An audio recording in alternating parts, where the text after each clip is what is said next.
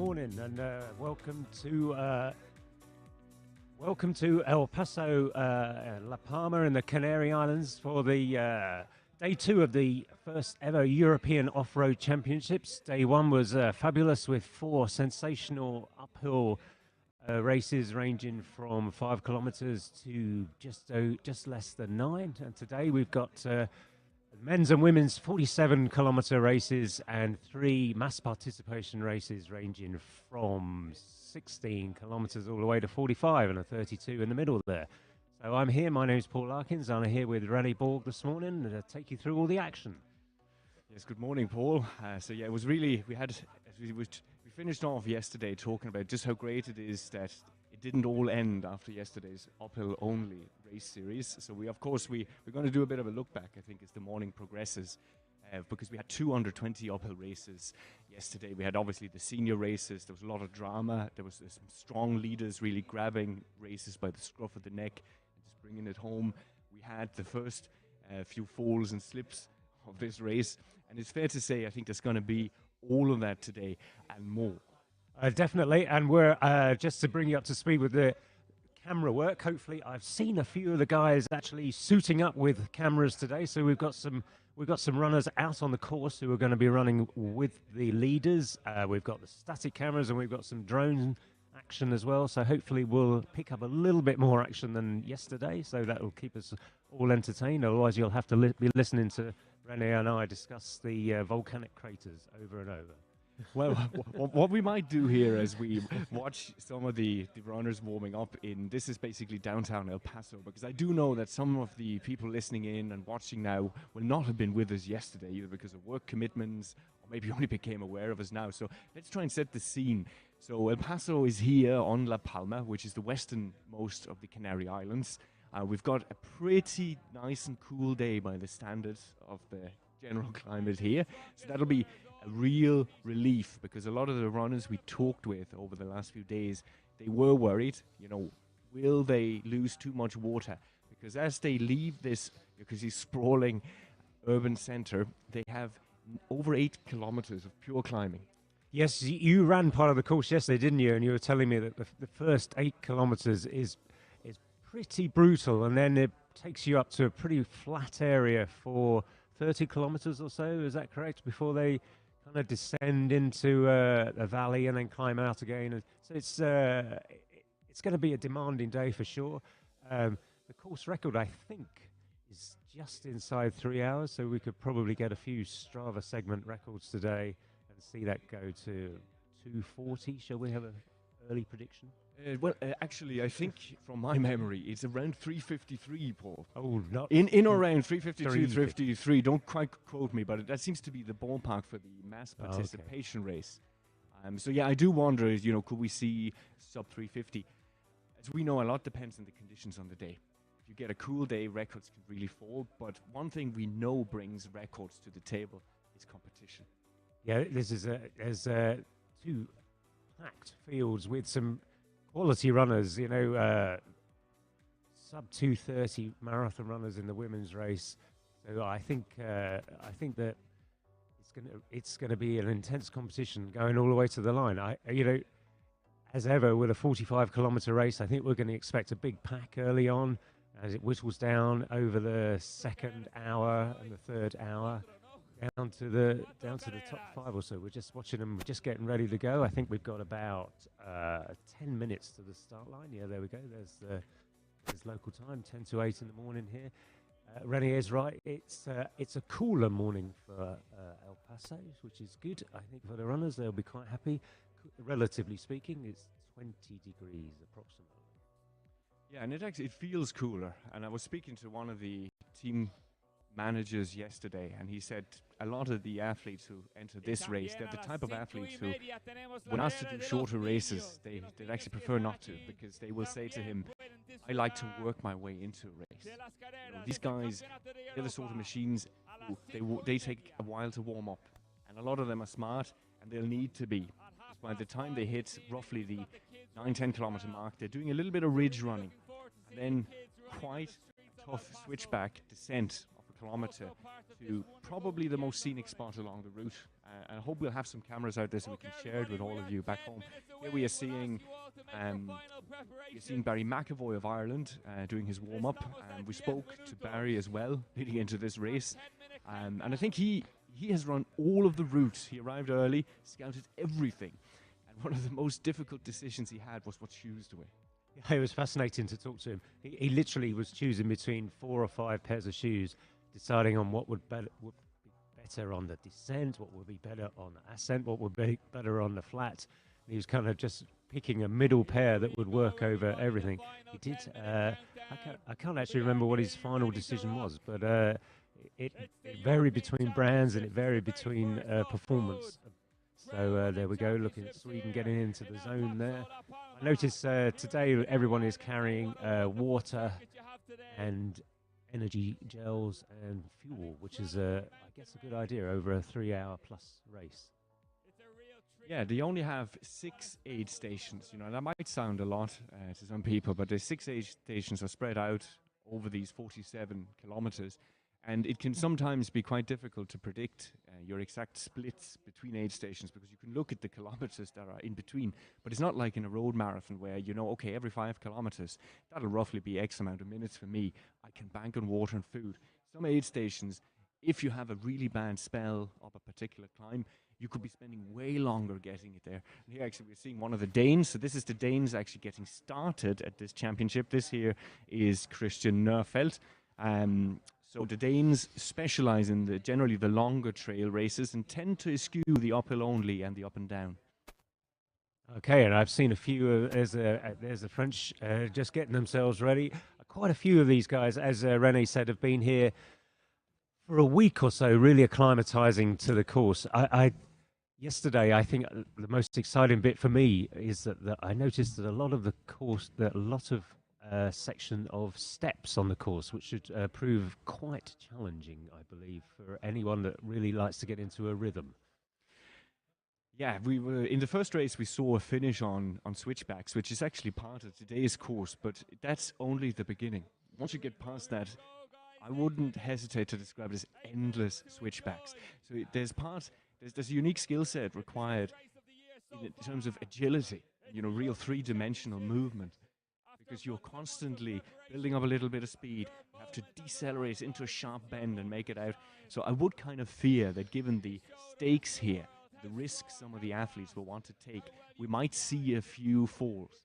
Okay, and I'm always excited about the first 2 or 3 kilometers, which is obviously super fast going as we leave El Paso. Hola, soy Hilario Pérez del Club Deportivo Cráter 28 Grados Norte y les voy a contar un poco la carrera de diferentes puntos de recorrido.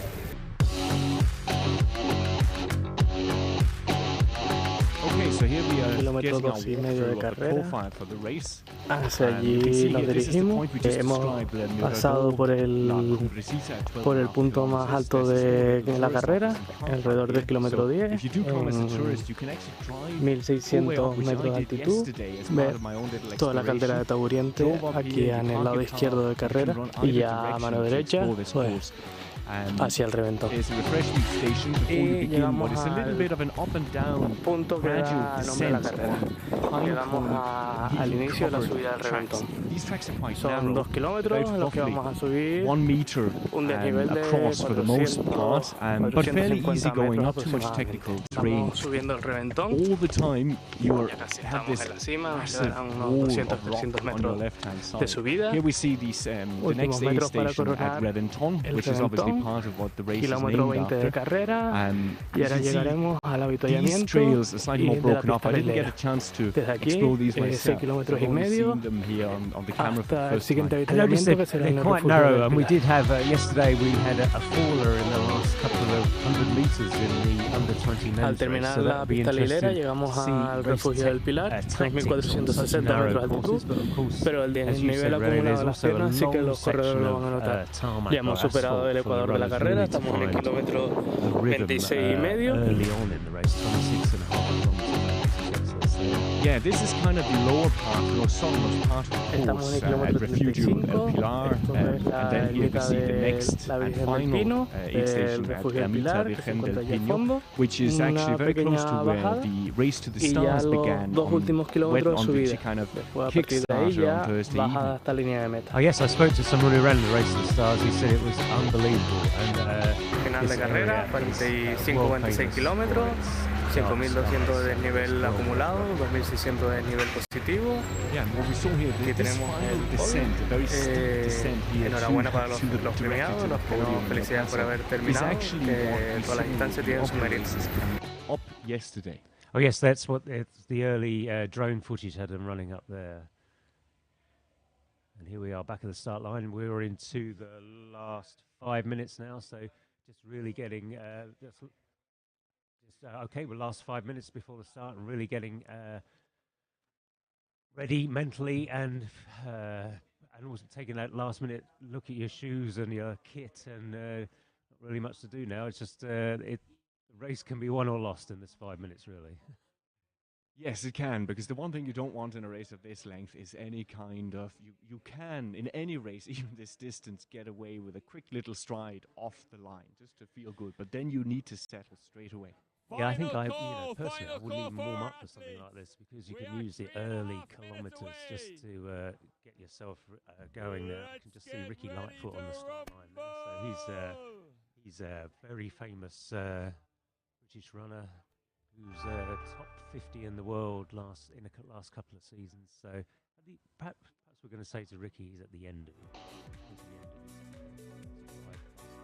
A World Trail winner, but all the way back in 2013. Oh. Rennie is your stat man, so he'll be correcting me on those regularly all day long. So, but yeah, a very familiar name, especially in Ireland when we follow the international scene. Ricky Lightfoot also is a very memorable name and a great name for a hill runner. Yeah, perhaps the most appropriate name out there. So we can see here this nearly bowl-shaped ridge where the runners are following on the inside, and it's a track. It's kind of nestled underneath this massive rock face, like it had no right to be there.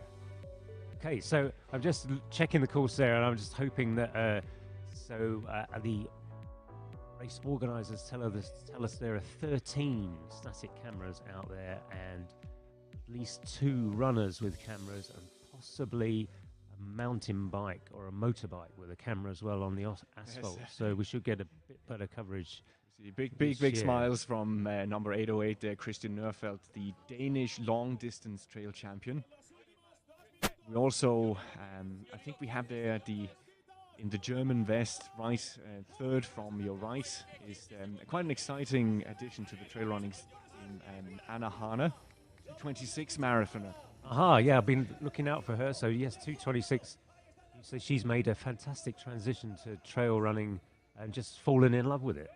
Yeah, she just kind of seemed to have stumbled into it by supporting a friend's Everesting challenge. For those who don't know what that is, it's essentially that you try to get in 8,800 meters of climb in 20 minutes. As here's Owen Flynn, setting the runners on, just giving them final instructions as we prepare to get started. And we'll see you at the finish line here in El Paso, La Palma, the Canary Islands. 1 minute, 15 seconds.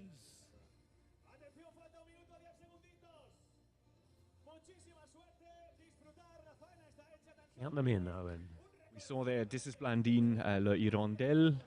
She's the World Trail Champion 2019 and also holds a bronze medal from the World Long Distance the same year. She's currently the highest ranked female athlete in the field. Austria, Belgium, Czech Republic, Denmark, Okay, Spain, so whoever wins this France, title Great today Britain, truly will be the Ireland, European champion. Germany, Greece, It's a loaded Ireland, field. Italy, It's Poland, around 25 Romania, women. Slovakia, Switzerland, yeah, I've got the numbers right here. So we've got 25 ladies and 41 men. So into 66 racers here taking the field. And that's before we will see a much bigger mass participation field taken on the same course later in the day. Oh yes, there's a huge mass participation race immediately after this, proving just how popular trail running is in the Canary Islands.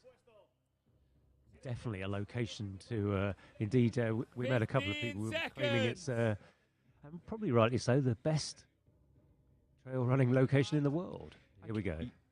Yeah. They are set now. and we're off. Fabulous. Keep it under control, guys. And we see a raised fist there from the Irishman. And that was Barry McAvoy, the tall Irishman with a ponytail. He's a ferocious trainer and a late comer to the sport. So he's only really making his mark now at the age of 33.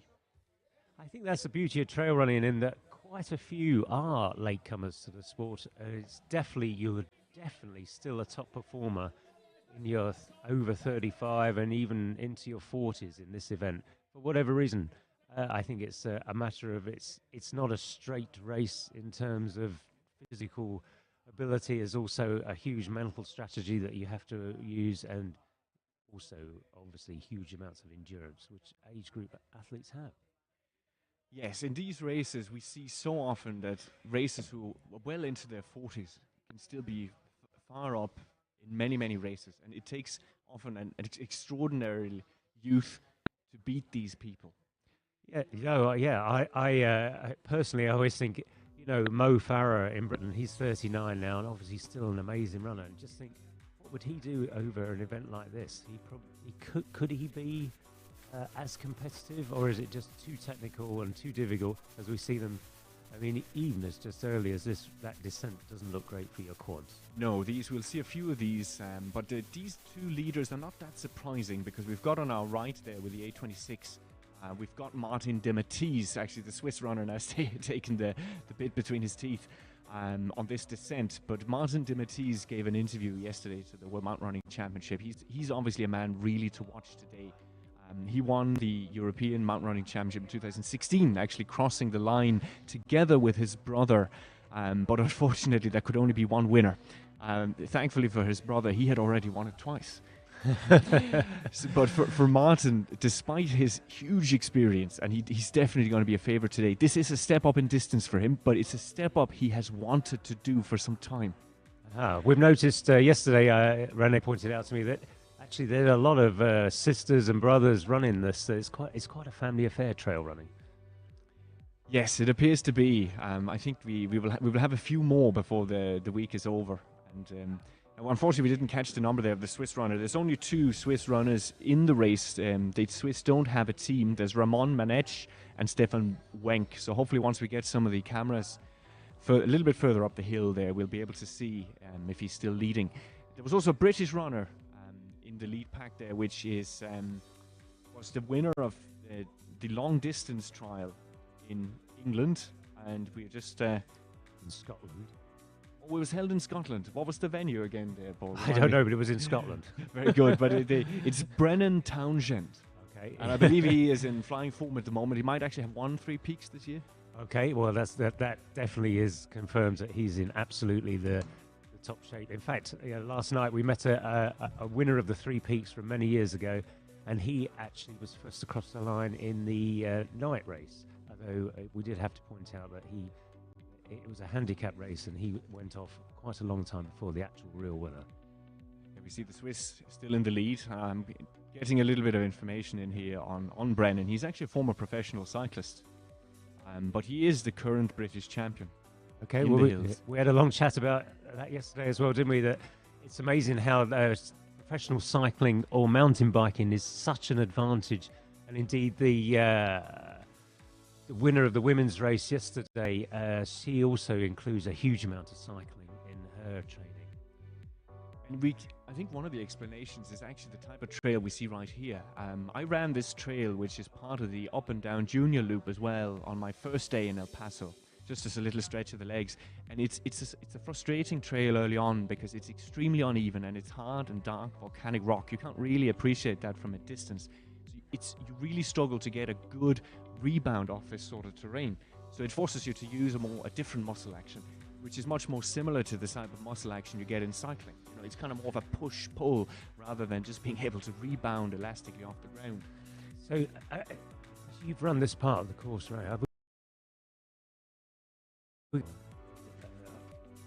Slightly shorter than that, so sort of 50 minutes of uphill to start with.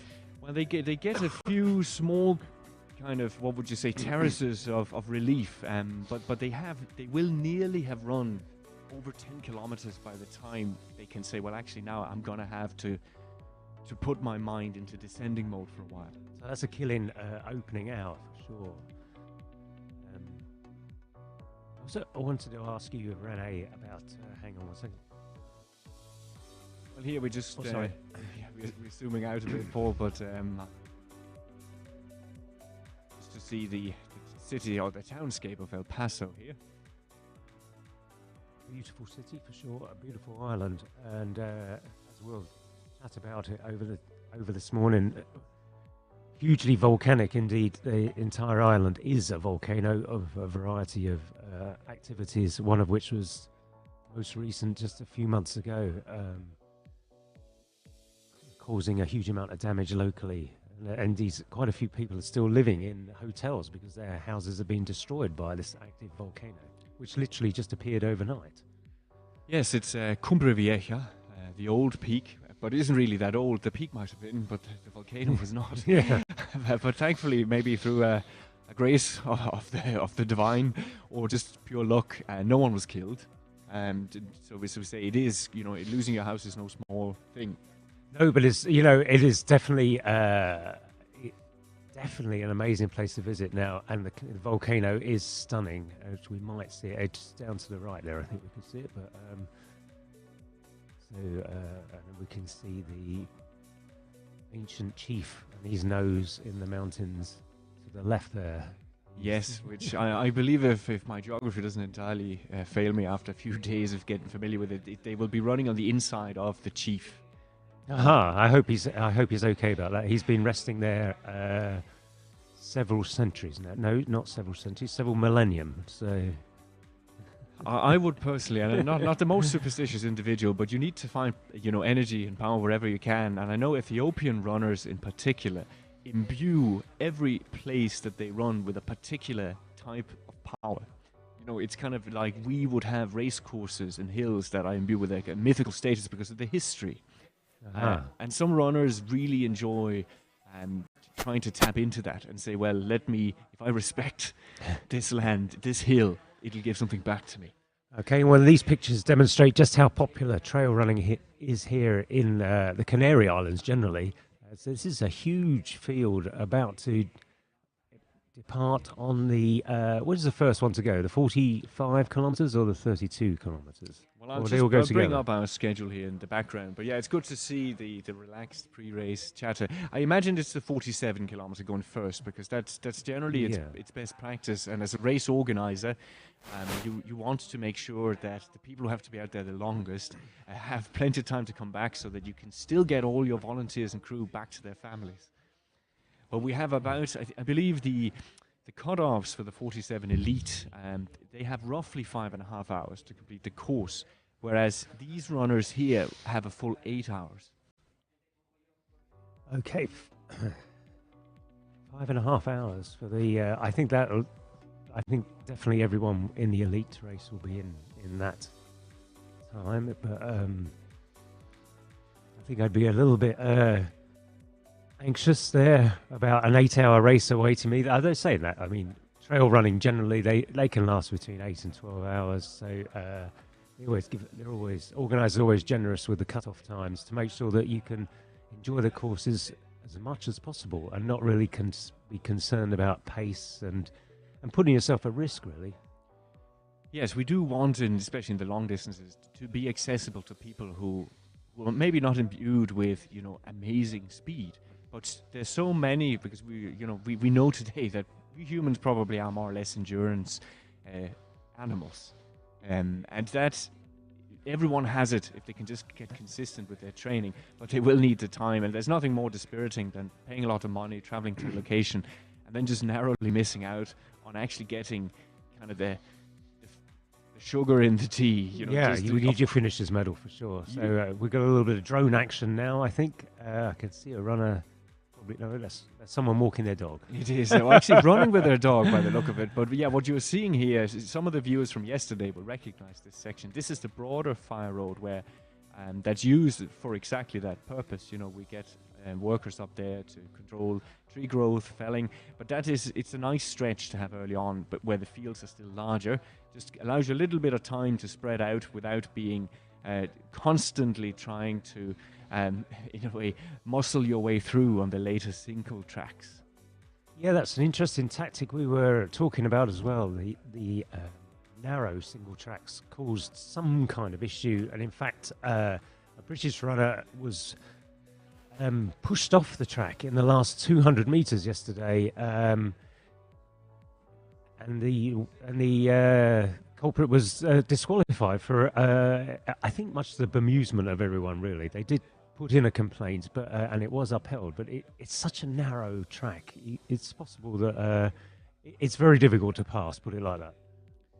Yeah, I had an interesting conversation with Sakana, the Irish senior man who finished in the 5th position, and he was obviously very proud of the result. At the same time, he was a bit frustrated with himself for not having been able to get ahead of some of the Spanish runners going into these switchbacks, because he said they were extremely good basically at man marking and covering that area.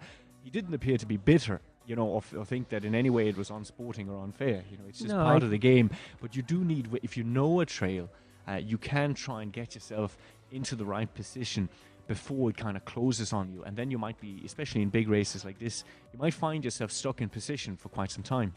Yeah, I think it's part of the competition in this event. I mean, yeah, you're right. I ran in Snowdon just a few weeks ago, and again on very narrow trails, and it's your choice. If you want to move out the way and allow the competitors to go through, okay. If not, you're kind of dictating the pace and dictating the position, because it is close to impossible to pass on some of those trails that you've just seen in the drone footage of up at the top. So I'm getting the full timeline here in the background. So just for those at home who wants to plan their day a little bit, I'll give you a quick run through. So we basically have the Reventón Classic first. So that will be at 8:20. We got the Reventón Sprint, which is the 17-kilometer race, at 8:40. And we have the Reventón Marathon, the 47K, which we are watching here with the Elise at 9 a.m. So not first, as I first would have thought. The reason being that they would like a lot of the finishers to finish just as it gets dark. Aha! And again, we'll talk about that over the day. The dark skies of the Canary Islands are sensational and literally award-winning, and literally the best in the world for looking at stars planets, and just generally incredible. Just watching a bit of drone footage there. Well, look at the stride on Martin de Matisse stands in second as he chases down the Swiss runner, who's got about a 50-70 meter gap. Aha, and here's our camera crew that are going to run part of the course with the leaders if possible. You'll understand that the signal is going to be in and out on that, of course, but hopefully we can fine-tune that as the day goes on. Yeah, here the drone is getting through quite clear, and we see if we could get a good look at the number of this runner. It's not the female front runner as shown. It's in fact a male front runner, and 8:37. So it is Stefan Wenck from Switzerland. Fabulous, and he's the early leader. He's basically been out there since the first minute, hasn't he? So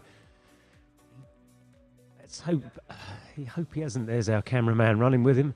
Hopefully he hasn't made a move too early. He looks comfortable enough at this stage, but it is. It does appear very aggressive. He's currently ranked 69th on the world ranking, but as we did cover yesterday, it can be very deceptive, because if he hasn't competed in the races that contribute to that score, he could be far further down than his actual ability would suggest it should be. Yeah, the rankings haven't really shown. Unlike other sports, they haven't really shown exact performance ability at the moment, have they? Because it's so difficult to run a lot of races, I guess. Can only run so many 4-hour races in a year. Yeah, we are watching another one of the Italian runners, Luca Cagnati. Ah, there's a Briton going through.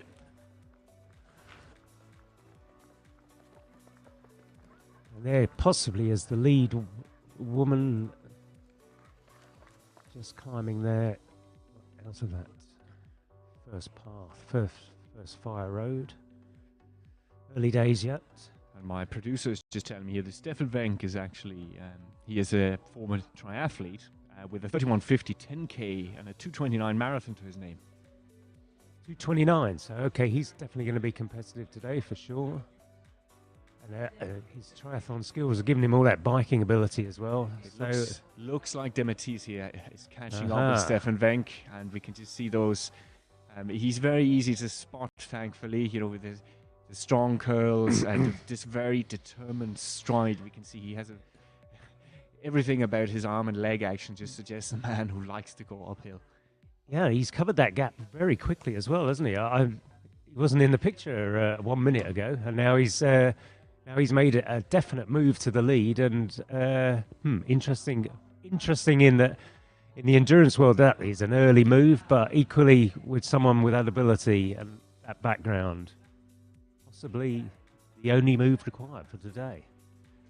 Yeah, yesterday he spoke to Egon Tyner, who was writing for European Athletics, you know, and he said, "I'll bring all my courage and determination to the starting line in El Paso." And look, he's clearly he's a man of his word, although it is early stages. And here we've got a Spaniard as well. So we can see there's a little bit of shadow over the number there. 809, I think. 809. So we've got here. Oh, this is Said Ait Malek, and he has a fantastic story. It was covered in British press quite extensively, but there's a book in Spanish about his remarkable history. He's essentially a boat refugee. He's a boy he grew up as a boy in the Atlas Mountains of Morocco. He tried his luck. He got into Europe. He was working basically illegally in Spain on various farms for years and years, and discovered by chance that he had an extraordinary talent for mountain running and for long-distance trail running. And eventually a petition was formed by his many fans to keep him in Spain and to give him a Spanish citizenship. And here he is, you know, representing his adopted nation. That's a fabulous story, isn't it? And not unusual. I, in fact, coach a lad from Eritrea, exactly the same story, and not quite as good, but an amazing talent. It just shows you that the talent is everywhere in the world, and it's just a matter of getting it out there. We saw this is the lone Pole in the race as well, Andrzej Witek. We're getting a notification there, so for those who are just listening in, there's 4 minutes now until the classic mass participation race is going to hit these trails as well. So that should be an exciting start, and hopefully the cameraman will go back to that. But that's a little bit tricky section here, just as a little bit rocky underfoot, and I guess so they've been going now 20 minutes, so he's probably got 30 minutes of climbing yet to go. Yeah, we would expect so. And thankfully, once they get out of this little gully, their legs can kind of get a little bit of a breather. They can settle into a rhythm where they have to work a bit less hard for the same speed. Actually, we're seeing that now. Some of them have already emerged on this red fire road. It's not unlike running an alpine path. It's a very tough climb to the top, but once you're at the top, those alpine paths running through France and Switzerland and Italy just are actually very, very runnable and very quick, despite the altitude.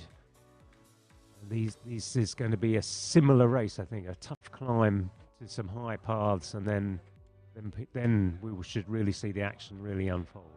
There seems to be this breakaway group that we've been following for most of these first kind of 10-15 minutes of the race. They seem to have developed a good gap, but unlike yesterday's race, this sort of gap is not decisive at this point.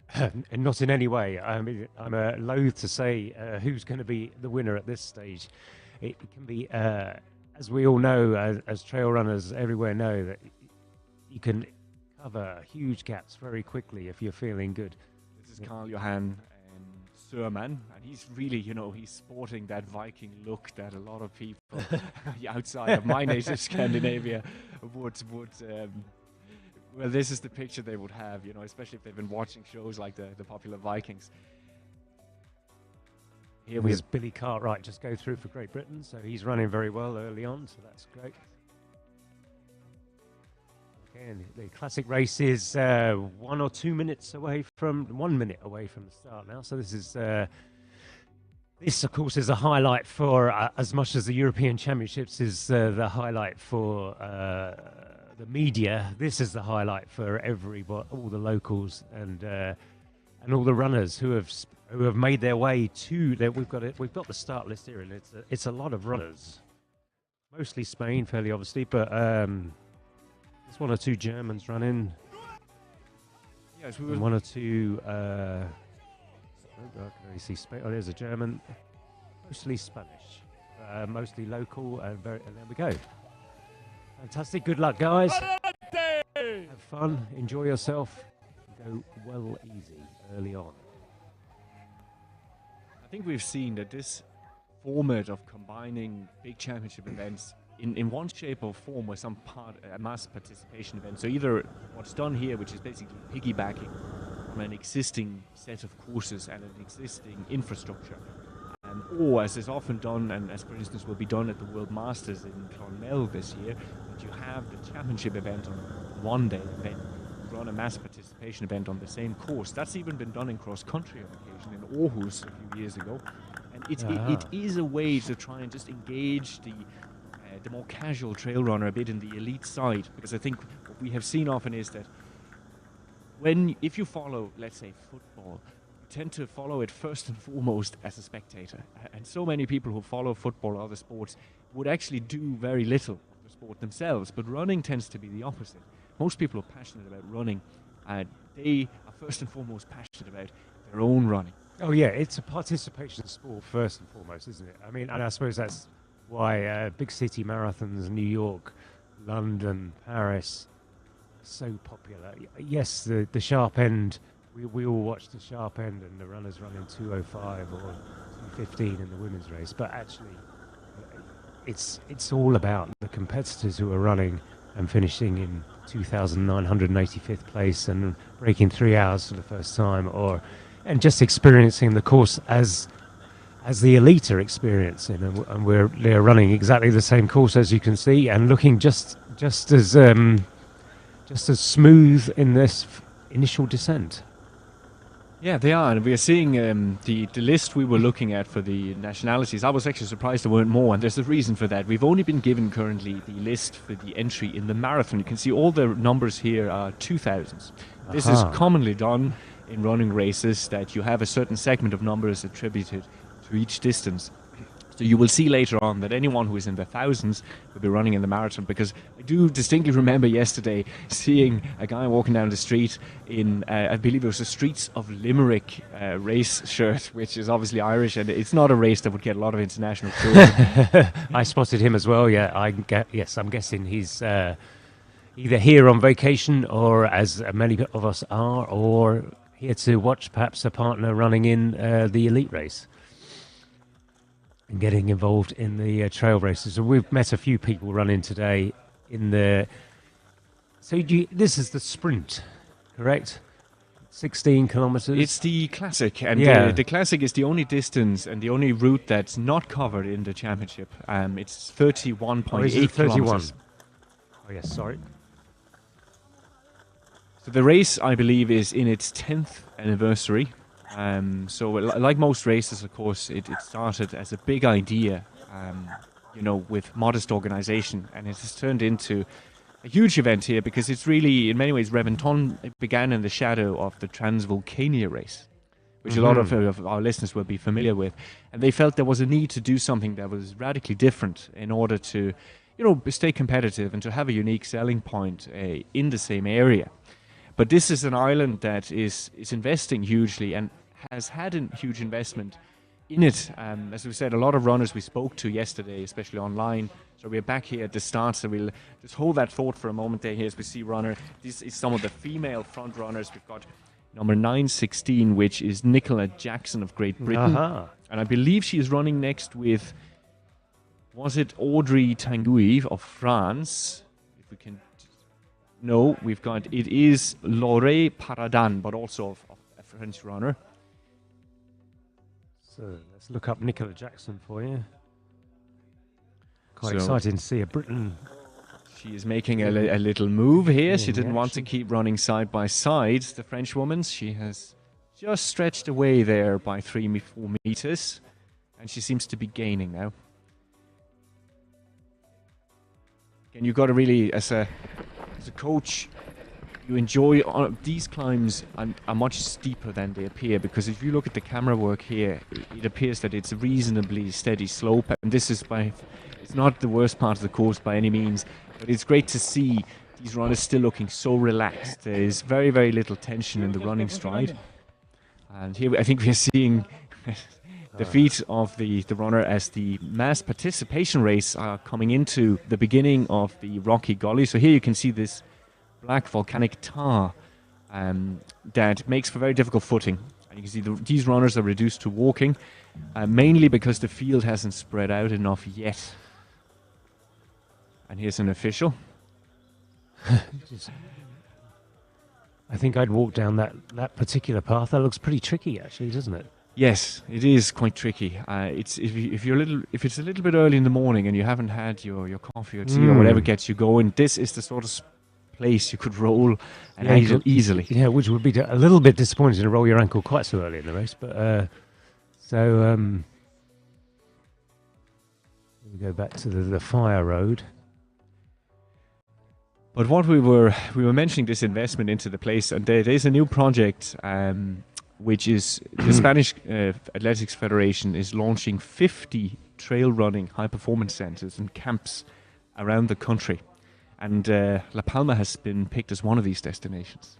Really? That's fabulous. I didn't know that. That's really good. That's you can see why. It's a fabulous destination to train. And here we go. So a runner using poles. Actually, you can't use those poles higher up, can you, in the national forest? I don't think, or in the national park rather. That's no. We were seeing Daniel Jochum here of Austria had brought them out early, and obviously we know they're often used in races like these. But yes, there's a pole exclusion zone that starts.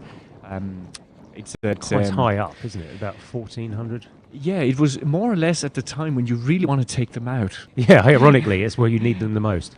So. And unfortunately, until they get over the top and in down towards the viewing point, we saw the Mirador de Cumbrecita, they will have to eschew the use of poles, but they will still have the use of them for most of the race, the final 2/3. So as they will see a lot more pole action as the race progresses. It's interesting because this path looks very easy going. Actually, not a pole path, I would suggest, but. Not being an expert in that area, I can't confirm that or either way. But they look to be going pretty well and pretty level at this stage, isn't it? And there's the team manager. And we see as well that a lot of these athletes, as we know, they double up. I think this is the running cameraman. Yeah, he's taking a breather. But they double up in ski mountaineering and cross-country skiing in the winters. And of course, that it's a bit like Nordic walking. That would give you a better ability to try and use the poles to generate energy in all types of different stride and gait mechanics. Yeah, in big climbs they can help for as much as a third, can't they? And certainly stability is important on the narrow paths. Gives you that little bit of confidence. The only Slovenian in the race, Petra Tratnik. She has her pole quiver. That's one of the many different ways you can actually carry poles. This is particularly popular actually, is a Salomon quiver. It's where you can simply reach in and take them out. You will see other runners prefer to stash them at some of the later aid stations along with other things they don't want to carry for the first few kilometers of the race. Or others will carry them, in straps at the front or the back.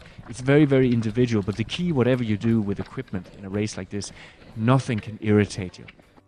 No, I mean you'll be seeing that they're wearing all the running packs, and they have to fit perfectly so you can carry your lick with it without it bouncing, and it has ease of access, weight. It's all important at this level, at any level. So you need in Britain particularly, you often have to carry a jacket as well because running up into the mountains can be cooler, but not today here in La Palma.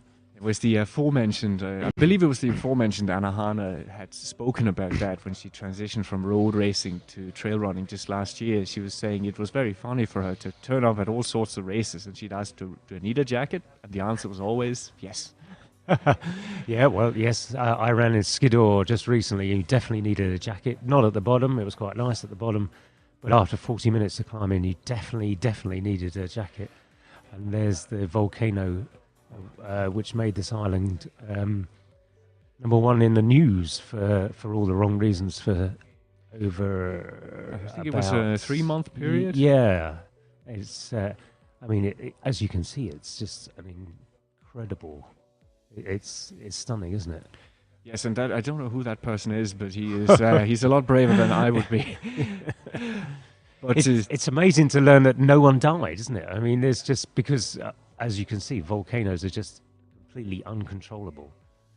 But that's the reason these islands are here. They are volcanic, and actually, our guide said, this has created some of the newest land on the planet. It has, and it's often nature always takes and gives, it seems, because these eruptions have a huge influence on the fertility of the soil of these islands. A lot of the incredible richness that we see, the verdant forest, the variety of the flora, it comes from these volcanic eruptions. Without them, I would imagine, and I'm not a geologist, I know that actually some geology friends of mine are listening back home, so do forgive me if I get it wrong. But without that, these islands would probably be fairly barren. Oh, for sure. Yeah, no, I've read the same thing.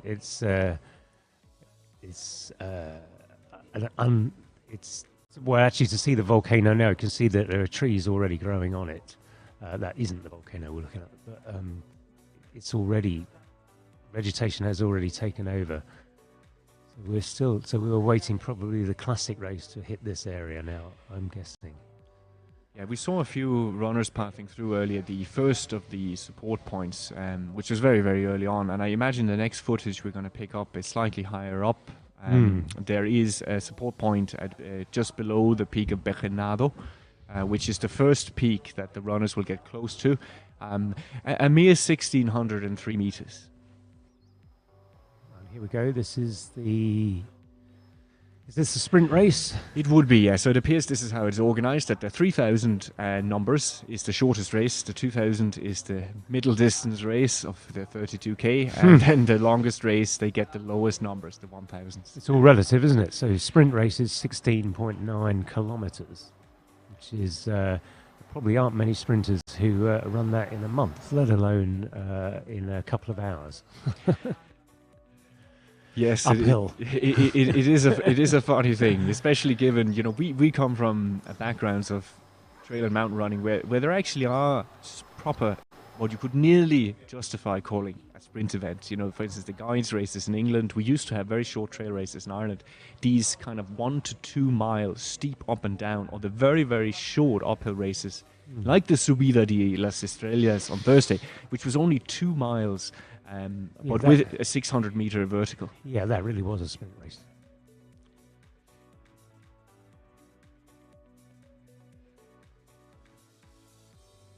So we will just remind the listeners who are just tuning in now that we are watching the second day of 3 days of action here at the first European Off-Road Championship. It follows on in the tradition of the European Mountain Running Championship and a variety of different trail championships that have been held over the years. So the World Mountain Running Federation and World Trail Running have amalgamated to put together this event and this format, which, I believe will have huge benefits for the growth of the sport over time, and which will also be mirrored later on this year at the World Trail Running Championship, which is to be held in Chiang Mai out in Thailand. That's been delayed a couple of years, isn't it, because of COVID? But so it's good that that's finally hit. It's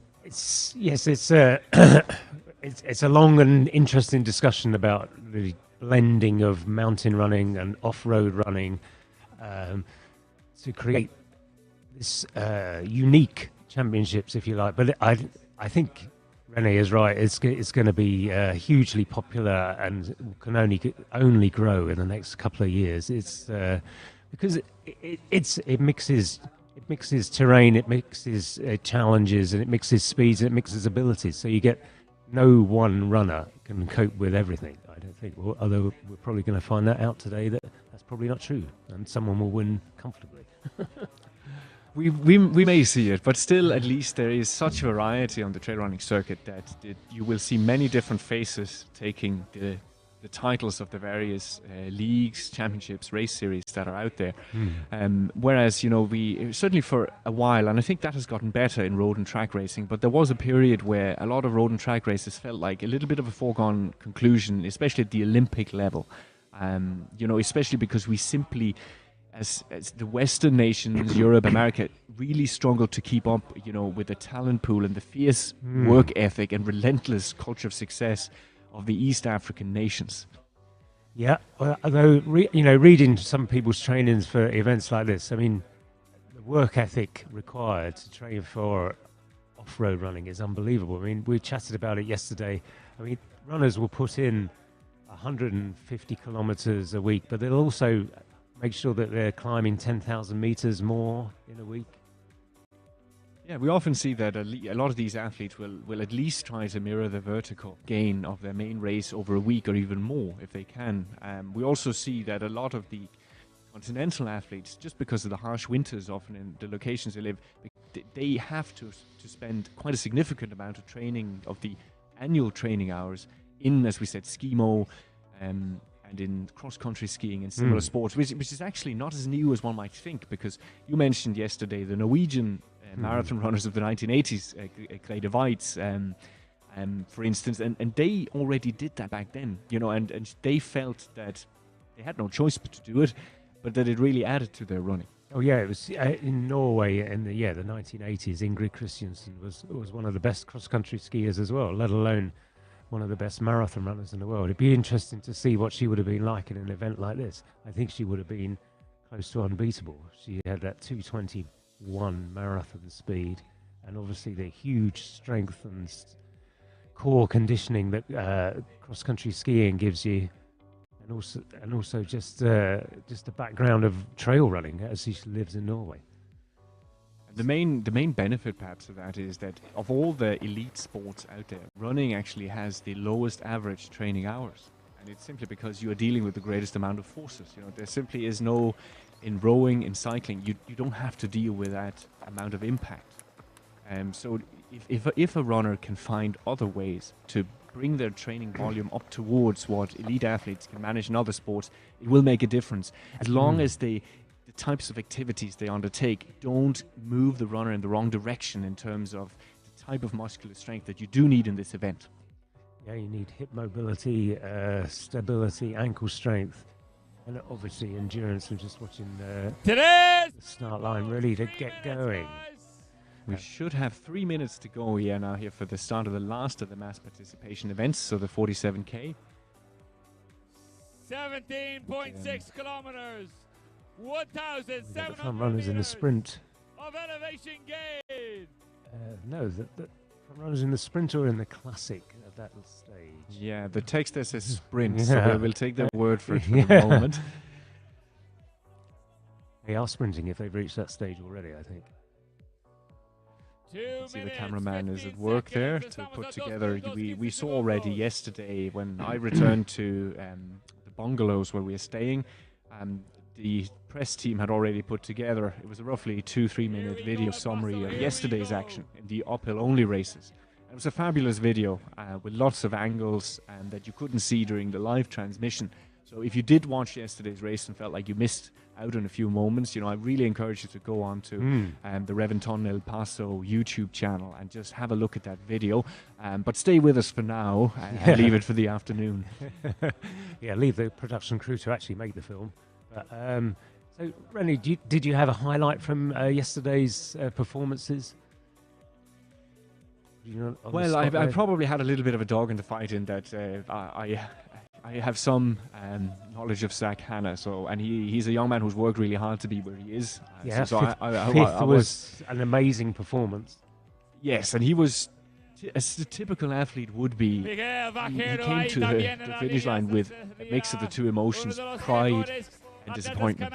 Yeah, runners are always the same, aren't they? They cross the line elated for approximately 5 seconds, and then you start analysing and thinking, no, if only I did this, if I could have done this, I could have been 2 places higher and a bronze medal. But I thought the women's race was sensational yesterday with Maud, is it the Swiss runner winning the title for the 4th time? Yes, you did, and in fairness, that is the standout moment simply for the historical context. And she had, once again, she had to hold off the challenge of her rival Andrea Meyer, whose husband was supporting from the mountaintop. We made comment yesterday about a man we had met, and I just, when I came home that evening, someone said, well, he's not some unknown, he's actually just Andrea Meyer's partner. Yeah, he did look quite good, didn't he, to be fair, as he was leaving us in his dust.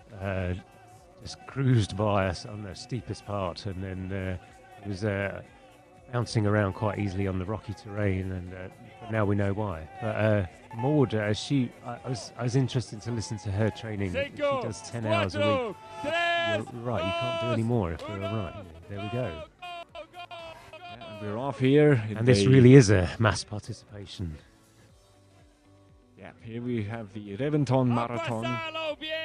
There's lots of people here in the same jerseys and singlets, and that's of course a lovely element we see today in many mass participation races, is that people form groups to train for specific events.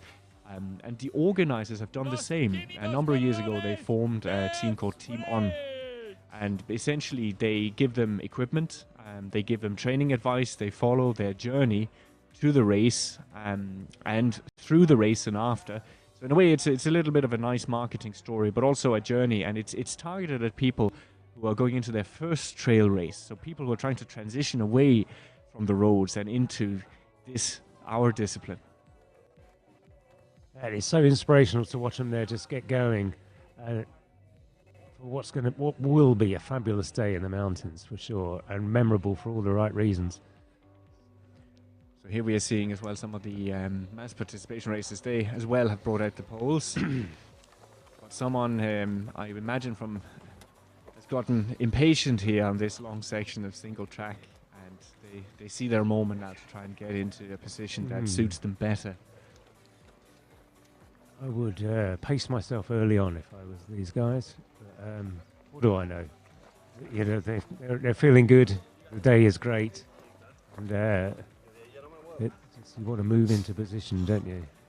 Well, I think your track instincts actually do you credit here, Paul, because I have been in many tight race starts, and my competitive instincts have always tended to get the better of me in that early fight to be in the position where you believe you should be. You can waste an awful lot of energy trying to get past people. Often it means running onto part of the trail that isn't as easy. You know, maybe you have to run into some heather or some high grass because you just really want to get by now. Whereas you might be better off just hold on for 10 seconds, sit in that slipstream, and then make your move when there's a good opportunity. I'm quite excited now to see the leaders. Hopefully the cameras will pan back to them at some point. So I'm thinking they must be beyond 10 kilometers. Roughly speaking, or maybe 9 kilometers at this stage, but so they could be hitting the top path. Yeah, so we will look into here, and we'll encourage our viewers as well, if you want to go follow on the reventonelpaso.livetrail.run. There you will get live updates from the GPS trackers from all of today's races. So I'm actually just getting a refresh of the data here, so I will update you shortly when I have seen the exact position of the runners. Yeah, I'm just watching René there, seeing hopefully his screen updates. But I think in looking at the profile, they must be 3/4 of the way up that first climb, and then the race will really, the serious business of the race will really start to kick in, and they'll. Por fin vacaciones, playita, monte, buena comida. Ay, este año las necesito más que nunca. Y ellos, míralos cómo se lo pasan. Anda, lo que faltaba. No hay mejor forma de empezar las vacaciones. Este verano, tus vacaciones empiezan con Fredolsen Express, tu mejor compañía.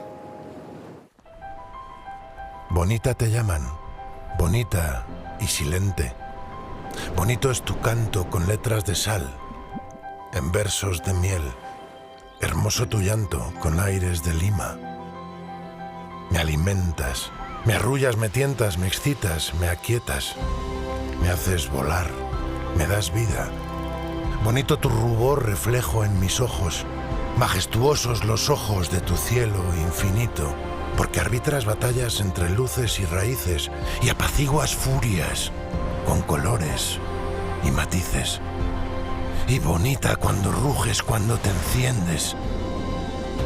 Eres bonita porque renaces, porque te yergues. Eres bonita, y bonita tu gente, porque te cuidan, quieren, porque se cuidan, porque se quieren.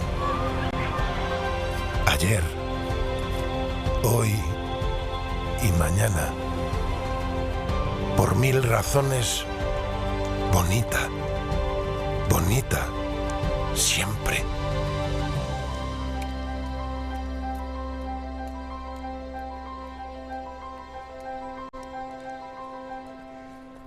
La Palma, la isla bonita.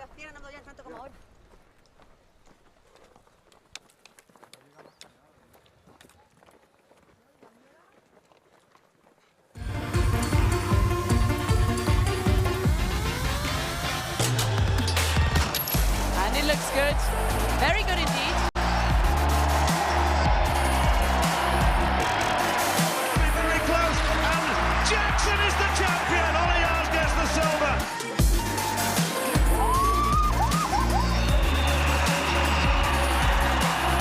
Skipper's long legs can't catch Asher Smith. Asher Smith wins it. Skipper's in second place.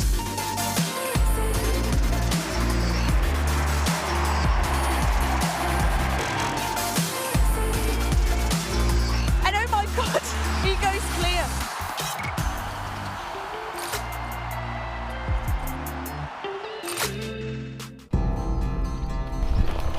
Me quedo en La Palma. Me quedo en La Palma. Me quedo en La Palma. Me quedo en La Palma. Me quedo en La Palma. Me quedo en La Palma. Me quedo en La Palma.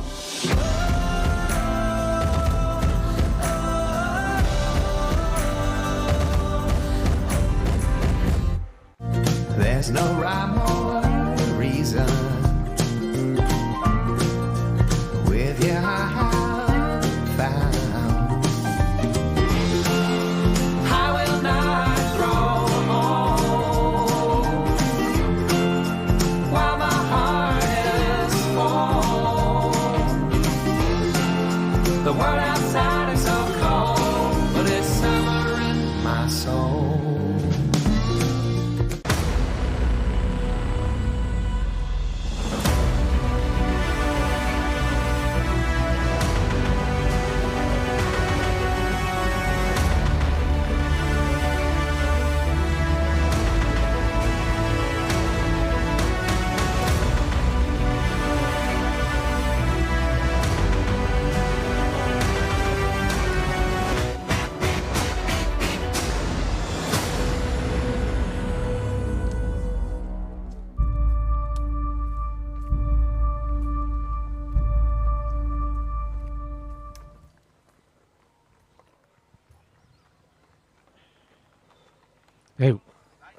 Hey, welcome back to the 47 kilometers European Championships here in La Palma, El Paso, in the Canary Islands. We were just watching the mass participation race just getting into their strides now.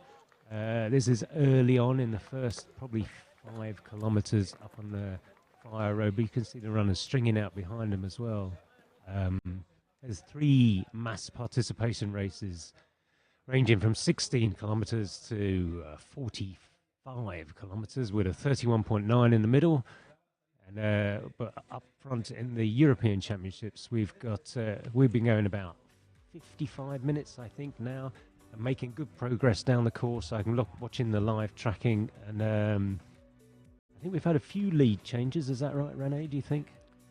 It appears that way. We had the Swiss leader Stefan Wenck took the early lead. You know, he really went out fast on the tarmac in town, and he got a bit of a gap, but he was then quickly reeled in by one of the pre-race favourites, Martin de Matisse, as we mentioned, the 2016 European mountain running champion. And then it's Said Aid Malouk from Spain seemed to have had the lead at the first aid station at Cuesta. We're just going on the live stats, really. We'll hopefully get an update with the cameras, but that's fantastic news. That Spain. Here we go. Is this a bit of live action? It was live action, but I don't know that that's from the European Championships. No, that's one of the. That's one from the middle distance race, the 31.8 kilometer classic. making good progress there, moving very easily. So, as we've chatted about over the morning, trail running in the Canary Islands is massively popular for all the right reasons. The trails are beautifully marked, they're well groomed, and there's literally thousands of miles you can run here, or thousands of kilometers. Sorry, will be metric. For those who wonder, why are we able to capture the footage from the leader of this classic race, but we are not yet seeing the leaders of the European 47K? The reason is that the most difficult spot to get the cameras rolling is that kind of dead spot between over the peak here of Bejenao, whereas these runners that you're seeing now, they don't go all the way up to that high pass. They actually start to descend much earlier onto lower trails where it's easier to get footage. Yeah, and you ran the higher paths yesterday. What are they well groomed? Are they smooth? Are we going to see some fast running at the top, or is it rocky paths? At first, it's decent. It's a bit of a 1 meter wide ridge run, very small climbs, a few flat stretches. But then the descent gets quite tricky down into the support point at Cumbre Vieja. It's very steep at 1.5 kilometers.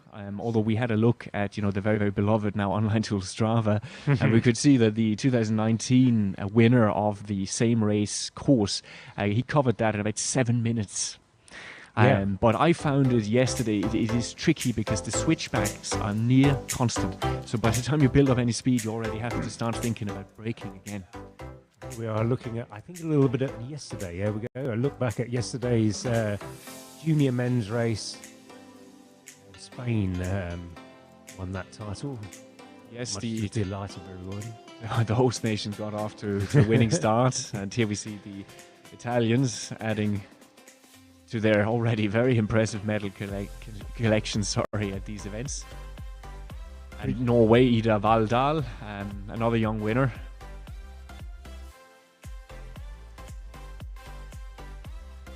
Mirkova there of Bulgaria. Then we saw Maud Matisse, really leading her Swiss team. Yes, she truly was magnificent. I was just amazed by her, and she was just so modest as well. So, I don't train too much, just 10 hours a week. I've got my family to look after, and I think, yeah, this was her 4th title. Yeah, it kind of reminds me of Jack Foster, the man who ran the 2:11 marathon at 43, and he said, I don't train, I just run 8 to 15 miles a day. Oh yes, I met Jack Foster once. In fact, I raced against him, and he beat me very easily. Maybe now you know why. Which was a bit depressing because he was about 44 at the time, and I was about, maybe I was about 25. So he was just unbelievable runner. Yeah, for those who want to look into that and are listening, you can still get his little pamphlet. It's called Tales of the Ancient Marathoner. Somewhere probably in a used form. Here we're seeing this power walking gait, which, as we said, it's not failure in these races, it's strategy. Yeah, you can't run this race. I think even as we discovered yesterday, actually the women's winner, she walked the last 200 meters because it was just such a tricky, steep climb, and I'm sure she walked a section before that as well, power walked. So it's a strategy that you must use in trail running, which actually your Garmin or your Polo watch or your GPS watch will tell you is one of the reasons trail running at this level is so friendly, because you're working at a much lower heart rate than in a road race. So you because of the stopping and the walking and the changing of terrain, so it makes it much more achievable. Yes, and you get more variety, because one of the problems with road running is that nearly every step is pretty much the same. So that means the stress that you get on the impact will more or less load the same tissues.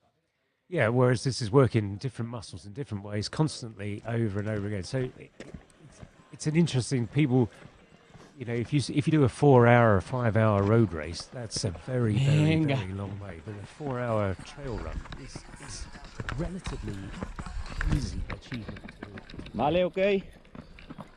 there's increasing interest in the sports science field in trying to figure out, well, what is actually the ideal proportion of walking to running in these events. Now, I suspect there's not one clean answer to the question, but what the studies have shown is that in some, especially really, really tough alpine ultramarathons, the amount of walking to running, the ratio can be 80-20. Yeah, I chatted with Jonathan Albon, who won the Mont Blanc Marathon this last weekend, and I was chatting to him, and he's obviously a fabulous runner, but he summed up his career in this way. He said he's actually better at walking than everyone else. So he's got that into his strategy that he can walk at a higher tempo and not lose much time, and obviously save your muscles as these guys are doing. I mean, they're walking at a pretty swift tempo, hands on quads, which is a classic technique to ease the stress, really. Yeah, whereas here we can see this pole technique. This runner is fairly clean in his use of the poles. There's various different techniques that you can use. What he's trying to do here is basically trying to hit the ground at the same time as his foot hits the ground on the same side. So it's kind of a right-left rhythm, and he has to match his arm action to his foot action. We will see, I think, as the day progresses, there's a few other techniques you can use that are more suitable for steeper climbs. But in this case, it probably allows him to keep this running rhythm that he wants to maintain, rather than having to do as the chaps just behind him, who had to revert to the classical hands on knees technique. So this is a slightly more relaxed walking style from this group, but still, nonetheless, an important part of the race. And once they climb out of this section and get to the flatter path, which we saw the elite running along at quite a clip, they'll get going again pretty quickly. But as you can see from the background, it's a fabulous looking day here in El Paso. So where else would you want to be? Well, I couldn't tell you off the top of my head. I sent a message to my wife yesterday after running that race and said I actually have self-envy for running on this trail. Yes, I mean, you went out and ran quite a bit of it yesterday. I did feel like I should have joined you. I joined you the day before, and we ran that again. But we ran a couple of hours, which with the Swiss team yesterday, 2 days ago, sorry, and in a way, athletes would think that's amazing that the Swiss team ran for 2 hours the day before a big race. But it was so easy going, wasn't it? And again, your pulse barely goes over about 120, I think mine was registering, which is very low for a 2-hour run. Yeah, there is a concept, a word that has come into the kind of trail running lexicon in recent years. It's called fast packing, which is a way to just try and describe a more relaxed attitude to covering ground in the hills. And it's used to train a lot of athletes coming into the trails to try and make them understand that you do not always, if you want to spend a lot of time in the mountains, as you may have to, you cannot always just put in constant, sustained effort the way you might have been used to when doing your long runs for road marathon training. Yeah. Here we are, just going through the forest there and up onto that top path, hopefully for these guys. But so this is the sprint race, is this one? 285 seem to be the number on there, which we don't have on our list here. We're going to guess it's a sprint race. They look. We're going to be kind to these guys. They're definitely sprinting along at a good pace. So. Yes, they look to be moving well, and they're not conserving energy in the way we are seeing from the races we just watched a moment before. Yeah, I don't. Yeah, I know that guy there is not set up for the long race, is he? He hasn't got an energy belt or jacket or vest. No, we see he decided to simply carry 2 soft flasks, which they are quite handy because as you drink out of them, they get smaller and smaller. And not just the weight, obviously, but you also have less volume to carry around in your hand, which towards the end of the race, when you really want to be moving as fast as you can, the more you can shed, the better. What race are we watching here? Is this a replay? I would. we only get sketchy information here. No, this is the start of the. Oh, this is the marathon. Yes, this is the start of the Reventón marathon. Here we go. The last of the last of the 4 races we have today. So the European 47K, the Reventón Classic 32K, the Reventón Sprint 17K, and the Reventón Marathon here 47K as well. Here we go. So for those who've been wondering earlier, like, how much time are they going to do? Well, there's 2,500 meters of gain, and of course what comes up has to come down in this case. So it's a total of 5,000 meters of vertical up and down.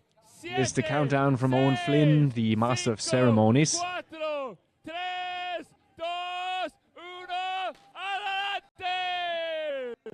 They're away.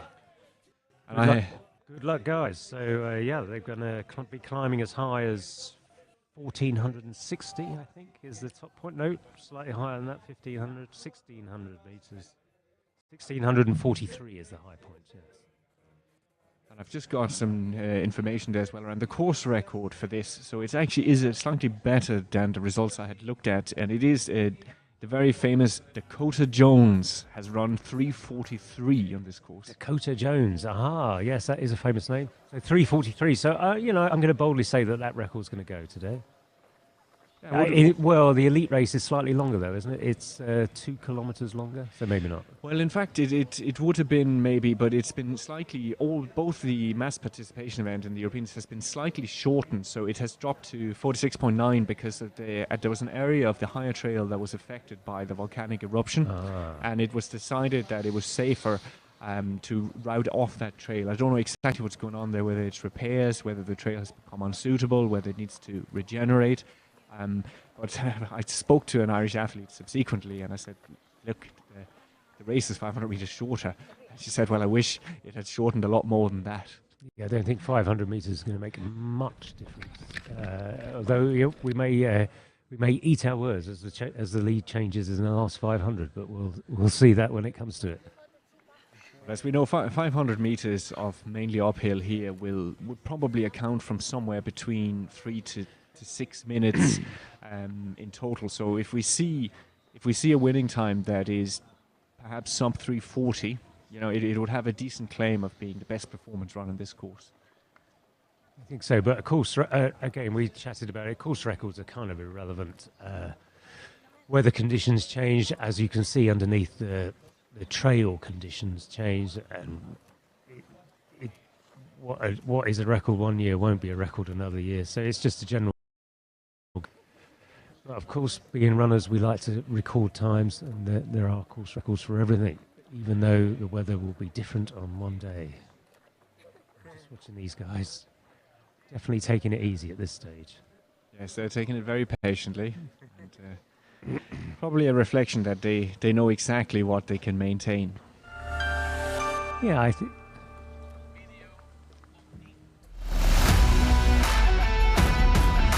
Esto es The Home Team, el programa de preparación Reventón Fred Olsen Express para 15 valientes de las 8 islas Canarias que se atreverán a participar por primera vez en una carrera de montaña en el marco de la popular Carrera Palmera.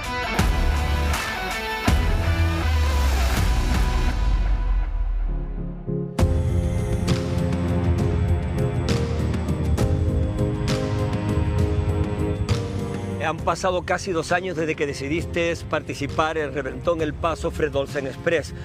¿Cómo te sientes? ¿Cómo lo estás viviendo? ¿Estás a punto ya de tomar la salida?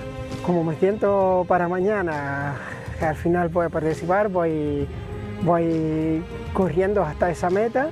Tengo ilusión, tengo miedo, no sé si las piernas van a llegar o no van a llegar, lo daré todo. Y lo único es esto. Al principio cuando cancelaron nos vinimos abajo, pero luego ya al día siguiente, los 2 días, nos vinimos arriba otra vez, seguimos como si al día siguiente fuese a hacer la prueba. La verdad que estoy ilusionada, pero a la vez estoy muy nerviosa porque es mi primera carrera y seré capaz de llegar sin que mi cabeza diga, mira, te has metido en una cosa donde has parado, has vuelto, has parado, pero creo que sí, voy con mucha ilusión y con muchos nervios, pero sobre todo ilusión. On Team para mí, la verdad que ha supuesto un cambio, psicológicamente y mentalmente sí te supone un cambio. A mí por lo menos, sobre todo de decir tengo que hacerlo, voy. Ahora si hay que ir a entrenar, se va a entrenar y en ese aspecto sí ha cambiado.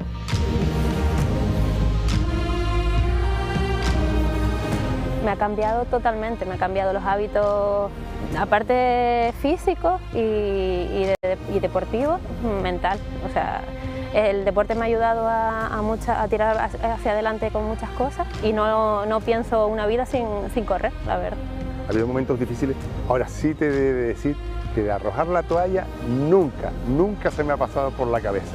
Hemos luchado por ella porque queremos seguir aquí, tenemos esa ilusión, ese reto que nos marcamos desde el primer año. En ningún momento he pensado en tirar la toalla porque me hace bien, entonces sí es verdad que ha habido momentos en los que dices, Dios, ahora tengo que salir a correr o tengo que sacar tiempo para esto, para lo otro, pero nunca en tirar la toalla o abandonar, porque empezamos y hay que terminar, eso estaba claro.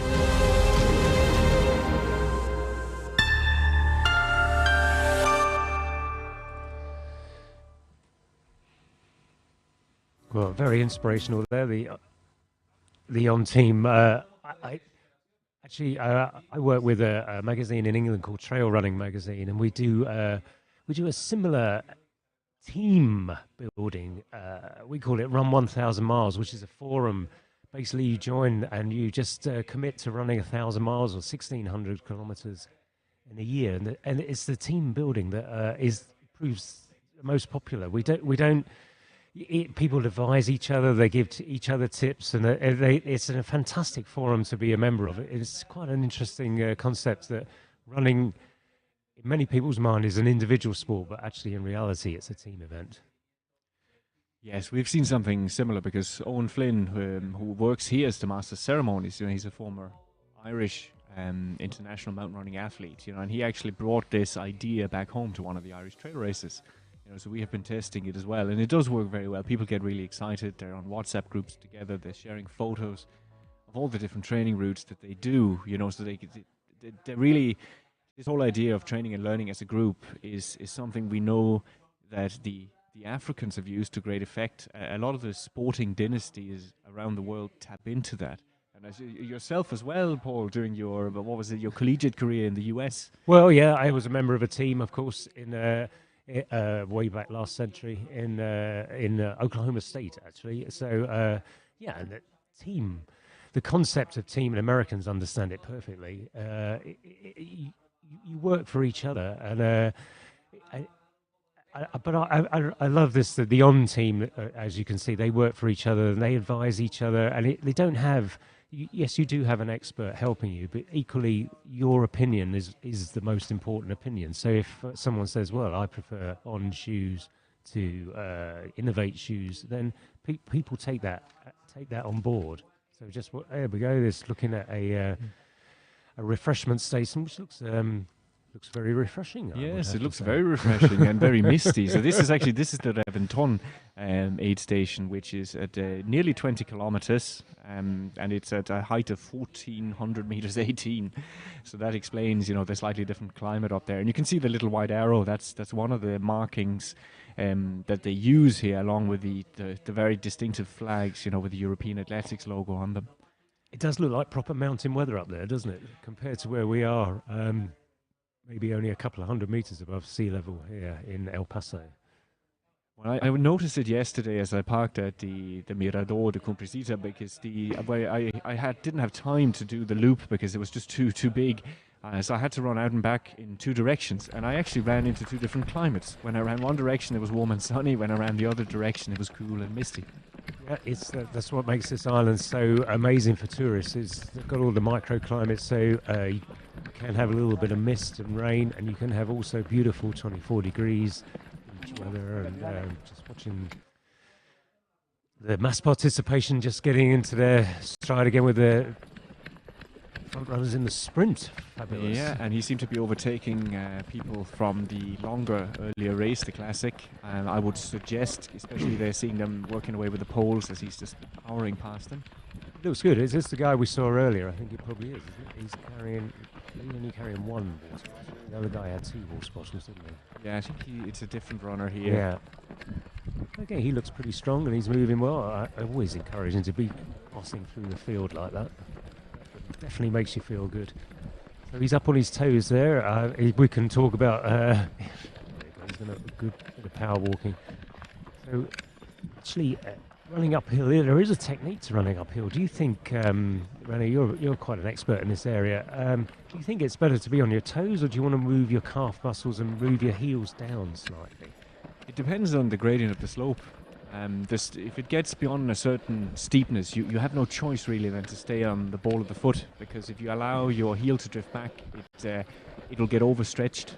And if you overstretch, as you're hitting the ground with that much force, you would need a very extreme combination of ankle flexibility and strength. And it is very, very difficult to be super strong in the muscular tissue when it gets to that end range. So what you do see is that most runners, once it hits a certain steepness, will either go into the power walking stride, or they will get up on their toes for brief sections. But that has its own cost, because it is more demanding on the calf muscles. On the plus side, it's slightly easier to keep a good upright posture. Do you think we're gonna go all technical on it now for a little bit? So do you think, and we can never ignore the word carbon in this issue. Do you think carbon shoes would make a huge difference on these trails like this? Well, we suspect that they are still a work in progress. They probably are, where they can shine the most is a hard-packed trail like this and on the uphill. For two reasons. First of all, because the carbon board appears to need kind of an even return. So if there's a very uneven strip of road, the carbon doesn't get compressed properly, so you don't get the same energy return. But on the other hand, most carbon shoes are quite built up in the heel, which would be an advantage on an extremely steep trail, because you do not get the same overstretch of your ankle. That means the runner could get away with staying on that heel, that artificial extra heel that you've added to your foot, because you wouldn't get quite, into as much flexion in that ankle. Very good. So we've seen the leaders have arrived at Cumbre Vieja, and we have Martin de Matisse, one of the pre-race favourites, in 67.18. Said Aitmalek following, and another Spaniard, Oriol Cardona.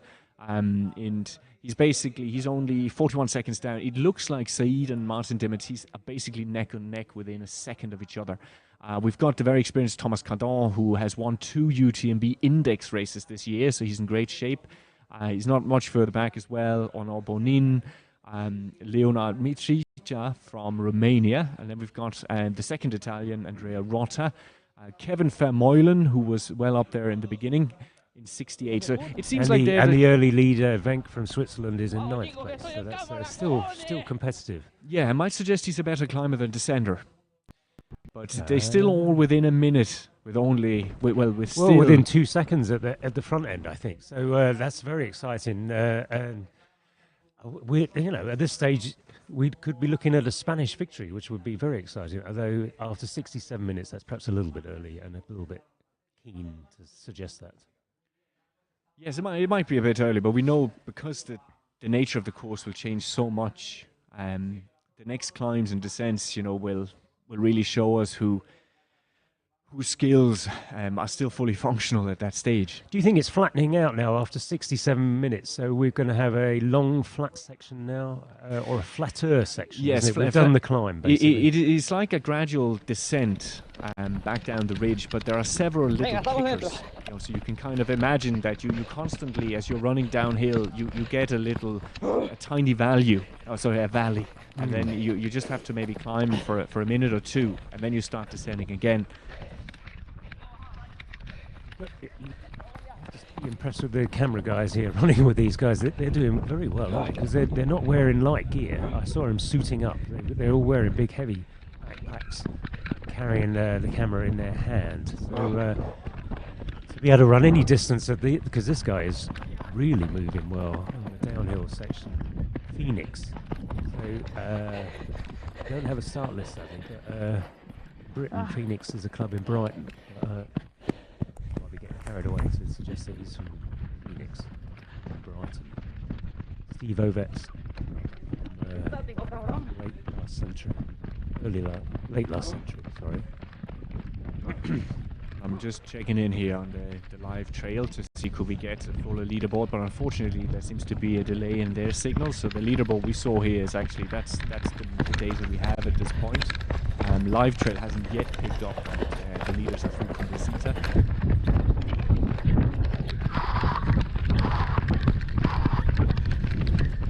did have a chat with a French guy on the way here who was talking about how popular coverage is in France now.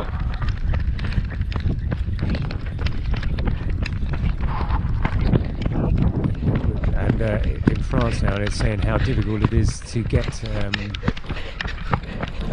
coverage, either using 5G or 4G. Obviously, the mountains, it just varies wherever you are, in the valley or on top, or descending at pace here. So, I mean, I think what some of our Spanish production team is trying to say is just listen to the breathing here and the sound of the runners coming downhill. We might just give you a few seconds just to take that in.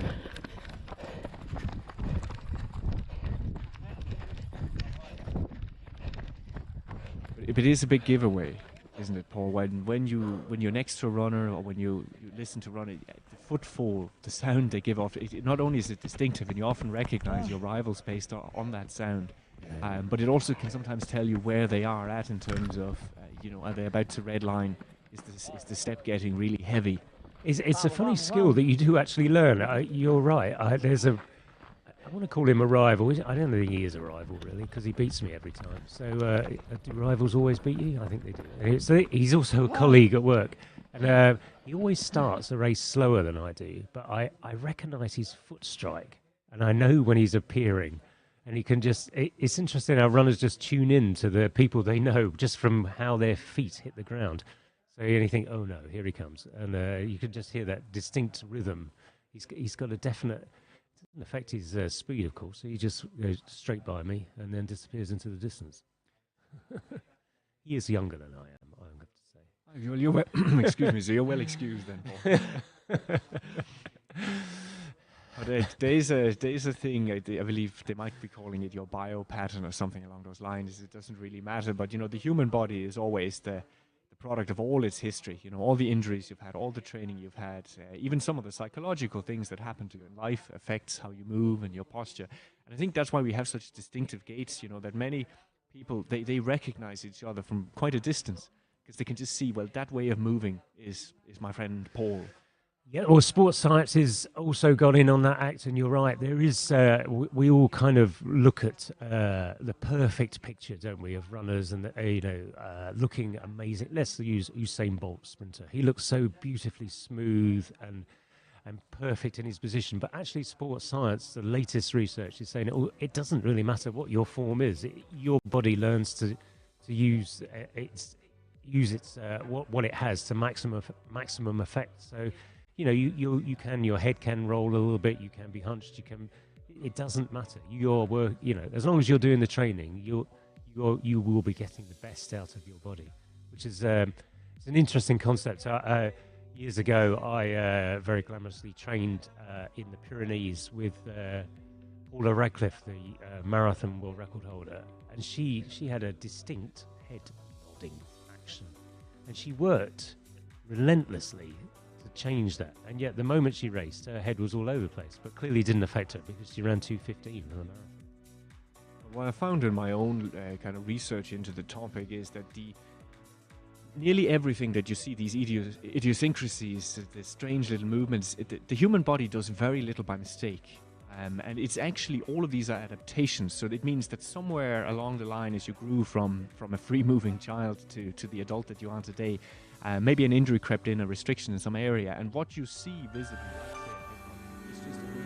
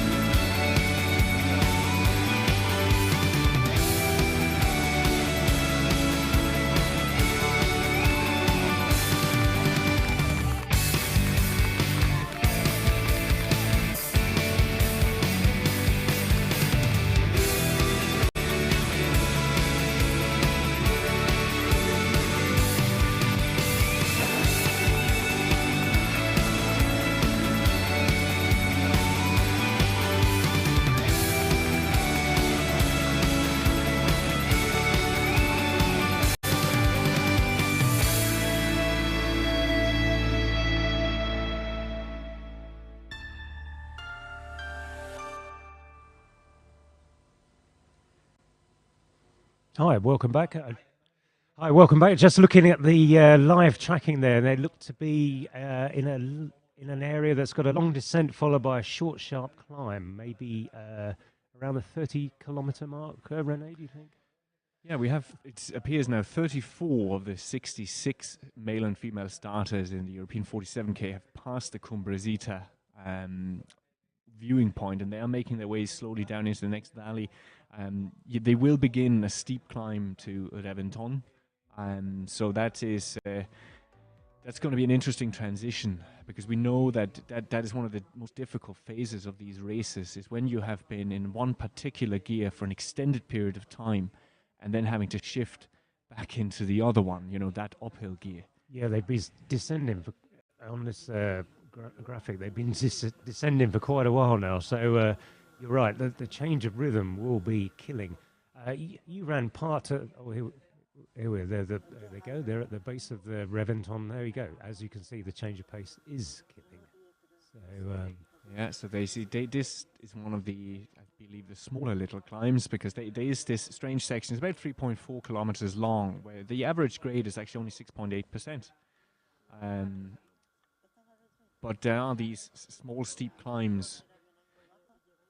This seems to be the male front runner, and could this, by going by the uniform, it looks like it could be one of the Swiss athletes again.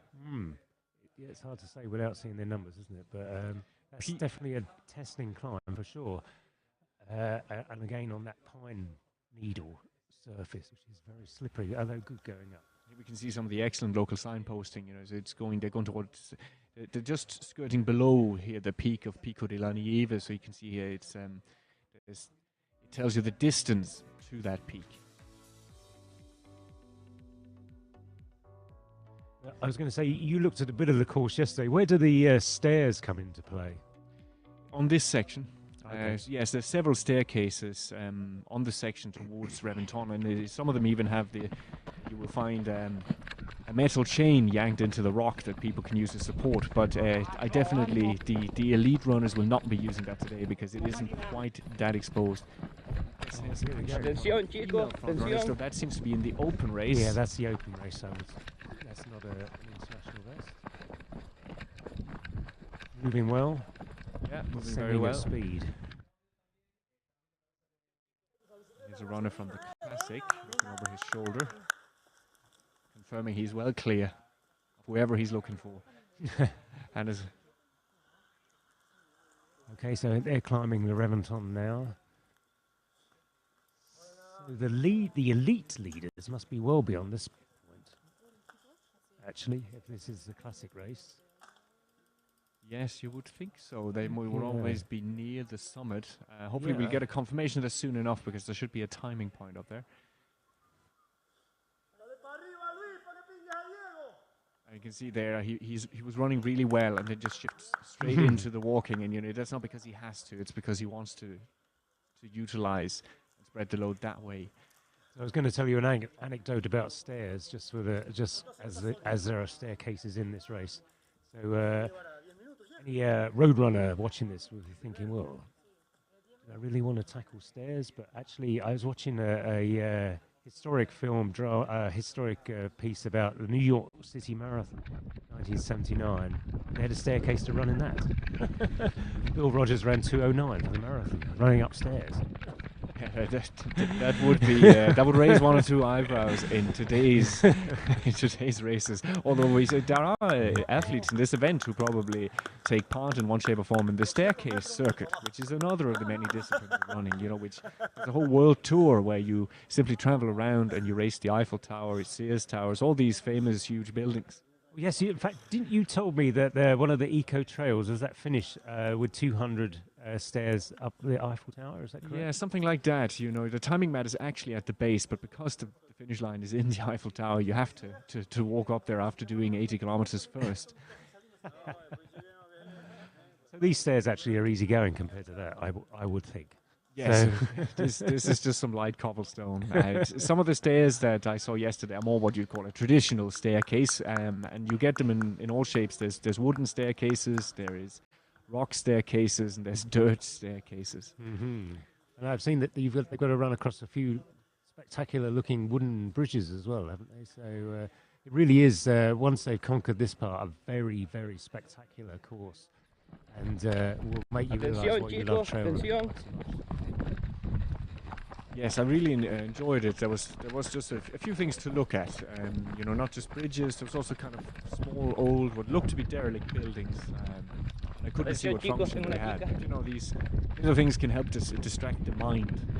Not for too long, of course, if you're in the elite race, because you need to stay focused even over 47k. But it is important sometimes to try and just recharge your fuel tank by actually making sure you also take in what it is your experience. What is it you're moving through?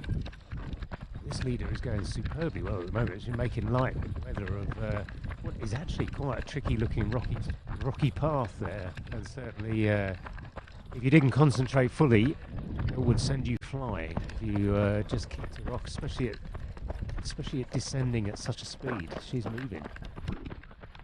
Yeah, one of the things you do need as part of your toolkit as a trail runner is the ability to run at very high cadences. If you don't have that on the descent, you know, you are kind of playing with half a deck, and there'll be a lot of situations or tricky sections that you might find it very difficult to run a speed. This guy's using a different cadence, but actually the correct one. I mean, hill runners will tell you it's all about just getting into rhythm and tapping it out, and which is exactly what he's doing. He's you know, he looks slow, but he's comfortable. He's getting the rhythm done, and he's moving quite well. Yeah, and he's using the uphill as well to fuel and recharge, which is obviously necessary, because once you start any kind of descending, you know, you really would be putting your life into your hands if you start to try and take a sip of drink, or even worse, you know, you try and take whatever you have with you, gels, bars. So the fueling has to happen on the uphill, and a lot of people tolerate it better if they kind of do it in small bits, you know, rather than just chugging down everything in one go. Yeah, you shouldn't do it. And I'm a nerd on fueling now. I've been reading into it. You should use, you know, 20 minutes, and you should be using it over a longer period. Don't just take it all at once. You should be using around, for a race like this, I would say 90 grams an hour. Okay, we have the elite senior women here. So Blandine Lirondel, who was heavily favoured ahead of this, is in the lead, and she's followed by the Czech Republic's Marcela Vasinova and one of the local favourites, Nuria Gil. And we have Julia Font down in 10th, her compatriots, who's actually the Spanish champion. But Nuria Gil here is ahead of her. And Mathilde Sanier, she's an athlete that was pointed out to me. She's up and coming, she's in good shape. She's on Team Hoka these days. Audrey Tanguy as well, very, very experienced runner, has done well on the UTMB Index Tour. And a lot of three great British runners running well as a team there. And Eleanor Davis is a yes, she's going to be super competitive in the second half, I think. So this race is far from done. It's only Dean has got quite a nice lead of a minute though, but I think looking at those times, 5 minutes is not far in a trail race of this length. So Eleanor is still definitely in with a shout. Yes, yeah, you can lose an astounding amount of time. And one thing we were probably missing in that top 10 was one of our pre-race favourites, the German Anna Hahne.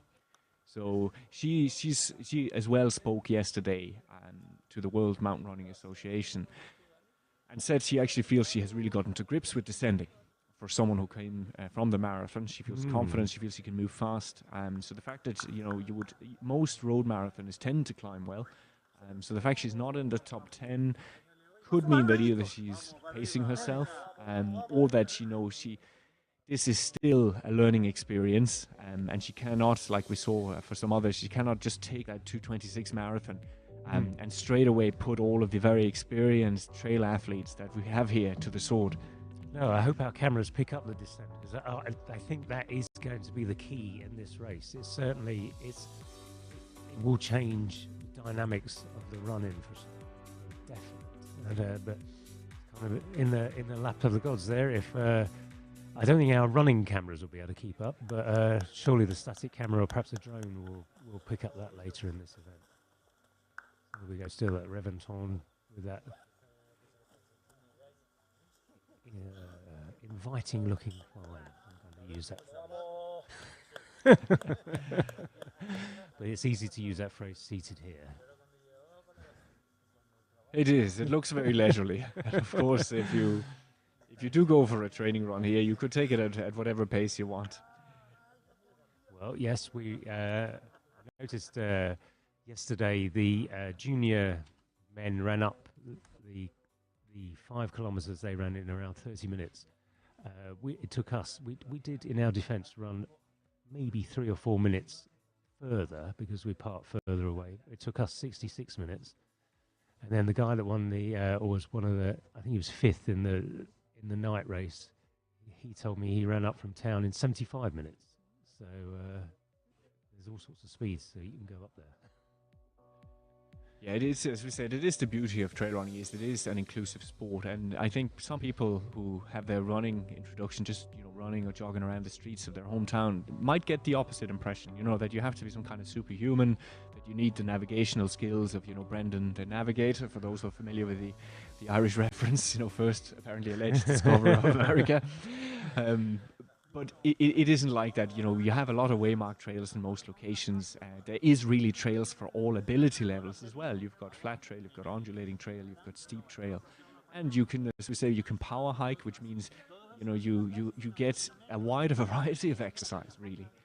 Yeah, I mean, generally speaking, trails are marked fantastically well. I can remember running in Annecy and the trails there. And we just headed up, hit the trailhead, went up there, and just randomly followed paths, all well marked, no bother at all. And of course, trail running, as you can see from this, has one huge advantage as well, is that you can discover your route back by simply turning around and going downhill again. So, which was the method we used in Annecy. If you could see the lake, you could easily work your way back. And for those who are a little bit more comfortable with technology as well, that offers now, it should never be the main thing, because as we know, technology can fail, your signal can fail you. But as a kind of the primary tool, if you have a backup plan, it can really take the thinking out of it, get you onto the trail quicker. We use this ourselves, Paul. We're trying to just scout these trails out so we could give you a bit of insight of what we're seeing, and we would we would just upload the routes, which you can download on the Reventón El Paso website. Download them to our watches, and all you need to do is say "do course," and it's basically like having a local guide there at your fingertips. Although I would say, because the people down here on La Palma are very friendly and very chatty, that I would have preferred a real local guide. For sure. So I think we would prefer also, if we're going to use that word, actually some different camera work now. And I'm kind of fascinated by it. Let's see if we can get an update on the graphics on the lead, because that's kind of what we're all about. And we haven't had any lead information now for 30 minutes, so it could all be a definite change up front. Hold with us a second while we refresh our computer, see if we can get anything for you. Yeah, we will check now if any of the leaders... Yes, we do have an update now from Reventón, and as Paul was suggesting, what we have here actually is the expected times. So at the moment, Martin Dematteis is expected to arrive at this checkpoint in the lead at 9:53 with Said Atmalek right on his shoulder. Mm-hmm. And another minute back, we've got a trio of Oriol Cardona, the local favorite, Thomas Cardin and Arnaud Bonin, so the French working together there. And we have another pack of 3 runners consisting of Andrea Rota, Kevin Vermeulen of France, and the early leader, the Swiss Stefan Wenck. So fantastic. Do you think, what does the team competition look like at this stage, do you think? Is it France? Well, we see at the moment we have Italy in 1st position, in 7th position, and then unfortunately for them, they don't currently have anyone there's only 20 runners that we have expected times for at Reventón. So that could count against them, because the French are packing slightly better. The Spaniards as well have, Said Malik. They have basically 2nd and 3rd with Said and Oriol. And we have a 3rd Spaniard in 12th. So that would mean Spain at the moment in the lead. And they have Borja Fernandez in 19th. So if something does go wrong with that top trio, there's someone there ready to slot in. And they were very confident, and the team managers were very confident yesterday that Spain definitely would be a competitor in this, and they said they hadn't, because they won the first race yesterday, the team competition yesterday, and now they said we're looking definitely to add to that. It's a possibility at this stage. 2 hours, that will be close to 2 hours in, so it's beginning to get to the sharp end of the race. So yes, interesting. Yeah, and France as well, we see are packing really well at the moment, so they definitely will be keeping the pressure on the Spanish team throughout. At the moment, as they had the 4th and 5th placed runner, and not far back then Kevin Vermeulen in 8th. So 3 in the top 10 at Spain the moment. France. Anyone's game at this stage. I guess as in any ultra distance race, the next hour is really going to be the telling point, and see how it goes. So I think actually Reventón, I'm just looking at the crowd there, I think that's where the British team are going to set up camp. What might count against the Italians today, was the very unfortunate loss of probably their most experienced runner over this distance, Francesco Pupi, the 2019 World Long Distance winner in Patagonia. He bet a very good athlete there in Jim Wormsley from the US. But unfortunately, he apparently broke his elbow in the second half of June. So it just wasn't ready, because imagine having had Francesco Pupi up there leading with Martin de Matisse. Like, that would really have put the Italians in pole position. For sure. Anyone that can beat Jim Wormsley is the number one in the world, I would say. Wormsley is a pretty incredible runner. I watched him on a live stream. Missed the 100k world record, I think, by 6 seconds. I mean, it's just incredible, running basically 6-minute miling. And here we go. Base Reventón. This looks pretty exciting. Yeah, this is a good angle. So let's see here. I think the two Spanish runners. Yes, and we've got here with 809 is Said Admalek, followed there by Oriel Cardona. Here we see them working together. As we said, what we just went through was the expected arrival times at the top here of the Reventón climb. So this is really wonderful footage. This is what we like to see. This is a tight race, isn't it? I mean, this is still anyone's game at this stage. There's 5 in that pack, all of whom look comfortable. Yeah, absolutely nothing between those. And see there the gradient change just as at the bend. Nearly all of the runners, now changing from the light running gait to the walking. These are some of the very, very steep switchbacks I saw yesterday. No, sorry, this is around. They just look very identical to the ones I saw on the other side of the valley. And a very brave cameraman here, because whenever I look down to the right, I actually just I suffer from mild vertigo. Not a great trait in a mountain runner, but I just focus on the path, because whenever you do look, it's quite a big drop. It's not actually dangerous because the path is plenty wide for you, but you could just disorient yourself momentarily. Seem to have a Belgian runner here. So let's see if we can identify. There's only one in the race, so that's Maximilien Drion de Chapois. I hope I pronounced that mouthful correctly. Sure you have it. He also looks very strong at this stage, doesn't he? Yeah, he's moving really well. Is that a French guy in front of him? He's running all in black colours. So let's see some of the nationalities we have here today. We have Malta, Austria, Belgium, Czech Republic, Denmark, Spain, France. Of course, we've mentioned some of the larger nations, Ireland. It could be a Romanian athlete in that dark jersey. Sorry there, go ahead, Paul. I was just going to say, let's just watch the action unfold. There's your, I saw your Swedish runner there, just taking the corner. So back to the lead here. So if this was a cycling race, we would be asking the question, is Said just working for Oriel here? but we know in running, it doesn't quite work that way. You can't draft to the top on someone's shoulder, and then he when he's spent, he drifts back, and you can just take over and finish it all off. Boldly say he's working for himself, and he's looking now to... He's obviously pacing himself very well, because he was quite a few 100 meters or so adrift early on, and has moved through, and now has taken command of the race. Just watching these guys. They from the... I have a feeling they're from the open race. They may be from the... We will have a quick look at the different courses here now in a second, but they may be from the classic race, which obviously is shorter, but covering some of the same trails. But those runners, given the shorter distances, may be moving fast enough. Yes, that's right. The classic actually passes through El Reventón much earlier in the race, and it does follow along the 47 course for a while, but it has a quicker return. We'll just go back here to some of the action. Yeah, it's more switchbacks, which make for great footage. There's the British team manager, Jackie Newton, there. In fact, I can see her. We're getting some of the, I believe this is a Danish athlete we've got in... And Spain, Spanish runner? No, it's a Ricky...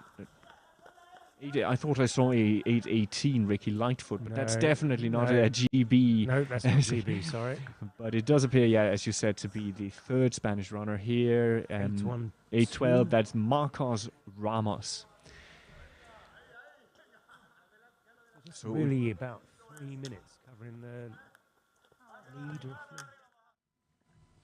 to work out, is this higher up, this camera angle? It's an amazing camera angle, isn't it? I mean, yeah, I believe so. I think they have a camera lower down, and as the trail ascends again, it gets increasingly rocky. That's back to the open race. Definitely.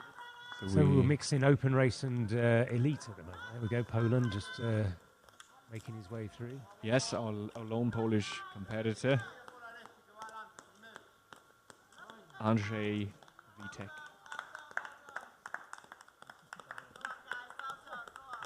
We still have no elites arriving at Reventón, so the leaders are still climbing. Here we go, here's the British Britons running together, they're working together. Yes, we have them. It's this is Billy Cartwright working together with Brennan Townsend. Okay. Billy is a very good cross-country runner. Used to this terrain. Yes, and he's one of those people who converted from professional cycling, where he was very successful. He has several professional contracts, but this year he's on a good streak. He hasn't raced prolifically in England, but in the 7 races he's entered, he won 5. Okay, so he's definitely, I think we can rightly say he's dominant. He is, and you know, the Billy Cartwright he's quite a surprise. He's the 2021 British fell running champion, but he's the first runner ever from his local club Matlock to ever achieve that title. Oh, really? Yes, it was quite a surprise. Which is a surprise, because Matlock is right in the middle of the Peak District there, and producing over the years plenty of fabulous athletes. But that's interesting. I noticed he's been running a few cross-country races as well. But back to the refreshments. Oh, here this we go. Must be Ricky. Ricky's been running pretty well this year, but as we said, probably just on the descent of his career rather than the ascent. It looks comfortable though, doesn't he, Blimey? He does, and you know, you just never know with a runner with this level of experience. They can be, as we like to say in Ireland, a bit cute. Yeah, yes, I'm sure he's using all of these skills that he's developed over the years. And here he is. He's about to take that switchback, and let's see, is he going to walk? I have a feeling he won't. There's just a certain, he has this kind of nearly, you were talking about Nicky Spinks yesterday, saying he should just have one gear, and a lot of these guys and girls who train for the extremely long events, you know, and Ricky would compete and train in much longer distances than this. They seem to eventually settle into one hyper-efficient motion that they can repeat. He did look so easy there, didn't he? And we seem to have here, could this be the 4th Spanish competitor? We have 8 teams competing today, for those who are wondering, so it's quite a packed and competitive men's field. Whereas in the ladies' race, which we'll get more details on them as the female leaders get towards this climb. There's 4 teams competing, which is, again, it's basically the powerhouses: Spain, France, Great Britain, and Italy. Italy definitely a powerhouse. They appear to have won everything yesterday. They were. We quickly learned the national anthem for Italy at the fantastic award ceremony last night. Went on for about an hour. Everyone stayed to the end. We had the double bonus that the acts for tonight's concert were all warming up and doing sound checks. So we even had a background of sound. So it was really cool. Looking at that climb, it's a bit demoralising actually. That's just straight up. Yes, it does. Even this is one of those climbs that seems to manage to look steep here, even on the camera. And it could be because the position of the cameraman, or because this just genuinely is steep. We will have a quick look here at the Reventón climb while the runners do the work, to give you an idea of the steepness of it. But speaking of Italy, I tried before this to just do a quick count of the amount of medals they have won in mountain running. I literally just lost count. They are by far the most successful nation in this discipline over the years. They're hugely dominant, aren't they? But you know, the Italian Alps are obviously a fantastic place to be, and I don't know if you've ever run in maybe Cormayor or whatever. It's just a fantastic mountain town with just limitless trails to run from. You couldn't help but be a trail runner or a mountain runner if you live there. I mean, I've watched a couple of races from there, and they have literally thousands and thousands of athletes, all running races over 60 kilometres longer, 100 kilometres. We have here red singlet, black shorts, which could be one of the Danish runners. Yes, it is. Hey. We've got here. This is Mads Flensted Løring, so he wasn't the winner of the trial. He was one of the people who made it in on the secondary spots. So the Danish team, much like the English and the Irish, they did their selection through. They had two separate trials. They had a long trial and a short trial. Excuse me. And the winners in the short trail will be competing tomorrow.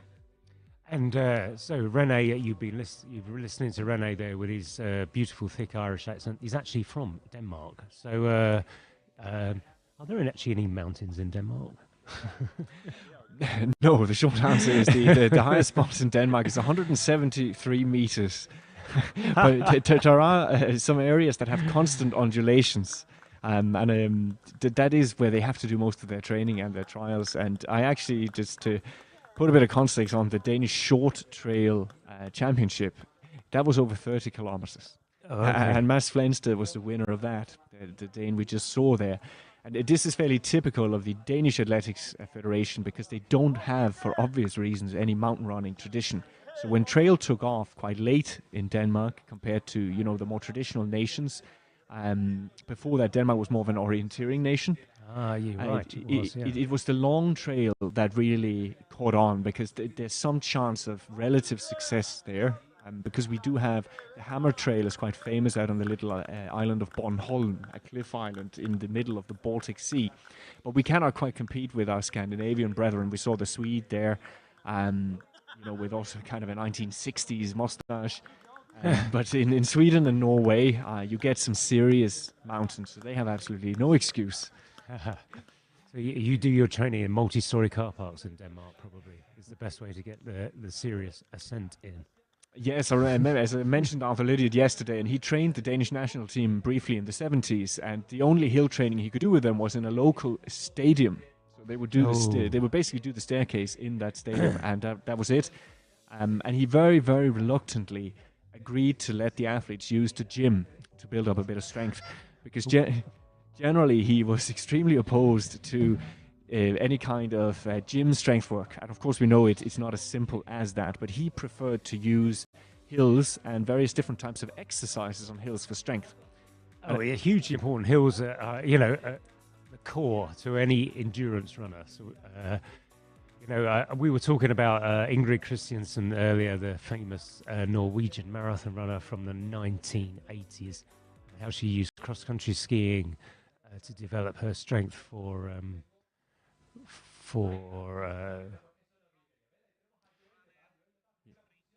yeah, so here we're just yes, you know, I know the image just right now is staggering, but before that, this is what we love to watch. You know, a confident descender. He's mean and lean. I love the yellow kit. You know, I have a weakness for well-matched running gear, Paul. But you know, here he's moving tremendously well. Let's look at a very relaxed foot lift. You know, he's not all out. This is one of the giveaways that you learn to read over time. When an athlete is pushing it 100% on a descent, because he knows this is the time to unleash everything, you will see that ankle move all the way up to the hip, just as you'll see in a sprinter. But here, this is a medium pace for this athlete. And I think he's descending into El Paso. See, this is close to the end of this race. That's 17 kilometers, going to take. Yeah, this is 10 minutes out of El Paso, maybe. He actually has, this is kind of a little cruelty off the sprint race. After the first long descent, which he's on here, he does have to make a slight short climb before whirring back left to the final descent. And for anyone who's done, multi-hill races, which is the norm in Europe, whereas, in England and in Ireland, we have a lot of races that feature just one climb and one descent. And you have to marshal your strength a little bit more wisely, because you do have to be aware that if you unleash everything into the medium descent and you hit that final climb, however short it might be, you can get hit by what we call jelly legs. He's going well, isn't he? But we have to mention it again. The cameraman is doing an amazing job. Keep it up. Yeah, full marks to him. I love the way he skirts the corners here. It's definitely he's Nike Trail, so you don't get one of those singlets if you have no ability. Yeah, he looks very easy, doesn't he? I'm going to boldly say that he's going to win the race. So, comfortable, happy, chatting with the cameraman even. So he's finished that descent. Now just levelling out and maybe heading back to that climb that you were talking about. One thing that characterizes really well-conditioned and experienced athletes is their ability to reduce tension where it's not needed. And we see that here. There's largely no unnecessary tension, even on his face and in his breathing. There's a bit of concentration there. We can see he is doing work, but his face is not a mask of pain. I'm jealous of the way he's just making light work of what. I mean, that terrain is not easy to run. Those rocks will take you out for sure if you hit them wrong. He's just cruising along like no bother at all. We're back here at this looks to be back at the Reventón aid stations. There's more and more runners there coming through. It's a different. We're in a microclimate there, aren't we? It definitely looks very foresty. Yes, we're seeing a different angle here. This is the exit from the aid station. As well, you can see that they're very, very well placed bins, which is again, it's critical, of course, both to keep the trails clean and pretty for all of us and unlittered, but as well, you'd be surprised what a difference it makes to the race organization. Waste disposal after these events can be an enormous job, and I've been involved with events where we've really started to try and reduce the amount of the stuff that's being used. And when you had to do the cleanup late in the evening after a race, and you see that there's half the bags there used to be, it helps. It gets everything done much more cleanly. Well, credit to the organisers that this event is amazingly clean looking. But also credit to the trail running community now, because I think as trail runners, because we love where we're running so much, we do understand that you don't throw paper cups into the wind or your gels into the long grass or whatever. You carry everything with you, and no one has an issue with that now. So cleaning up has become much easier. See how he skirts that treacherous middle track where basically water runs down, during the wet season, and you see this on a lot of trails, and they can be real ankle breakers. Those, if you catch them wrong. Yeah, that's it. Okay, he's comfortable, isn't he? So I'm going to imagine he's a local Spanish. Is it this event? Does it incorporate the Spanish Championships, or has incorporated the Spanish Championships? So yes, I believe so, Paul. Yeah, I believe that was part of the many different championships. The local Canarian one, and later the Spanish one. So they seem to have kind of upped their game step by step, to get ready to host an event of this magnitude, which I really think is the way to go, because most organizations need to grow organically. You need to see every year as your events gets bigger, as it gets more advanced, where are the breaking points, where are the fault lines in your event. And if you straight away just have a big event and you throw 2,000 people at it, you could there could be cracks everywhere, a race director's nightmare. I would think that they have the capability, he's working hard now, isn't he, but a capability of hosting the World Off-Road Championships. This would be a fantastic location, wouldn't it? And really something for, there we go. That's running in for the victory. Congratulations, well done, brilliant win. Our Spanish commentating crew next door are going quite enthusiastically cheering him in. And it appears I was wrong. We were actually seeing him on that final descent, so he had already done the early descent. He really is a study in good form.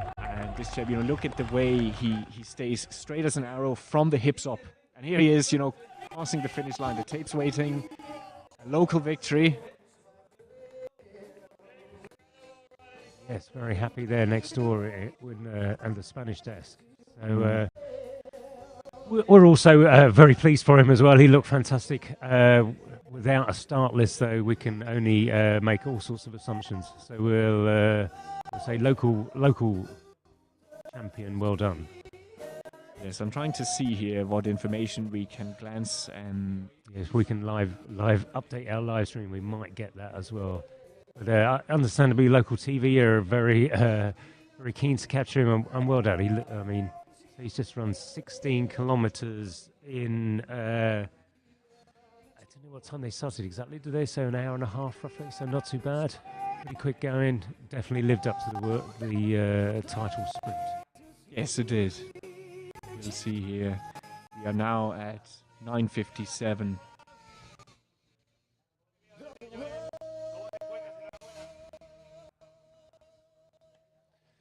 Oh, yeah, I wonder if we can pick up his interview. It looks like a winning time about 77 minutes, 76.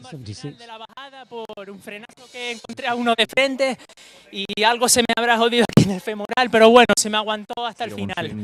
Así que genial, y bueno, a seguir entrenando. Me preocupaba esta pregunta porque tenía una doble vertiente. Después de esos problemas que he tenido últimamente, ya no se puede decir que esté al 100% o sí. Commentates from all over the world. 100% no, porque llevamos muchos meses jodidos, no solo... He will actually be on duty at UTMB next week. Oh, okay. He's a busy man. He's a busy man, and he's a family man as well, so he must have his patient wife. It shows you how rapidly trail running is growing, isn't it? So we've got the European Championships here, the Spanish Championships, and then, UTMB Snowdonia is taking part this weekend. Just a global growth in this nada, le damos un fuerte aplauso por favor a este guapísimo. See if we can get there's a name there, but I just couldn't quite catch it. Joel seemed to be his first name. But he was interviewed there by Jaime, who is the local Spanish master of ceremonies. There's actually 3 roaming mics at the start line.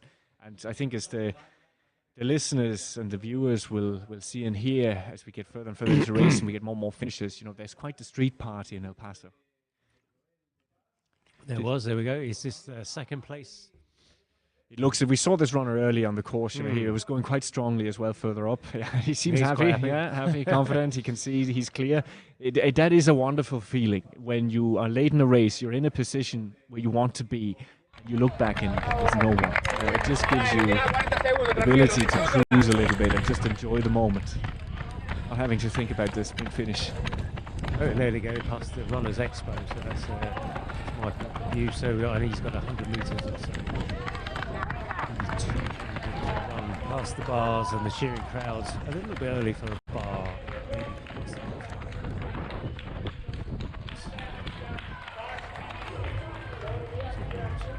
As we see the second finisher here, there seems to be a little bit of a development out on the Euro 47 course. It appears by the expected time of arrival in Reventón that Thomas Cardin and Arnaud Bonin, the 2 Frenchmen, have taken the lead 1 minute ahead of the Saïd Malek and their other Frenchman, Kevin Vermeulen.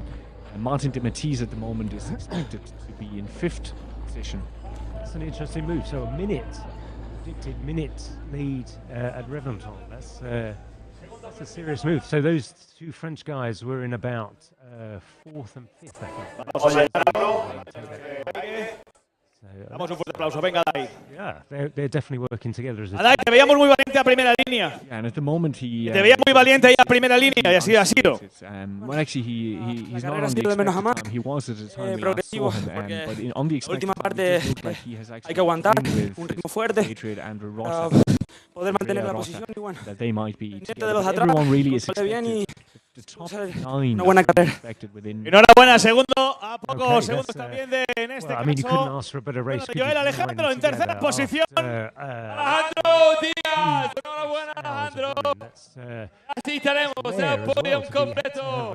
It shows you the championship quality of this event, doesn't it? I mean, there's no splitting up. It's rare to have so many people together. It's such a relatively late stage of an event.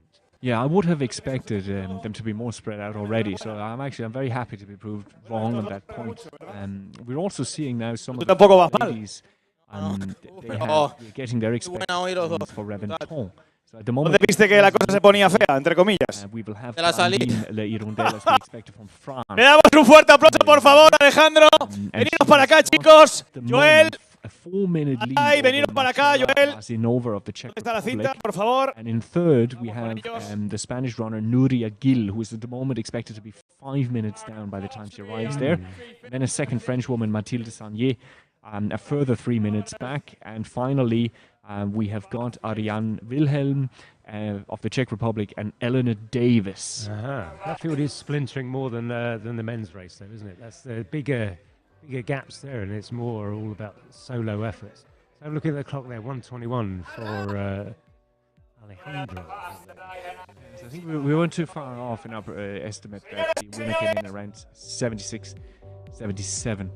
So that'll be quite an interesting mark, because tomorrow we will see the European uphill men and women run over the same course. Interesting, yeah. So 70. Let's try and remember that's 77 today. What will it be tomorrow? So I'm thinking European champion, 5 minutes quicker, maybe.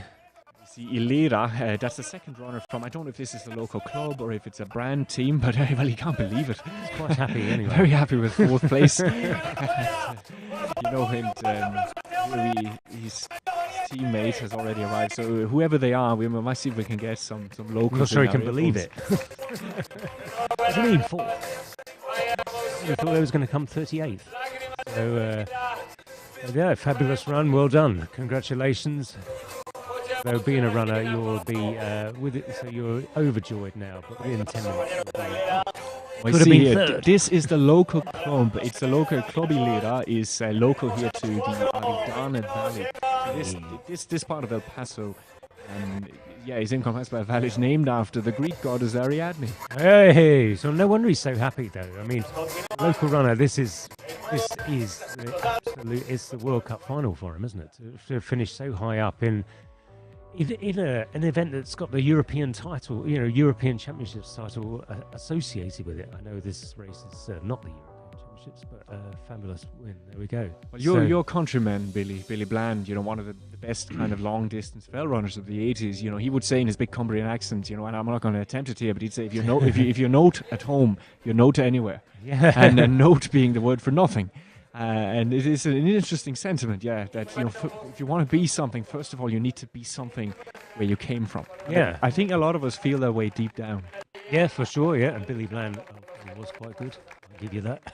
He was a decent runner, and I actually fancy he didn't travel much, but I imagine he would half have liked a crack at a route like this. And there we go, Phoenix. But sadly for me, I don't think that's Phoenix, as in the Brighton club. And Phoenix, Arizona. or indeed Phoenix, Arizona. So I'm sure that's a Phoenix local club. And I'm just looking at their shoes as well. Adidas shoes there. No carbon for those. It could be, it could potentially, there's multiple running clubs in Spain. One of them a triathlon club based in Madrid, but that is a bit far afield. Of course, it's not impossible that you would see quite a few Spanish runners travelling from the mainland. Oh, for sure. I mean, and it's obviously, as every tourist to the Canary Islands will know, it's an easy flight to make from Madrid. So just a couple of hours. So I'm just watching the refreshment station. It's well stocked, isn't it? It doesn't actually go down. They're constantly replenishing the food. As I was worried initially that later runners wouldn't get anything, but that's...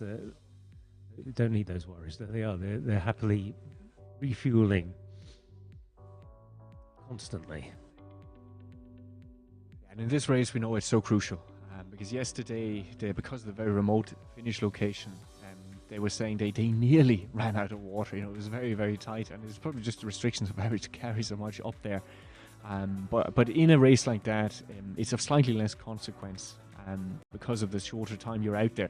But in this sort of race, if a runner gets either badly dehydrated, if they overhydrate on water without getting in enough electrolytes, which you can get from fruit and salts, and of course, if you get hyperglycemic, which means you get low blood sugar, all of those together with various forms of overheating and other general malaise can put you in quite a dire state in a race like this, you know, and you will often see runners, you know, near delirious, having to be retired, often under, you know, heavy protest from themselves, you know, as they try to complete. So it is something you want to avoid as much as possible. It's nearly inevitable that you will see some of these cases. So, you know, if viewers who are not used to this, you shouldn't be alarmed. You know, these people, they do know what they're letting themselves into. They know there are certain risks. Most of these things that look slightly scary when you see it the first time, they do recover once they get to sit in a chair and they get in what they're missing. Oh yeah, that's not an issue. You recover very quickly. But yeah, but equally, you've got to keep your fuel levels correct all the way through, because once they're depleted, then you're in trouble, and the only way is down. There we go. We look to have in it's very vague. What is that? Yeah, the white text here is unfortunately not helping us. Oh, there are names on there. Oh, there we go. There is, yeah. And it seems to be... It's the women's race. The women's sprint race. So we've got a German in the lead there, and with local runners in second and third. And of course, as you would expect, the vast majority of the top 10 is Spanish, but you've got Jane Wickham. Yeah, there's a Brit in 10th place. That's interesting. A Belgian runner in 4th, Laura Nock. So that's an encouragingly international field, isn't it, for what is essentially a local race? And I think that's will be a major success criteria when the race organisers look at this event every year. This tends to be the case for any race that's set up to encourage tourism. You know, you'll look at your numbers afterwards and say, well, how many % actually trapped here, and gave that little bit of shot in the arm for the local economy. There's the men's result, but white text has eliminated the winner from our... Yes, if there was no cloud cover, we might have a chance there. But this is all Spain. 10 Spanish runners in the top 10. Although those are suspicious results. 76-28. That is the mark. 6th place, 45 minutes. What is that? Is that a split time and he haven't finished yet, I think? Yes, that must be it. Yeah, we only have 5 runners across the line going back. Actually, we can see that there. Pino means that is the last aid station at Pino. Yeah. Meta here being the Spanish word for finish line. Finished. Yeah, he's just come over the line, 128. So maybe for anyone considering coming down for this particular race, it looks like if you're capable of running that in under an hour and a half, there could be a nice little top 10 finish to take home. Always memorable. Always. It doesn't matter how small a race is. We'll always take a top 10 finish. For sure.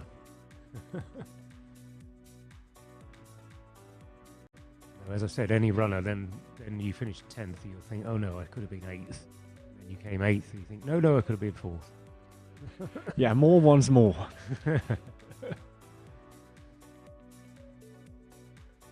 So, do we know what point is this refreshment? No.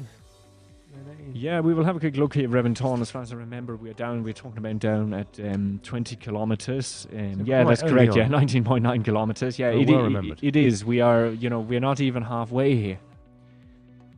Some of the runners passing here are, so the shorter distances, they don't have quite as far to go. But thankfully, we'll have quite a few updates for the 47k now, because there's less space between aid stations. So we've got 7 kilometers to the Refugio El Pilar aid station, then we've got another 4 to Las Pernados, and then there's only another 5 to Del Pino, and then we do have to wait another 9 kilometers for the final update at Cuesto, which will be on the descent. So that at that stage, when we get to that point of the day, we should have a fairly good idea who is going to cross that finish line first. Do we have an update on the computer there? Can you refresh where are they on the map? So interest in that zone.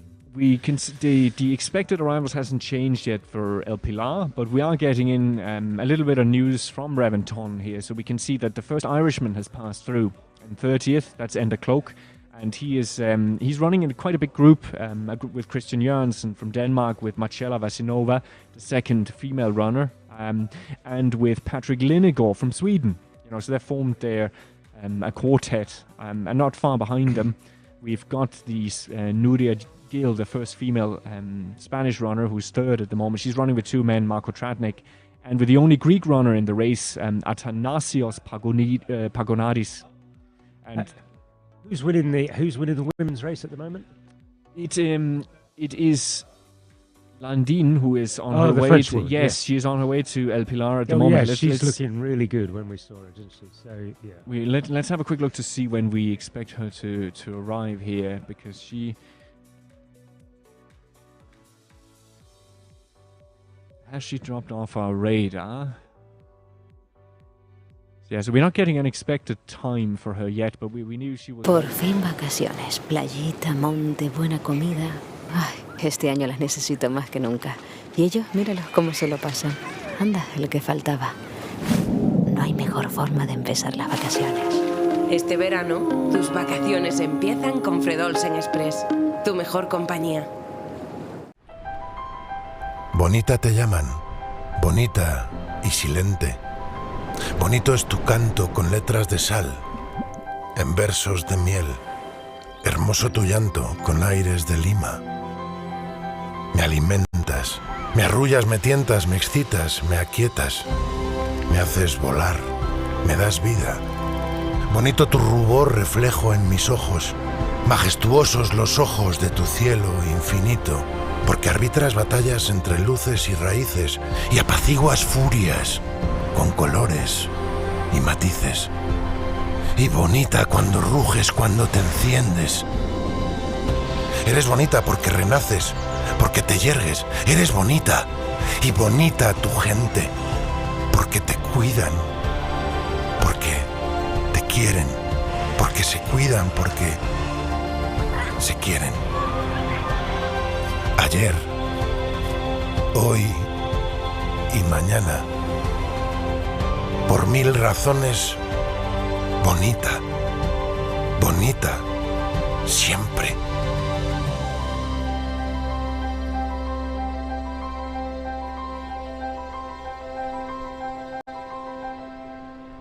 La Palma, la isla bonita.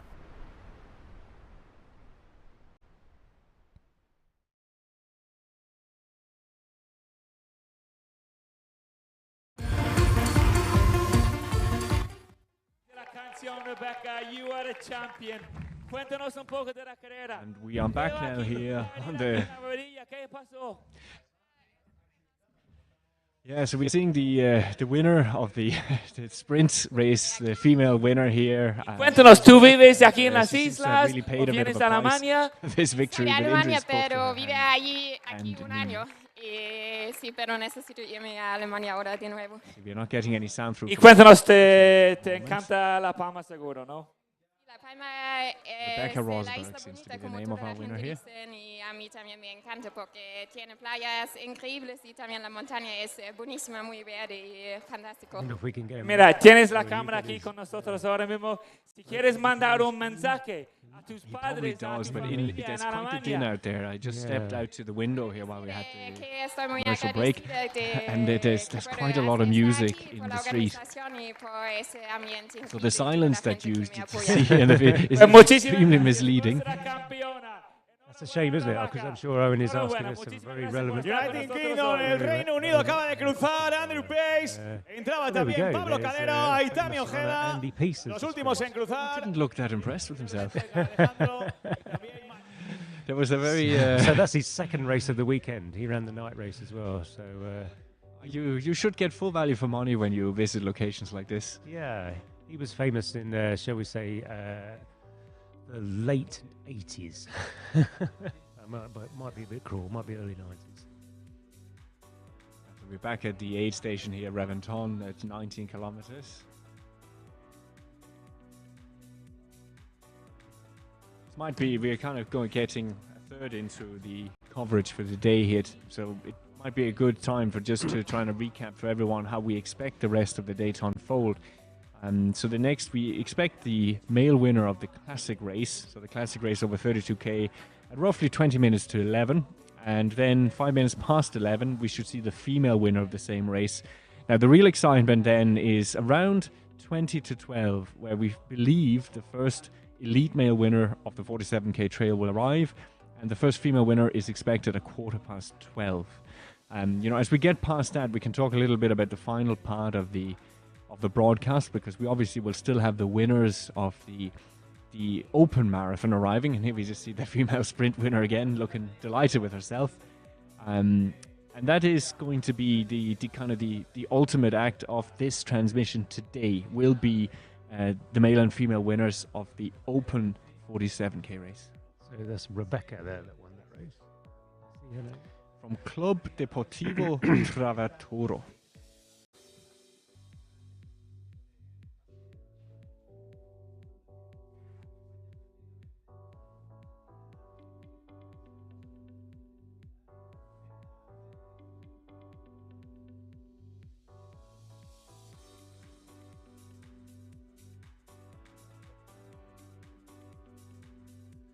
It's a little bit, frustrating for you and for us as well. We're just not getting any updates on the leaders at the moment. Well, there we go. Right on cue, we might get an update. This does look like a new aid station, and should just say this club so the sprint winner that you saw, this is another local club here to the valley.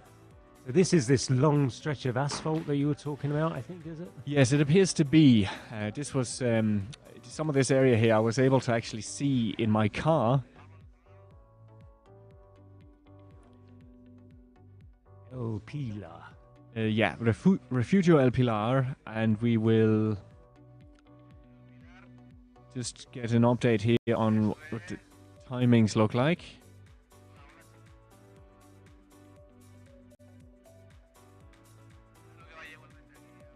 So we don't have an official leaderboard yet from here. So this is a long section you can actually drive in your car, yeah?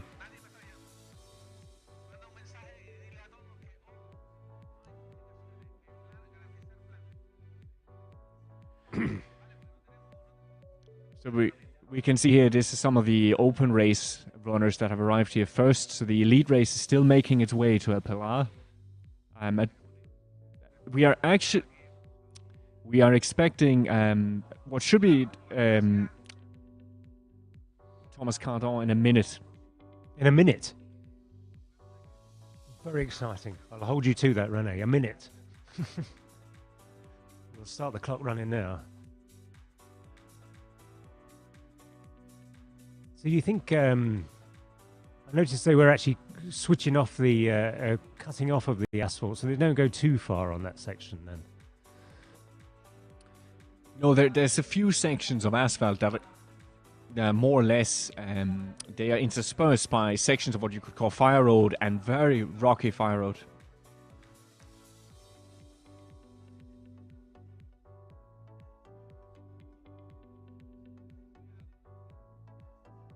Spanish producers tell us there's a drone flying, I think, but we haven't seen it yet. Okay, yeah. Let's hope so. I have actually, just this moment, I have lost the leaderboard for the Pilar. It has simply dropped off. And as enjoyable as this conversation is, we're running out of interesting things to say about the refreshment station, I think. It's quite nice. We could go through their range of products. But electrolyte drinks, there's only so much we can talk about. It would be quite good if we could get a different camera angle. I do see a Coke bottle though, and that seems to be very important. I often have races without Coke bottles, and people will complain. You know, that just seems to be something that people really enjoy in these long races. Everyone loves it. He's saying that the first runner from the elite race is about to enter. Yeah, so we should see. Is the runner camera getting himself in position? So it'll be interesting to see now. Is it the Frenchman Candon or is it still Martin de Matisse? Oh, this looks close. It looks very close. France, yeah. France. Belgium. And there's Said. Spain. And there is an official.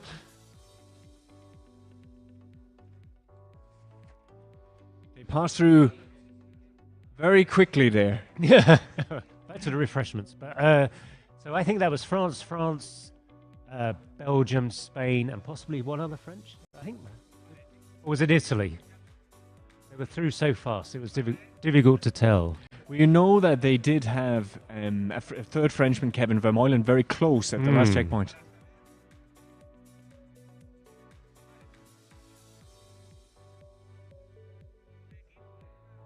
And here we go. Spain. Yeah, and we've got here, and it must be the Italy. second Italian runners. Yep. We must have missed Martin de Matisse. Unless something happened to him, he must have been in that first pack. I think there was an Italian in there. And here we are getting, this is the first of the Irish runners, so this is, this looks like Barry McAvoy has arrived first. Aha. Well done, Barry. He's got his Salomon shoes on, I think. So he did make a choice in the end. He did. He was choosing between about 5 pairs, wasn't he? So, and there we go. Is the women in the sprint race just finishing? Well done. Second place, maybe. Yeah, you would expect so. We still have no live tracking data from El Pilar. We do finally have an update on Anna Harner, and actually she's not doing very well at the moment. She's down in the 2:26 marathon. Yeah, runner. she's down in 61st position. Really? La verdad, al final aguanté. Oye, ¿veías a tiro a Rebeca? So ahead of her, we've actually got Martina Chalvo and Isabel Oakes working together, and they've distanced her by 4 minutes. Oh, that's an interesting move. 4 minutes. So what we're looking at now, so we've been running 2.5 hours almost. So we've got an hour and a quarter to run, maybe.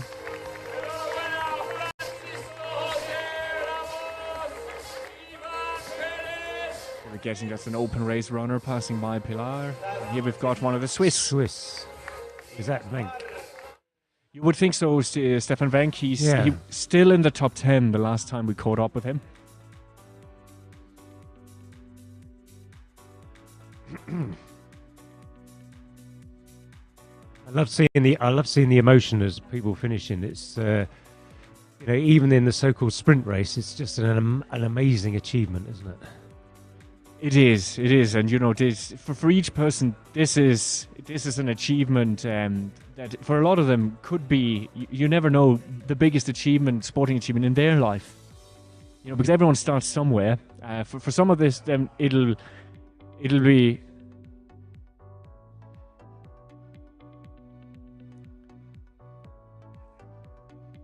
Yeah. So this is a third placed finisher. A third place finisher in the. Is this the? So in. No, that is in the shortest race. Is it still the sprint? Isn't it? Yes, it is the sprint, as we can see there on the bib. Well done. Get yourself a beer and celebrate. Yes, yeah. Did you just? Oh, he got his medal. He didn't walk straight past. A beer on us. We're happy. Oh, here we go. Look at these steps here. Yeah, that's. This is some great shots here of the leaders. So Carrera, so we can see. They seem to have just distanced. Is this the chase pack or the lead pack? I think that's number 810 from Spain. Yeah, I think that's the chasing pack. That's Oriol Cardona we're watching here, and we know last we saw him, we had Aït Malek Said ahead of him. He is being distanced here on the road. This is a section that will really suit the runners with the leg speed. So hopefully we get a motorbike to go through the field now in Tour de France style. and or lose the signal completely. Yeah, this is what we call a blackout. Oh, that's frustrating, isn't it? Because there was about 6 in that pack. Oh, here we go. Back to so he's just on the trails. Yeah, they have re-entered the trails, and because I was going to say if that road station went on for much longer, those stairs look pretty tricky, didn't they? You wouldn't want to descend those too quickly.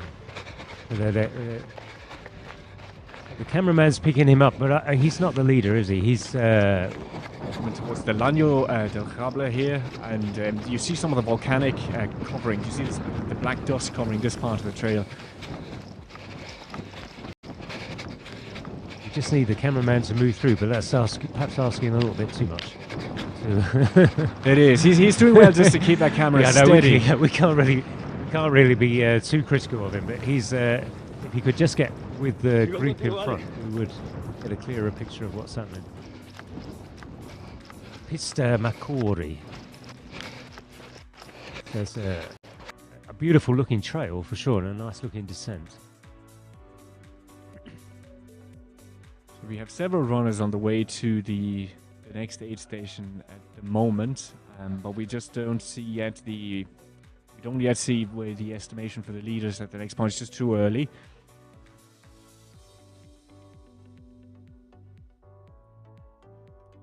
Gone for a different angle at the refreshments, so that's good. Well, what we can see now on the live trail update is that there's now 53 of the 66 runners in the field between Reventón and Panadas. And there's only 11 still making their way up that climb to Reventón. Okay, so we're looking at, I'm looking at the profile there. So we've got are we on the long descent now? It is a long descent now, isn't it? So to about 38 kilometers maybe, with a small... Yeah, there's a few small climbs, and actually it looks, if you do look just on the profile, it looks nearly flat, you know, as flat as these types of races can look. Those are the official feed stations there. I saw the British team there. Yeah, he seemed to just run straight past, and now this is some real footwork. That's a tricky looking descent there, isn't it? He's making light work of it though, and I'd say he would be very well used to exactly this type of trail. Oh yeah, he's leaving the cameraman for dead, that's for sure. Yeah, well, it cannot be an easy task. I don't know how much he has to look at that camera while he films it up. Got another absolutely delighted finisher here, with enough energy for a jump. It always amazes me how much energy people can find once they get to the finish line, but that seemed to be not there just 100 meters earlier.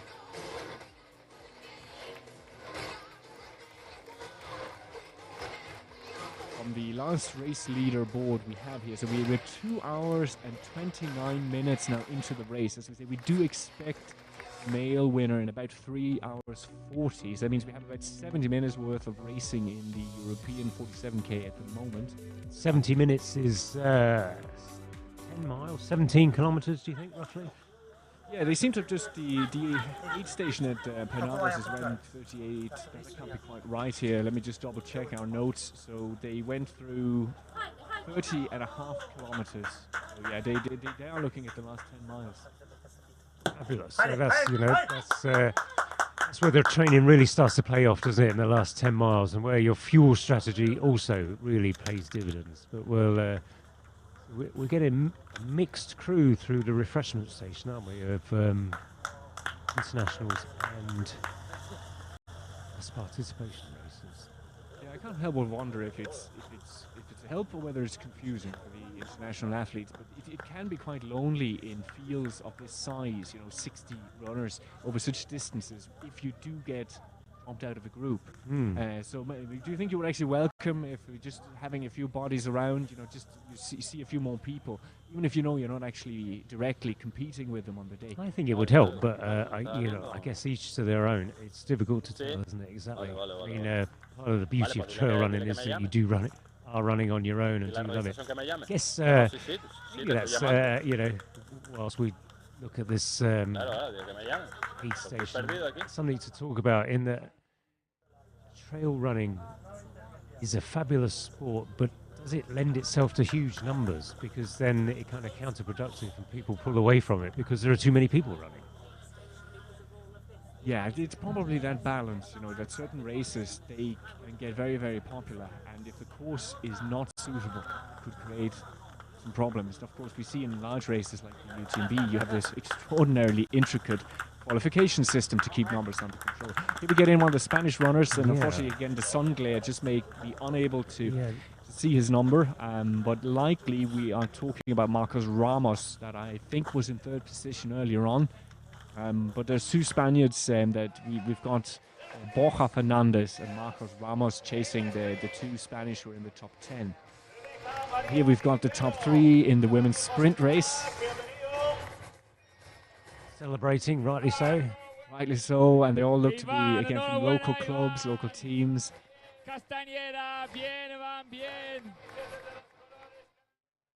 And here we've got what must be the first German athlete. Yeah, he is. He's taking the fuel on board and getting moving. It's a Formula One pit stop, isn't it? Yeah. He was very effective in his use of time there. And his name is Marcel Höscher. And as we were saying yesterday, most of the German athletes here were not selected in a trial, but based on performances, both in international and in German trail and mountain races. They had the individual winner in the under-20 men yesterday. The first race was won by a German. Yes, young 16-year-old Lucas. And he looked, he won. He won by nearly 2 minutes, didn't he? He looked so strong as well. He's definitely a name to watch in the future. We just can listen here a bit to the breathing. Sigue, cameraman.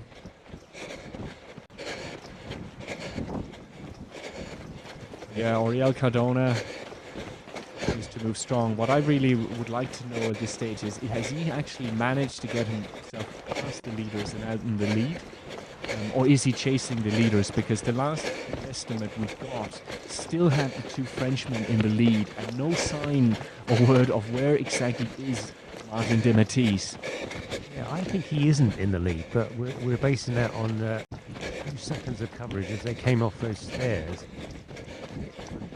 I would have said he descended off those stairs in 4th or 5th place. Without any confirmation, it's just pure speculation, isn't it? And we can't see anyone in front of him. We've credited the cameraman about 20 times, but let's do it again. He's doing an amazing job to keep up with a guy who's basically racing for a European medal. Yeah, I do wonder who they picked for these jobs, because we had a pacer at a recent very, very hilly half marathon in Ireland, but we needed a semi-professional cyclist to actually stay ahead of him. Yeah, he must be. I'm assuming he must be a Spanish international athlete, because you just wouldn't be able to. Because he's doing a lot of work, and he's been filming over several sections. Presumably they're transporting him. Our Swedish Viking lookalike. Yes, we've got an. He's taking too long. Come on. I miss. He's clearly, not quite used to these hot climbs, but it's Sebastian Ljungdahl. I actually misidentified him earlier today as Karl-Johan Sörman, but it's Sebastian Ljungdahl we're looking at here.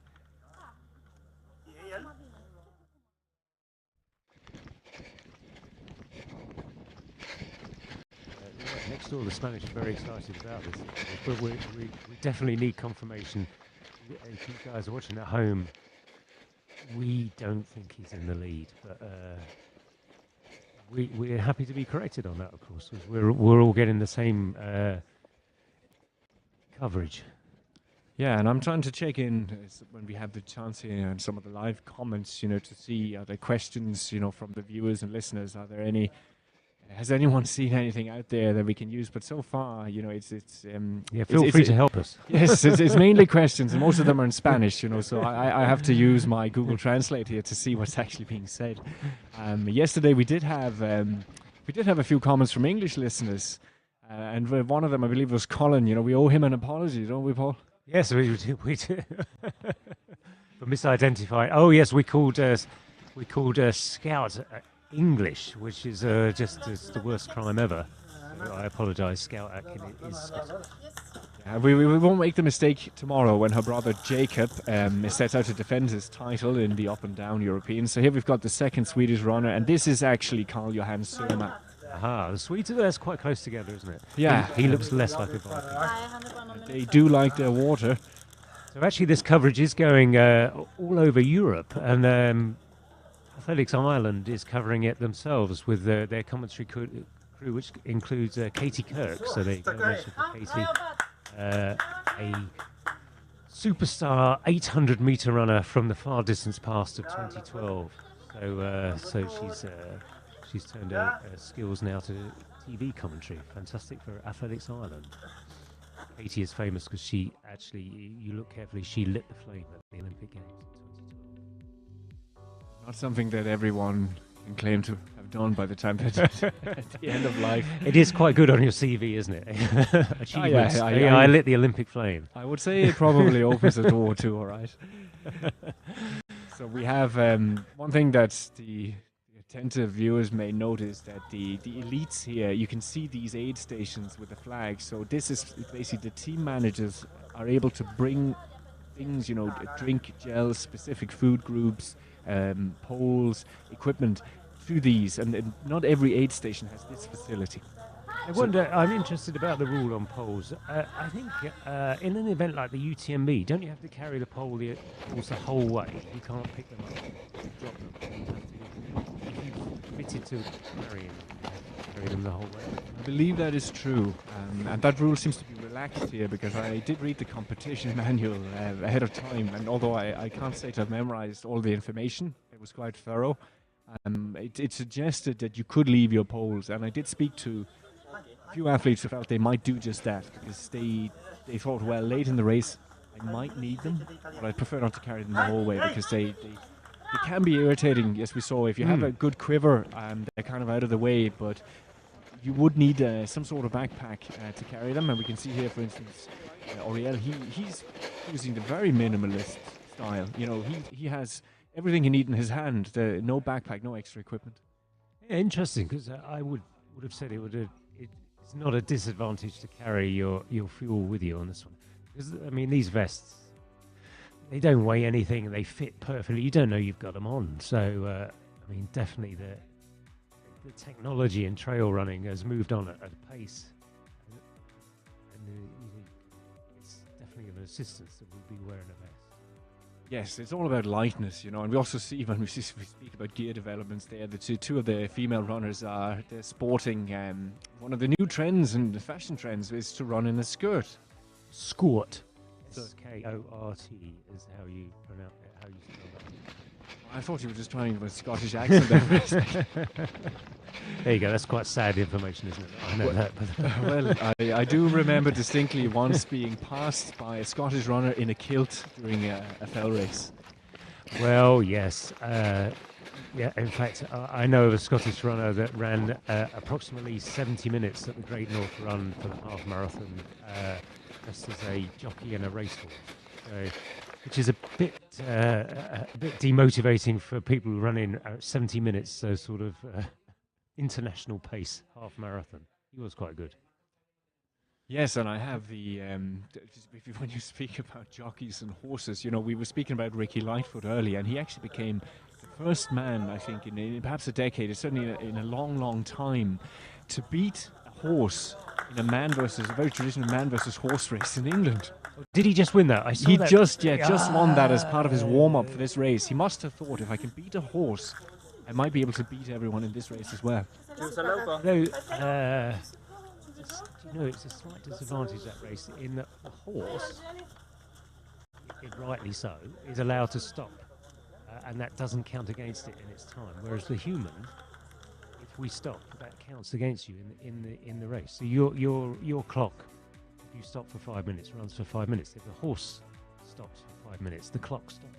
Right, okay, so it's a little bit slanted towards the horse. But whether the horse feels out, I don't know. We're actually getting an update in here, Paul, so from our friends in the comment section. This is MW. He's saying there's a new lead in the elite race at the 31.8 point, and it's Spain's Said Admalek with a 41:40 minute split for the last 11.3k. Thank you. Just get your head around that. But thank you very much for that update. That's extremely helpful. We have an army, it seems, of crowdsourcing journalists ready to be mobilized out there on the ground. Thank goodness, because we are struggling here. The live updates are very slow in El Paso. We have someone saying Vamos Jakob Ingebrigtsen, and I do have to disappoint you. He is not racing for the Norwegian team today, but there are many amongst us who would love to see what he could do. Not in this 47k, but I would have loved to see him in that uphill race yesterday. I'm boldly going to say he wouldn't be any good at it. Possibly not. I don't know what I'm basing that confidence on. He's just an unbelievable runner, isn't he? But does he have a chink in his armour? He doesn't run quite as fast on the road. Therefore, I think he perhaps doesn't run anywhere near as fast on the trails. But I don't know where he lives in Norway. Do you know where he lives in Norway? I guess he lives in the trails in Norway. Yes, and they do seem to do most of the training. I watched the documentary series about them on Norwegian television, which you can find on YouTube. Oh, is this? That's a stop for an injury. Look here to see. That's not a stop for walking. No, that does not look good. That looks like a pulled hamstring, possibly gluteal fold. That's a typical spot to get a tear. It can just be the tiniest of fibre injury. You know, if you push that tissue a little bit too far, and you can see it then. Yeah, the restricted hip extension. He's gone, hasn't he? Yeah. He's going to try and run it off. He has to shorten his stride now to cope with this injury. Sometimes, if you warm up that area a little bit, you could manage through a race at full power anymore. It's hard to imagine with still well over 10 kilometers to go that probably 16 kilometers. Yeah, but I must say I admire what he's trying to do. He very quickly figured out what went on there. Can I get into rhythm where I can work around the problem and find a gait that hurts less? I suppose it's a possibility that he's just had such a long descent at a good pace, and now we're flattening out onto a relatively predictable. He's definitely got a problem there in his eye, hasn't he? He's clearly the change of terrain. You see it, yeah. The concern on his face. He's not happy with the cameraman.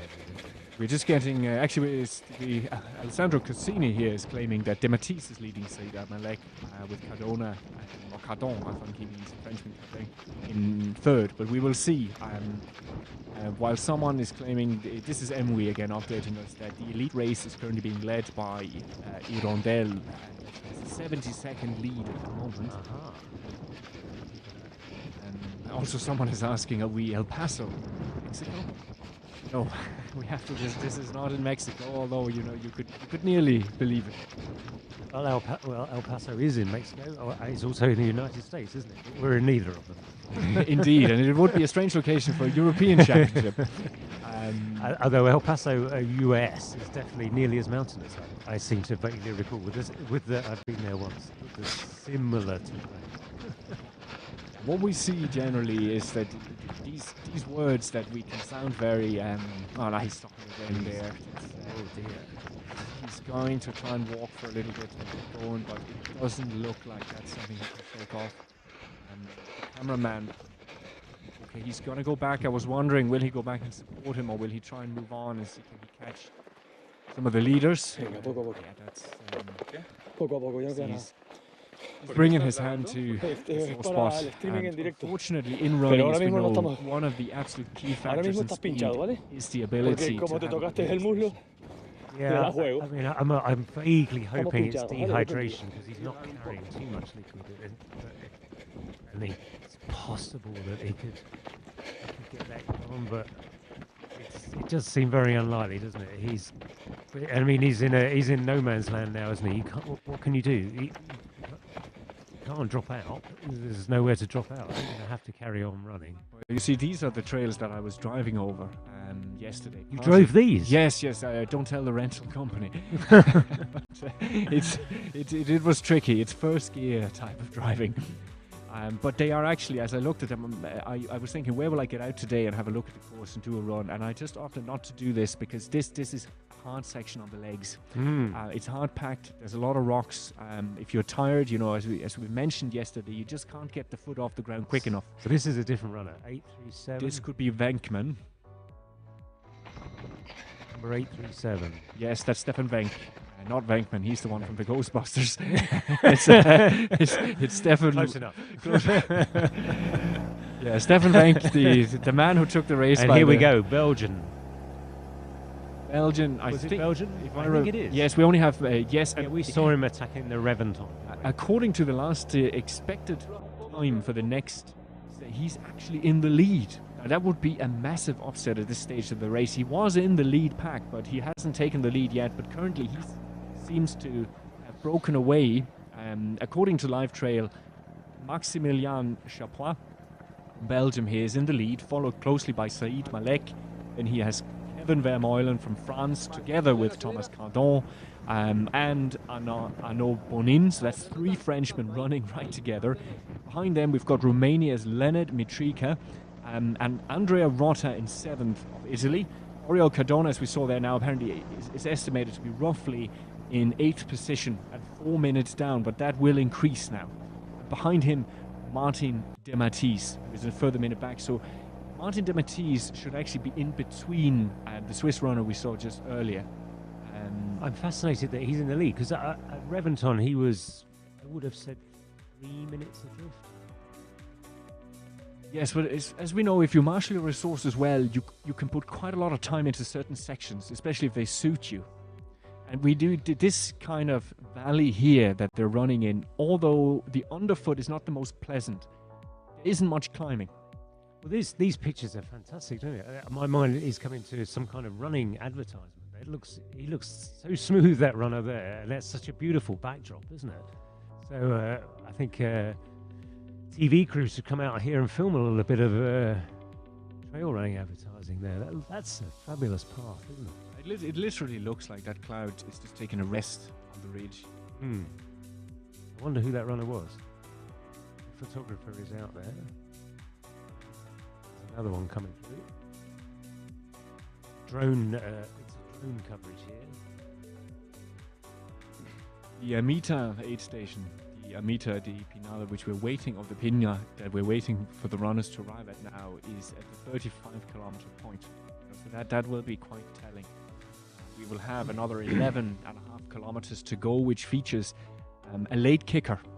At that aid station, they're descending steeply into the area of Barrial, where we saw the start of the junior uphill race yesterday. That's a steep descent. And they're climbing up the way we climb out. So as we know, that was a very, very challenging climb. And late in the race, that could be decisive. You know, whoever can get to the top of that climb first, just knowing you're in the lead and there's only a final descent to go, unless there is an absolutely hyper-specialized descender who can chase down anything behind you, you would nearly have it in the bag there.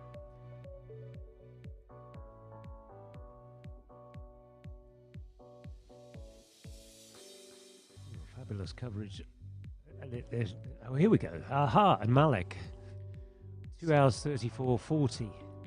And it's only a second down to Maximilian. Okay, yeah, so you're right then. Maximilian has probably in the lead then. Then the 3 Frenchmen, they are a few seconds apart, 6 seconds apart, and about half a minute behind the leaders, so that can still be turned over. Another half a minute down to Leonard Mitrica. Andrea Rota in 7th there, he's very close as well. Blondin, 2 hours 8, so a minute and a half lead. Casanova. And just is looking really good here for France. They have 3 runners in the top 6, and Spain 3 runners in the top 10. So at the moment it looks like it's going to be France for the gold in the team. And here we go. Here is the 1-2. So Malek has closed back up again. This is a real ding dong. This It really is, and it's what I think we hope we would see, but feared we mightn't. Now the footage is just struggling a little bit there, and you know, so at least we know it's a close 1-2 with 10 kilometers, 11 kilometers to run. That's is that right? 11 kilometers to run, yeah. They will, when they arrive at the next aid station, they'll have 11 left. Oh, okay, so they're a little bit further. A little bit further to go. Here are the front runners again. It is interesting because these runners will be, if they know each other from previous races, they have a fair idea where they're strongest. And if the Belgian feels that Said might be better on the descent, he knows he has to get rid of him here on the flat and on the final climb. So we discussed the mountainous Denmark. Shall we discuss the mountainous regions of Belgium? I also don't think there are too many. There are not. It's mainly towards the obviously the past that border France and Germany. It's most of us probably have knowledge of the Belgian mountains from the Second World War. You know, we're all familiar with the Ardennes offensive. Okay, yeah. So they do have some mountains. You're right. Sorry. They have a bit more than we have, and you see it in cycling as well. You know, we already some absolutely fantastic Belgian cyclists over the years. You know, no one more, of course, than Eddie Merckx. Yes, true enough. Yeah. So. They always have a very strong sporting heritage, Belgium. So this is going to be a tight race. So back to the.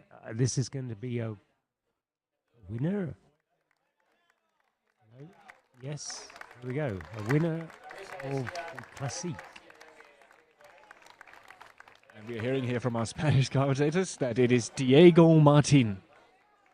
Celebrating with his family. Fabulous. Well done. And very fittingly, he was wearing the number 2001, which indicates that the race organizers already knew he was a favorite.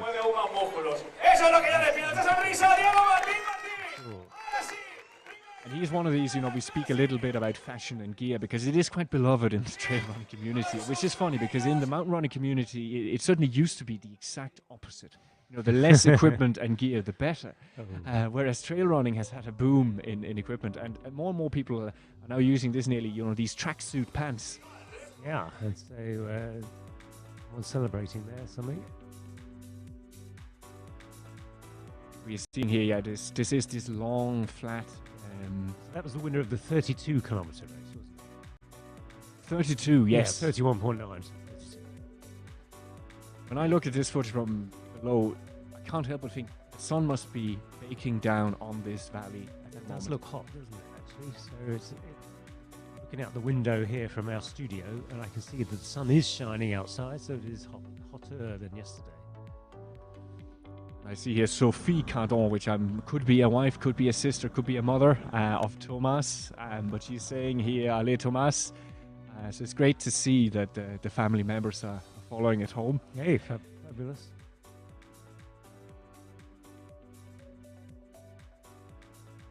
Just while we watch the frying pan here, we will.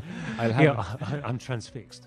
I'll have a look back now to see what are some of the secondary positions in the race that are expected to arrive at Penavas, which was the previous point we saw, just back there in those mountains that they've left behind.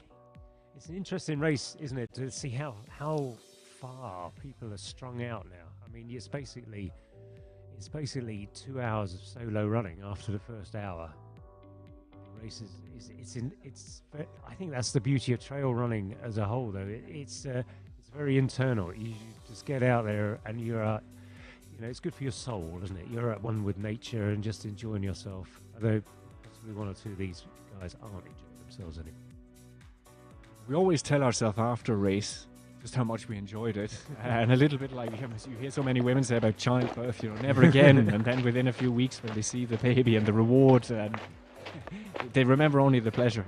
It's a little bit like that with a lot of these events. Here we go. So Spain have hit the front in this ever-changing battle for first and second. It's now Spain versus Belgium. Yeah, and it appears like Said is, whenever there's a bit of a downhill stretch, he's attacking the Belgian, just ramping up the pressure. So if we do see that dynamic for the rest of the race, you would imagine now Maximilian is going to try and attack on the final climb. Okay, yeah. So does he have a background Tengo cabeza de carrera. road running? No, there's nothing to choose between these two right now. So that's it. They're just matching stride for stride. This is going down to the wire. It is, and this is, you can see actually from the still, this is quite a steep downhill road, which is it can be one of the worst sections on the body. Okay, we've moved on a bit here, so we're back on Fire Road. There's effort. You can see the grimace on Said there. This is anyway, once you get 2/3 into these long events, that is when the pain really begins usually to reach a different level. You know, and you have to dig into different reserves. You have to, all those mental skills, the toughness, the resilience you've acquired over a career, and just the reserves you find in yourself as a person. This is when you need them. I think also you need some confidence here, don't you? You think, I wonder if either of them are thinking, shall I make a move now, or shall I just stay with the pace and leave it till the last 2 kilometres or the last 3 kilometres, rather than make a big long run for home? To break away from anyone at this stage can take a mighty effort. Had a quick look here now at Maximilien de Chapois. So he is actually currently ranked 15th, it appears, in skimo stats, which not an expert on skimo, but ski mountaineering. But I imagine that is actually the full-on ranking. He's had a lot of good results this year. I can see he's had a victory early in the year, obviously during the skiing season. That would stand to him on the climb. Like he's got a skiing style there, isn't he? He's cross-country skiing his way up. Yes, it's right. And you can imagine the poles there. I'm actually surprised he didn't bring them. So you just look a bit laboured here on the climb. He does, doesn't he? I'm slightly worried for him. It's impossible to tell. I mean, either could. They're both working hard. I think it just dependent on what kind of climbing is left.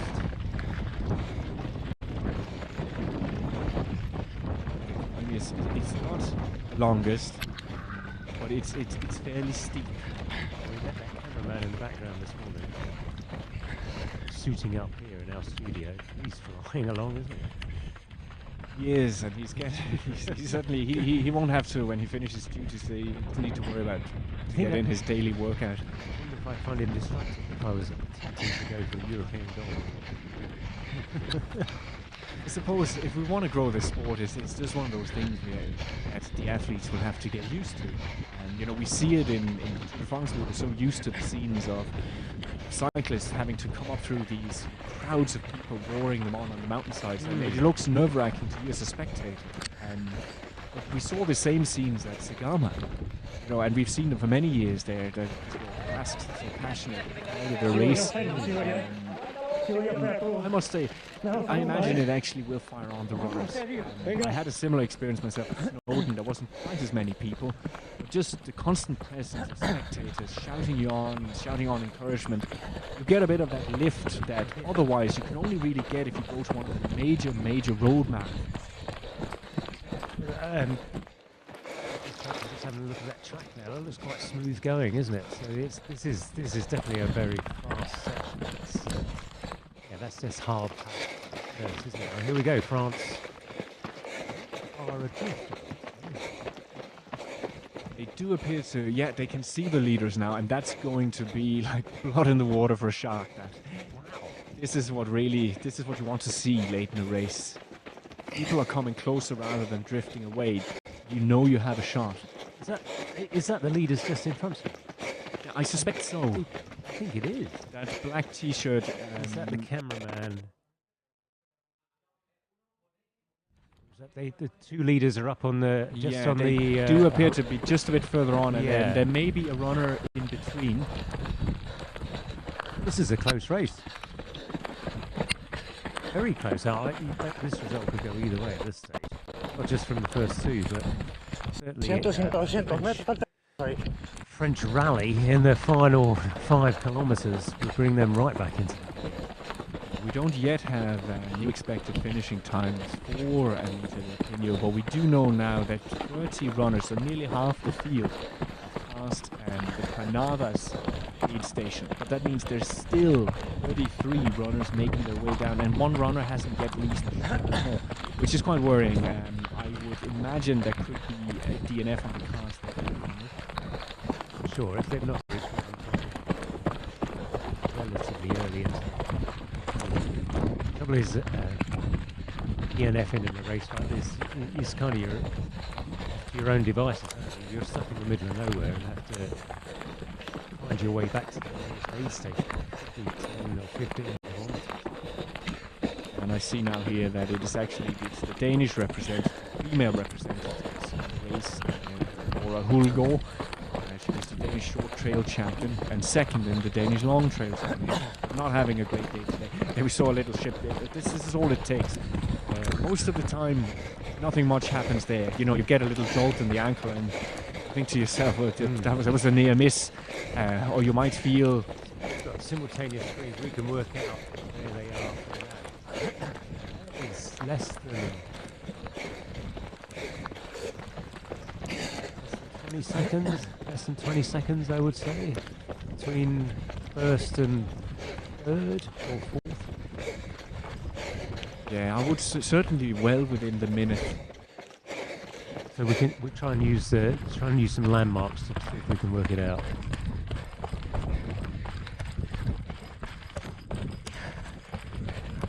There's a gate there. There we go. So if we see that gate.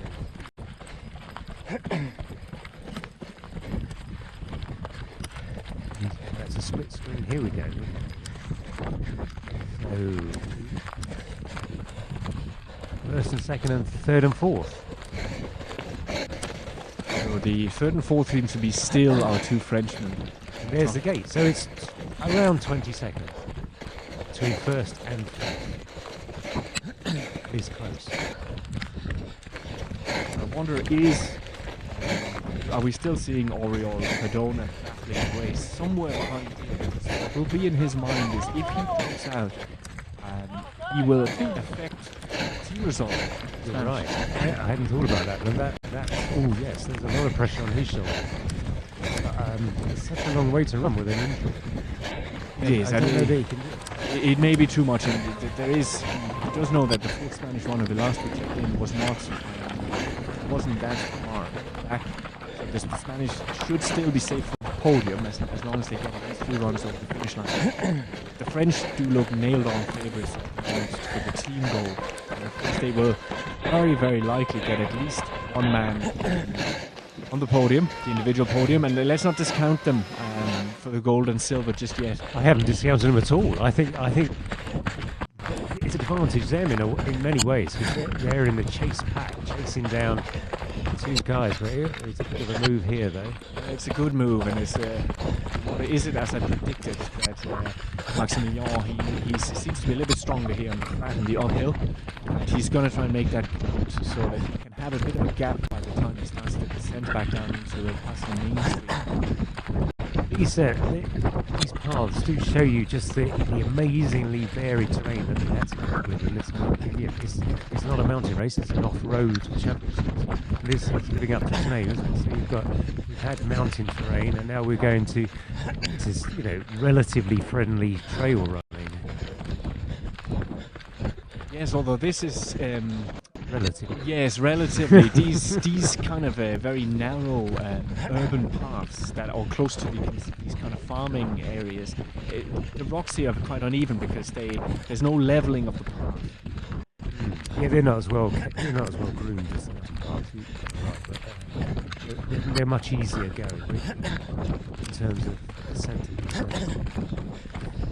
It must be a welcome relief from, especially that unrelenting early climb, where and it would have probably figured into the tactics of a lot of runners. They knew that by far the longest and toughest climb was early on, and so here we've got this Swede who took a long time at the refreshments.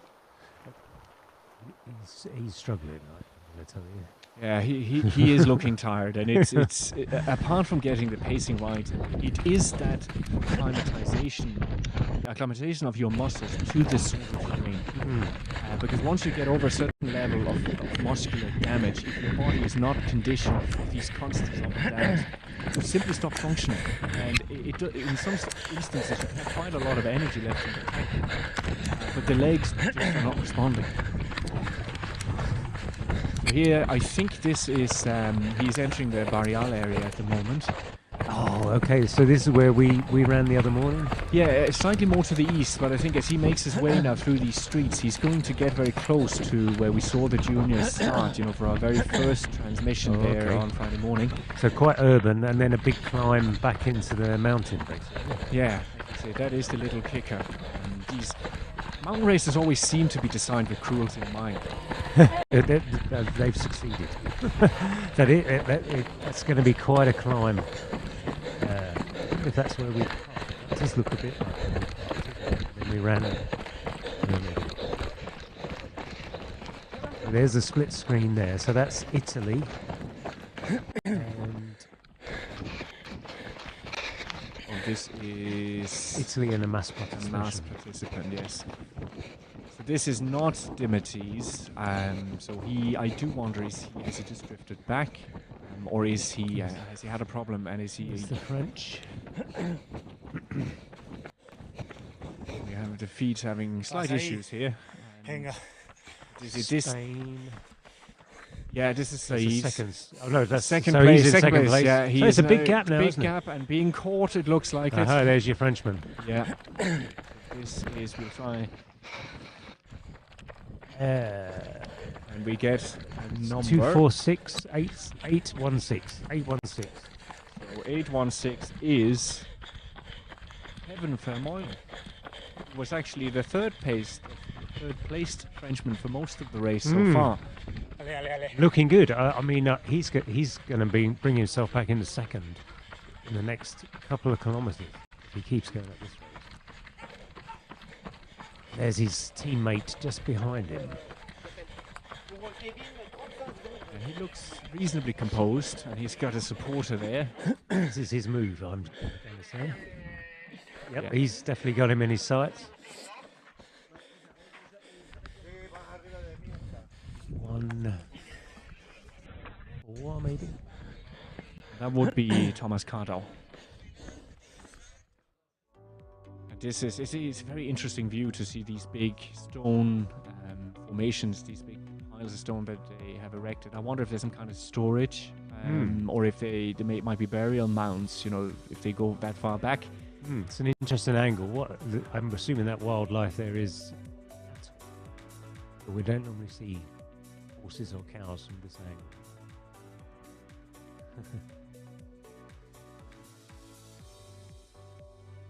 So at the moment we have 60 runners through the Panadas. That means 60 runners now are running here between the last checkpoint, this area here, this frying pan, and towards the Ermita de Pino.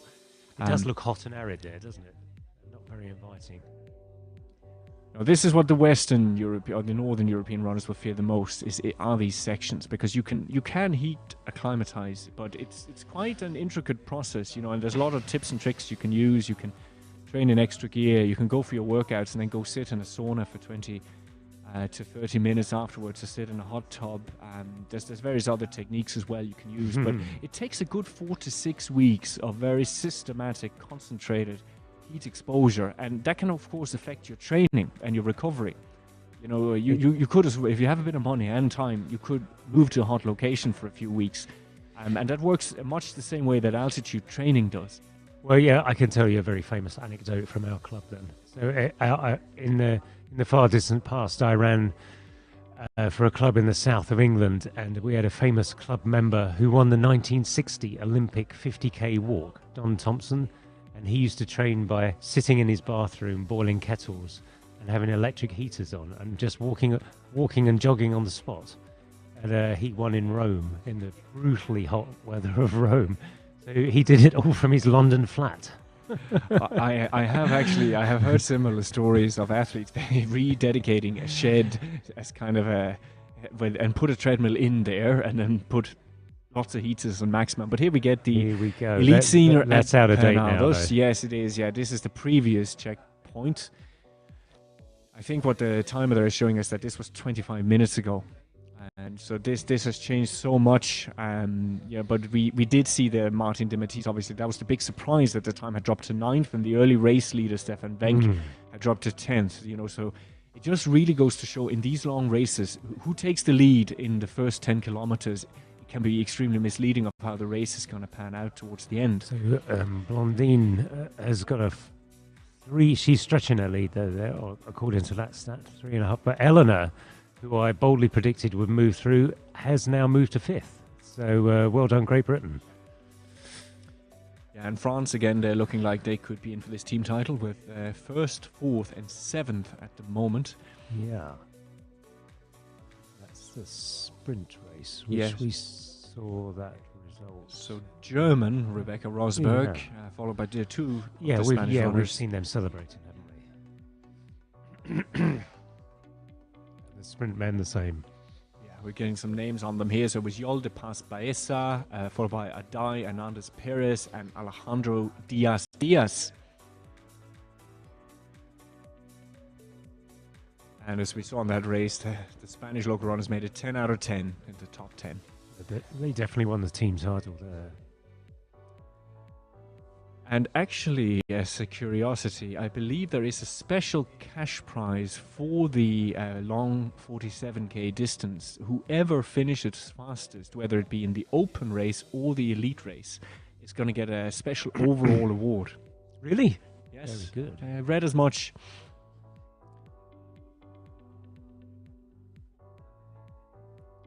And here we've got the classics of the 32k race, so 2:28 finishing time. That's very good. Now here's the other Swede, Carl Johan. He's looking a lot more sprightly than his colleague. Oh, Del Pino. So here we are seeing the leaders must be through this already. Pino del Virgen. So that's obviously, it's a church dedicated to the Virgin Mary. And this is very close to where the race to the stars began on Thursday evening. Aha. And how far is this into the course? We've got your... Yes, I think when last I looked at my notes, I believe it was 35 kilometers. So we have got... So 11 kilometers to go from there. So the leaders are into their final 8 kilometers, maybe? Yeah, so this is the Nuria Gil from Spain. So she's about 3 or 4 minutes adrift. Yeah, she seems to be solid in second, but it would be a big surprise now if she can rail back the French woman. Yeah, she looks strong enough, but not moving at a pace that's suggesting that she's going to cut through the field.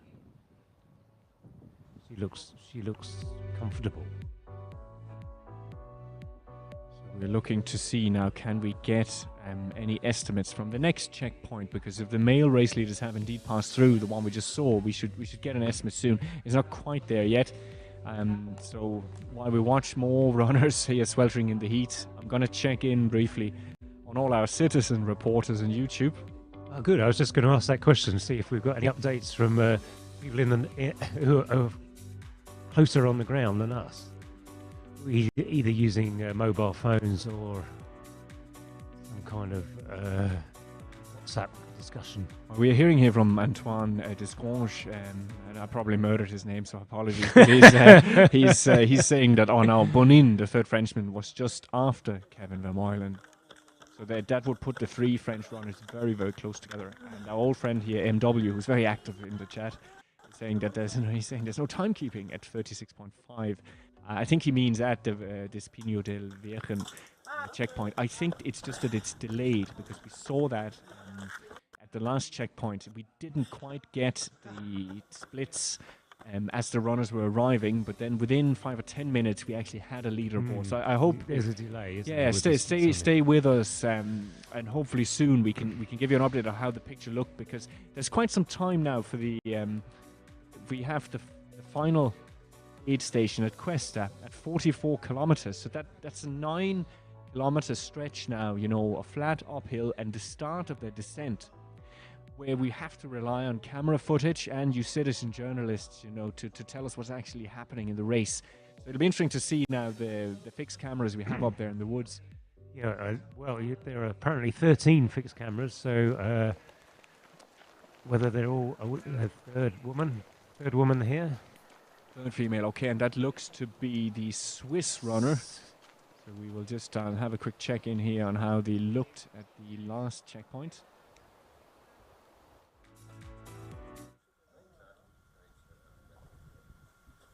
This is back at one of the. Okay, this is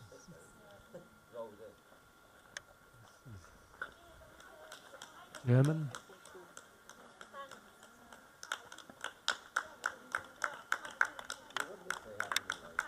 Be an open race run. Let's have a closer look. No, it's 8:33. It is Oh yes, this is Valentin Toma of Romania. Yeah, we got there in the end. Yeah. We were focused in. A very colourful kit. You know, it's nearly like one of those when you have won the Olympic championship in a discipline, the sort of the colours you get to wear for a full year afterwards. That's our favourite stretch here. At least they are beginning to pack up here. There's more and more together. We just had early pictures of them just individually running along this long lane that looks hot. So they just come out of those mountains behind them. That's the range that they ran out of, isn't it? It is, yeah. Yes. They were running kind of on the inside of this bowl we see behind us. What we just to finish off our update on the top 3 in the ladies' race, it does look like it's still Marcela Vasinova from the Czech Republic that's rounding up that podium. And as we know, they did have more of a gap between the podium spots, so we may not have a challenge to the podium here in the final section, but let's wait and see. We've got 2 runners in view here working together. Yeah, I think these are. Oh, here we go. Es la primera.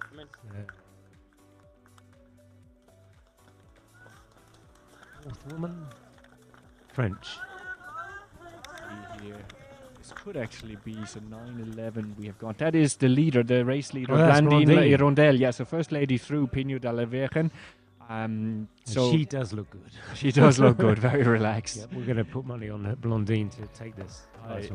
It kind of fills me with a little bit of easy joy whenever I see that some of the pre-race preparation we did on the various competitors does sometimes pay off, that they are actually the same people that we see at the front. This is 4th place woman here, I think. So we can perhaps confirm that if I'd recognise Eleanor. Just look at the length of this stretch. That can be hard on the mind, you know, when you have a long stretch of straight trail like this. A bit like the long stretches in road races, you know, where if you're tired, it just appears to go on for longer. Whereas when you're in the forest with constant bends and switchbacks, it somehow can shorten your perception of the event. It has fascinated me to see the complete change of terrain and just a different skill set required to start running on this compared to the mountains that you were in half an hour, 40 minutes earlier up in that cloud line there. This is a different skill set completely.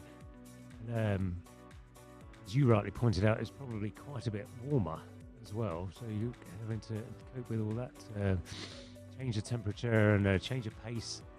Maybe that's why we get 1 or 2 niggles along here, I think. But, I can see the photography there, team there. Definitely going to get some stunning photos, which we'll see on the website later. I think we have a female runner coming into view here, so let's see, can we make some sense out of the kit? This could be an open race competitor. Yeah, definitely. They're in all grey. Yeah, I think now this is mostly open race run. Well, yeah, mostly open race runners coming through with the back markers in the European Championships. Here we go. Is our church. If you do, as a listener, want to go and have a look at the profiles online at Reventón, El Paso, then you can see that all of the open races have to come through this stretch and go up to the church. So I imagine here we're seeing some focus on, she must be one of the leaders of one of the open races. Potentially the female leader in the open marathon. 2344. Might have her name. Yeah, okay, so we're being told this is the first female in the classic race. So classic race is, so there's just a reminder that is the only distance not raced in the European. So this is 31.8 kilometers. And here we've got, this is Blandine Hirondelle making her way past the struggling runner. As you can see, she's kind of adopting this slightly forward hunched style that we sometimes see in mountain racing. Just as gravity sucks us in, it often seems and appears like the best way to go. Or it is simply maybe, Paul, a reflection that as we get into a race, those postural muscles that have to keep us nicely upright, they're starting to fail. I was just questioning in my mind whether that was Blondine, though. Maybe I don't think it was. Yeah, you might be right, because she was a bit too close. That other runner appeared to be a Swiss competitor. Yeah, I think that was the 7th and 8th in the women's race. It's a bit difficult to tell because they keep switching the camera angle, but I'm pretty sure that was... No, I think that's a good catch, because we know that the French ladies are packing really well in the top 10. And actually, here's one of my countrymen arriving at Pino de la Virgen. So can we get a good read on him here, which it is it's 085, which is Christian Jørgensen. He's pretty high up, I think. Christian Jørgensen was, he wasn't the first day in early on, so there might have been a little bit of intra-team change of position there. He was not actually, he was one of the secondary finishers in the trials. And you do see that sometimes, that whoever wins the trial is not necessarily the one who's going to perform the best in the actual championship. And Paul, would you say it's not just about form? Do you think there's an element that some people have an extraordinary temperament for the main event? Oh, for sure. You know, you can see that when you're coaching people, that some people can just bring themselves up for the major championships. And, there are many examples of that. The trials, they use the trials for a different reason. Some people prepare perfectly for the trials and then obviously can't maintain that peak afterwards, and other people prepare for the trials with the thought that they're going to peak 6 weeks later or a month later or whenever. About a month, wasn't it, from the British trials, for instance. So it's not uncommon. Just watching the leader here in the classic distance. She's not too far to run. It's a bit difficult to judge. Here we get in the first Slovenian athlete, and if my memory serves me right, we only have one Slovenian runner in this race, and that is Marko Tratnik. He's refilling here. We can see there's some dark stuff, and he's getting a gel as well. Is that the right phrase? Some dark stuff. Yeah, it's not Guinness. But yeah, he's just getting his gel pack opened there, and you know there's so many brands in the market, and we won't get to any free advertising here, but it's people prefer different gels because they have different consistencies. Most runners today tend to gravitate to these very watery gels just because of the risk of stomach cramp. If you don't drink enough, if you're dehydrated and you take this kind of sticky, sugary goo, it can just absolutely knot your stomach up. And it's usually towards the end of the race that this happens, just when you don't need it to happen. Yeah, it is an issue in trail racing. And in fact, Jonathan Albon was telling me that he carries Alka-Seltzer or what to settle his stomach, because even he, who practices all the time, sometimes his stomach just rejects food. One of the things that I really found beneficial when I made my brief move to longer distances, it was salt tablets. That's something that you learn about on the trail usually. They're extremely helpful when you simply cannot take in enough salt and electrolytes. You just basically swallow one of these pills, usually every hour, and they'll slowly dissolve sodium into your bloodstream as you go along, and you don't really have to worry about the salt balance. And we all know that's the most dangerous part of running in the heat. You know, you're much less risk of a serious incident from dehydration. You know, dehydration can be bad enough, but it's rarely life-threatening. But if you do get low blood sodium, there's been, I think, nearly 20 deaths in marathons around the world over the last 20 years, and there's been none from dehydration. No, I've read the same thing. It's dehydration strangely isn't such a debilitating problem for distance runners. It's easy to cure. I'm just watching this runner happily celebrating with his poles. Yes, it's good to see that level of spirit at the time. Some people say it's the reason we evolved to be an upright species is because you have a lower surface to the sun, and that allows us to be one of the animals on the planet. Actually, Dean. He's just going very strongly, and you can hear he's a very strong stride. We seem to be very good at dissipating or dealing with dehydration, and that's one reason a man like Ricky Lightfoot can actually beat a horse, because horses and most other animals do not tolerate dehydration very well at all. No, which is why they're allowed to stop, no penalty in their race. Yeah. Because obviously anything else would be animal cruelty. Whereas in trail, perfectly acceptable. So Blondine is going to be hitting the road section quite soon after this, I seem to recall. He's going to go past. He's going to turn out onto a road and then a short, sharp climb. See, we have here, it looks like one of the other Italian runners. So this is the Greek runner, Athanasius Pagonadis. The Greeks have got a fantastic history of trail running. I've run a couple of some amazing trails in Skiathos. It's a beautiful island. They have some ultra distance. I did the shorter distance, but they have ultra distance 2 or 3 races on the same day. Similar format to this. It's actually, I'm a huge fan of Greek culture and history, but it's one of the countries that stays on my bucket list for. But we all know, of course, the original marathon originates from there, and there is some very, very significant ultras still in Greece where you can run. It's the Spartathlon, maybe, that is over 300 kilometers. Yeah, I'm not great on stats, so I'm going to tell you that in Skiathos I ran the race and I very heroically came second, and the guy that gave us the prize was the most famous Greek distance runner of all time, the guy Llanos Ocasiones. Who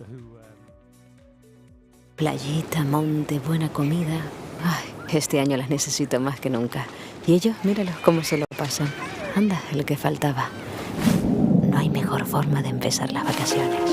Este verano, tus vacaciones empiezan con Fredolsen Express, tu mejor compañía. Bonita te llaman, bonita y silente. Bonito es tu canto con letras de sal, en versos de miel. Hermoso tu llanto con aires de lima. Me alimentas, me arrullas, me tientas, me excitas, me aquietas. Me haces volar, me das vida. Bonito tu rubor reflejo en mis ojos, majestuosos los ojos de tu cielo infinito, porque arbitras batallas entre luces y raíces y apaciguas furias con colores y matices. Y bonita cuando ruges, cuando te enciendes. Eres bonita porque renaces, porque te yergues. Eres bonita, y bonita tu gente, porque te cuidan, porque te quieren, porque se cuidan, porque se quieren. Ayer, hoy y mañana, por 1000 razones, bonita, bonita, siempre.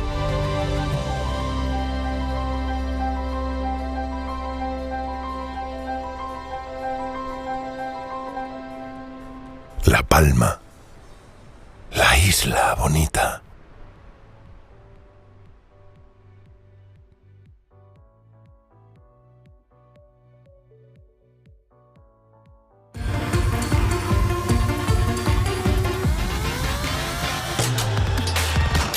And it looks good, very good indeed. Very close, and Jackson is the champion. Oliyal gets the silver.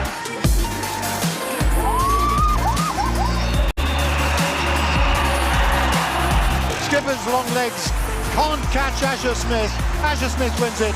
Skipper's in second place.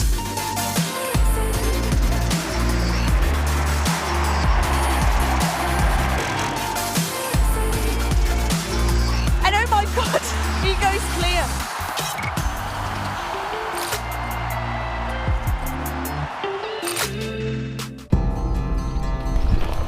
Me quedo en La Palma. Me quedo en La Palma. Me quedo en La Palma. Me quedo en La Palma. Me quedo en La Palma. Me quedo en La Palma. Me quedo en La Palma.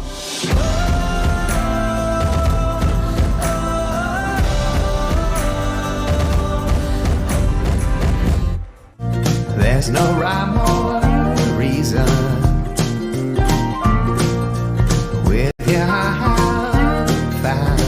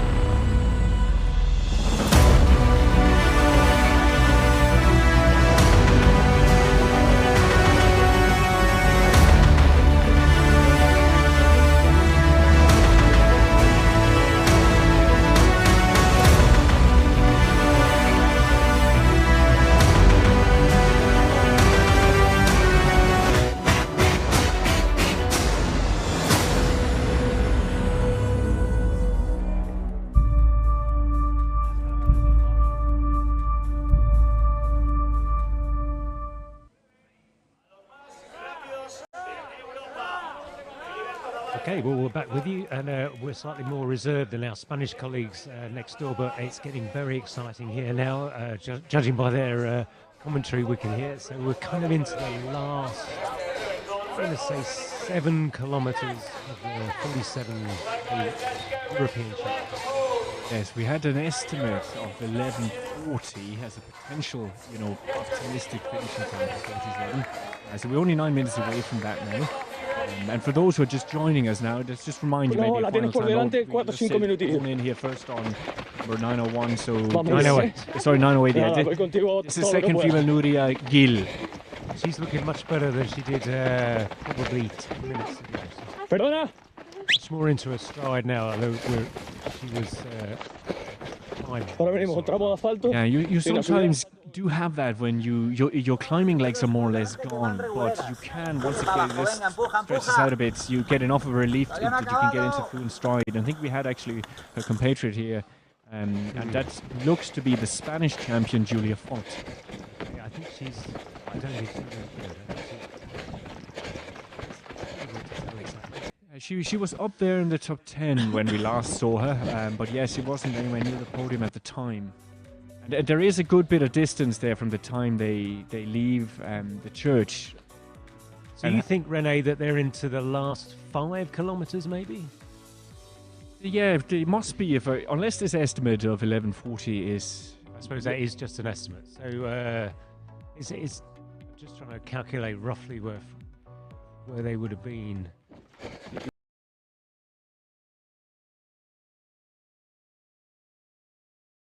On whether the day lends itself, as we said, to that record by Dakota Jones of 3:43 would mean that they would come in at 11:43, which is now 10 minutes from now. But it may be a slow day. It might have been a tactical race early on. It's hard to tell. But just definitely, we would say before 12 o'clock. So if you do want to see the finish, hang in there. And I think it'll be well worth your while, because as we can see, once we get into this valley, we have a lot more footage, simply because they can get more mobile cameras next to these others. So we had 4 locked together basically with 7 or 8 kilometres. Do you think do you have an update of that at the moment, or do our viewers have any updates for us possibly? If any of them are closer to 10. At the moment, I'm getting 2 expected arrival times for Cuesta. So remember, Cuesta is 44 kilometers, so only 3 kilometers all descent to go. And it is still the Belgian Maximilian, who we saw was making a move on the climb. He's expected to arrive there at 11:36. Okay. So there is no way he can cover the last 3 downhill kilometers in 4 minutes. So it's even if he probably not. No, it'll be more. It'll be somewhere below 15. So it does look like the expected finishing time is moving up towards 11:51, 52 today. Maybe just under 11:50. Oh, here he is, in fact. We see him, coming down this fast. It's not a big lead. No, he has less than a minute over my leg. No, I think I saw a French guy in second place within 20 seconds. That would be probably Kevin Vermeulen. We saw how he was catching Said Malek there on the last bit of the road section. You see this section in the downhill, in the sprint? Yes, we did. We did, didn't we? So this is potentially very close to the end. It's very close to the end, and it's tricky. The level of tiredness that these runners in the 47K have to deal with compared to some of the runners we saw earlier in the shorter races. You can see the movement is different as well. We saw that Spanish leader in the shorter race. He was moving so fluid. He did look comfortable, didn't he? So I think it's a killing climb there. Yeah, that's one of those really steep road climbs that all trail runners just... This is the Spaniard in second place. She's just trying to get her rhythm back, That's interesting. You're right. Her climbing legs have gone. She looks fantastic on Look, she can feel it in the quads. Yeah. Fantastic in the flat, but the climbing legs are definitely gone. When you're in a podium position, you know that you cannot afford to totally seize up, because instead of losing maybe seconds every kilometer to the people trying to get your medal off your neck, you could suddenly be losing minutes, and very, very, very quickly. You need absolute concentration. You need to be able to soak up a lot of pain here. That's a bit of energy for a smile to her, to the cameraman at least. Go ahead.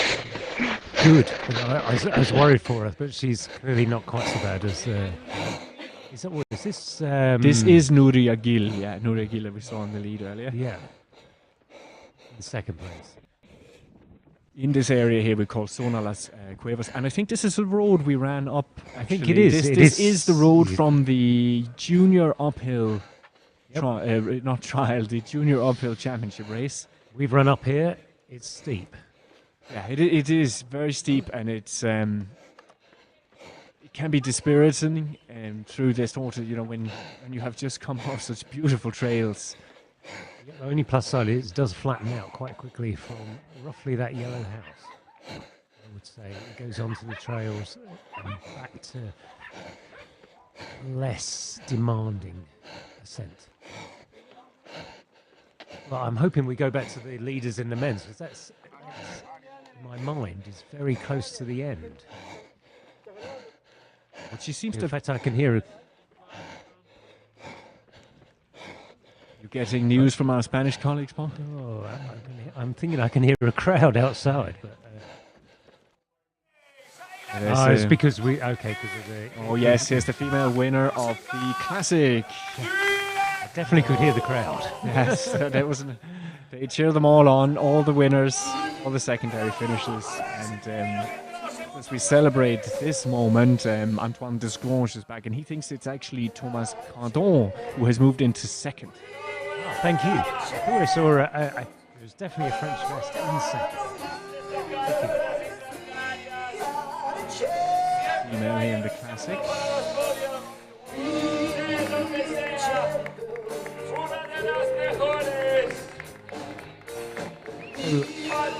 Last count, I think that's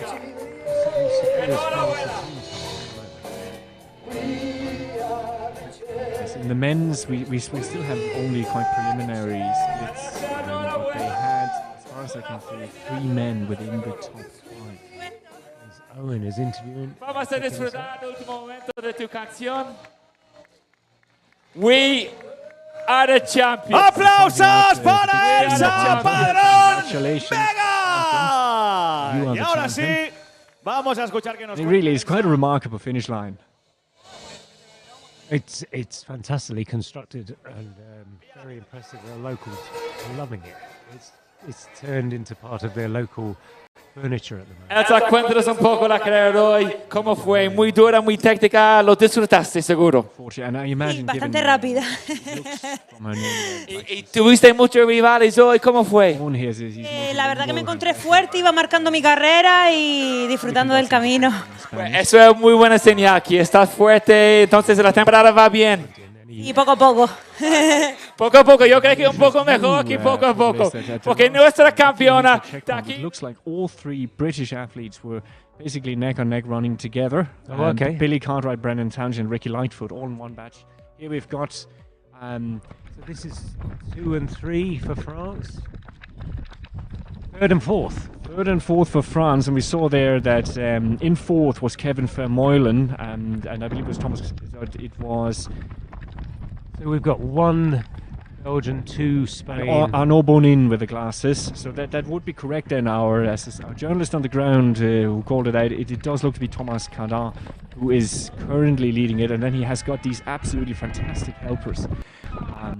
This reminds me of the days when you would have these great tour winners who, despite using up their other riders on the climbs, some of them would simply be so good that they would also finish in the top 10 and well up in the general classification. Now, of course, this is not a stage race, although they do exist in trail running. They do, yes. And growing in popularity. I'm looking at this, I'm thinking the leader must be about to turn into town. Yeah, it looks like 3rd and 4th they have started their descent in earnest. So he wants the cameraman to go Seems to be signaling that, perhaps. Yeah, he went into the grass there. Don't lose concentration at this stage. No. You don't want anyone, because you need all options here. You need to be able to constantly change sides to whatever line you have picked in your mind. You also, they have to deal with some of the open race runners. So imagine there'll be a little bit of polite shouting or exclamation going on out on the route, just to ensure that there are absolutely no collisions. And that is Thomas Cardon. Sorry, so our bespectacled Frenchman with the cap there. For those who want to recognize. So he's moved into bronze medal. He has moved into bronze medal position. Yeah, and we wonder what it'll be like if two teammates having to. Only one of them can get a medal. It's not over though. It is not over. Wow. No. Fascinated to. We need to pick up the leader, don't we? He's. Unless they're going to swing back up and do a small lap, are they? Well, we did say we would expect them no earlier than 11:50 based on the latest split. So we still have about 8 minutes until they get into that final stretch. I think I'm getting carried away, and I'm thinking they're about to turn into the high street. It's another open runner that is coming into their sight there. He's moving very well. Look here, here's this high ankle lift that we were talking about earlier. You know, that's the sign of a runner who still has the ability to run near his maximum speed. There he is, there's the winner. Oh, I'd say he nearly caught the organisers by surprise here. the pace he made. I knew I'd recognise the terrain. There we go, what fabulous. An amazing performance by Maximilien Drian du Chapois. Yeah, chapeau, hat off. He's looking back just to be absolutely sure there's no one there sneaking up on him. Man from Belgium. What a fabulous victory and what a tremendous race. He came from far back early on.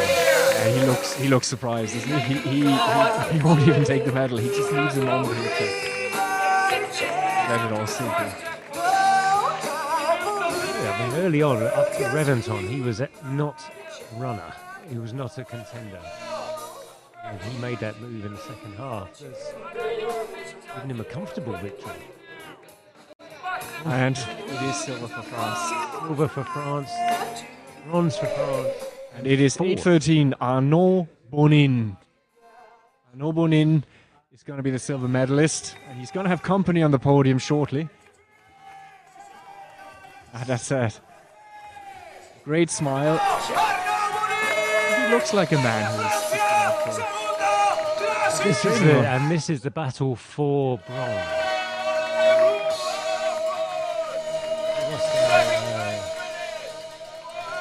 Where is Said Malek? Yeah, we've lost Malek, haven't we?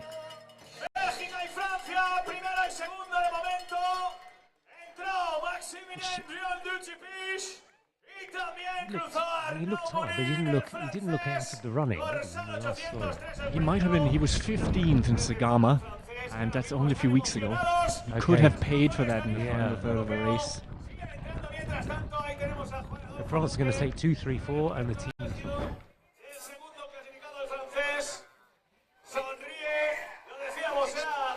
I can't believe how relaxed he looks.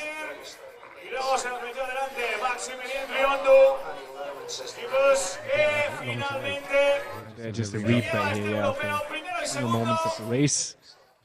Here we go. They're just going to turn into the high street in the next.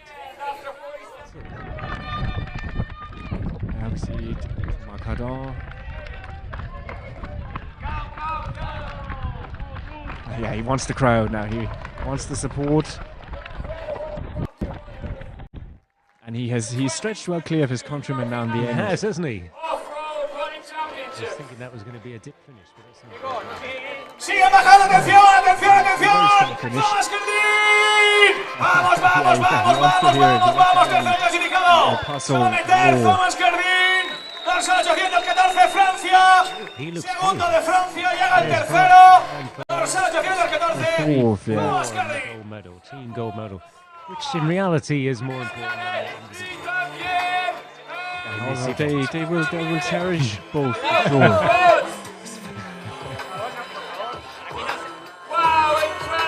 This is a team medal. So unfortunate. European champion That's brilliant. for 2022.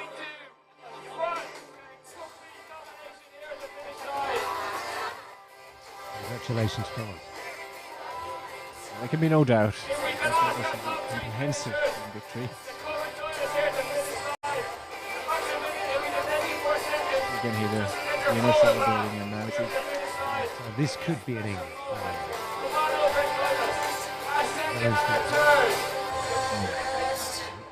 Let's hope it's English.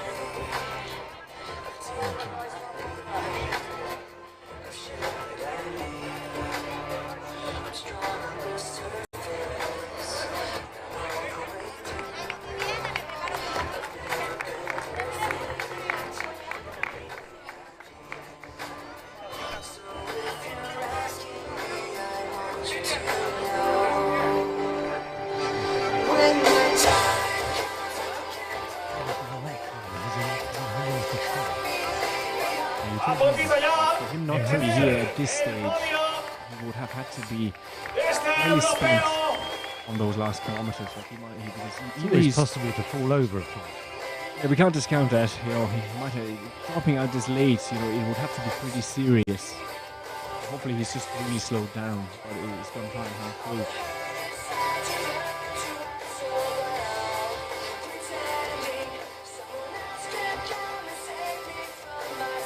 Enhorabuena, señoras y señores, un fuerte aplauso desde el podio del europeo. Ahí los tiene. Lídero Bélgica. Oh, good. Actually, just cheered me up.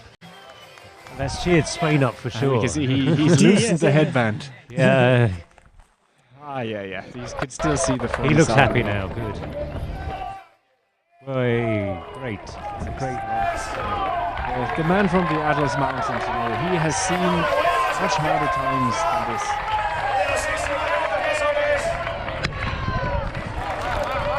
Usually the race automatically can change.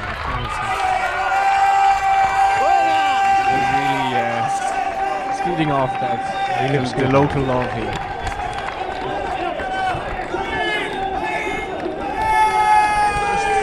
Spanish runner home today in fifth. So they were doing well for team if they can hold the rest of them together. Yeah, they should, even with Oriol possibly having dropped out earlier, you would still expect that they could take the silver medal, but a lot depends how Great Britain's moving through the Ahí saluda al público, quiere un aplauso para Ferrer. Ahí está entrando el italiano, atención, a puntito ya. Es Andrea Rota el que cruza el italiano. Enhorabuena, Forza Italia. Mientras Ferrer continúa saludando al público en este europeo. El primero en cruzar, luciendo la roja. Ahí tenemos a Rota, el italiano de los más jóvenes de la selección. Con la P como inicial. He's actually the early leader. Oh yes, Stefan Link has made it. Andrea Rota is he's the youngest member of the Italian team. He's 21. Here's Blondine, is it? I think so. If we could just get the camera a little bit higher. But I think that's the characteristic headband she's been wearing in this race. We've got her there, the number 9, 11, yes, and that is Blondine, Le Hirondelle. She's ascending, but we won't know for sure until we see her on that path exactly where she is. But that's coming out of the forest. I sense that she has been given pretty accurate reports at some stage during this race, just how big a lead she has accrued. She looks relaxed, she's smiling. She probably knows that she just needs to keep in a good, strong gear. What a great race for France. So here's a second Italian. Here is Martin De Matisse, the 2016 European champion. It wasn't quite to be today on the longer distance, but you know, still, unless someone that would make him 7th at my count. I think so. Oh, well, maybe. There's another 30-second Spaniard.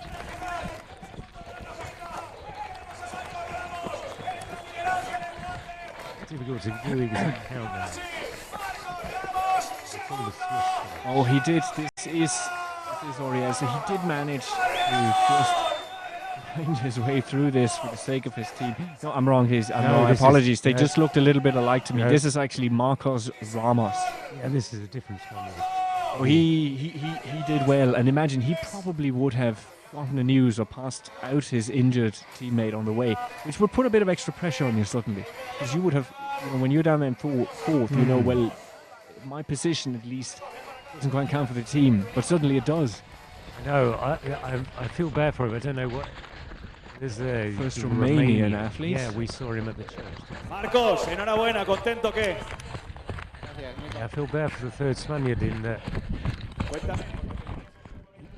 You gutted out for such a long time, for more than an hour, probably, with a leg injury. I don't know that you can. This is Leonard Mitrika.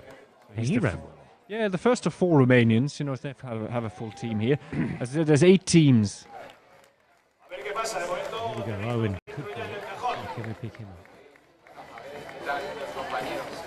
Vamos a ver si podemos hablar con Zaid. Por favor, un fuerte aplauso para este hombre. El segundo de la Sadly, no sound at this point. So hopefully tomorrow in some of the replays that we will have during the up and down race, you might hear some of the words from the winners. Also remember that there is all of the best footage from today and other footage that wasn't live is going to be compiled into a daily summary. So do look for that tonight on the Reventón and Paso YouTube and the European Athletics YouTube channel.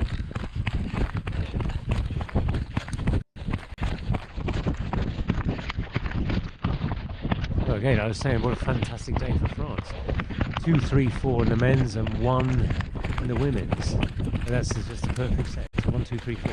Yeah, it's really been a great day for France. They're gonna clearly. Spain started off the championship with a team win, and then it looked like Italy were gonna have it all their own way. But now we're saying this could be the day for France. So that kind of brings us into the third day. Tomorrow's up and down, with all to play for in terms of who's gonna actually get the most amount of medals. We've got Angel Font-Piquet here in the chat saying La France, chapeau. Chapeau. I agree. You rarely see such dominance.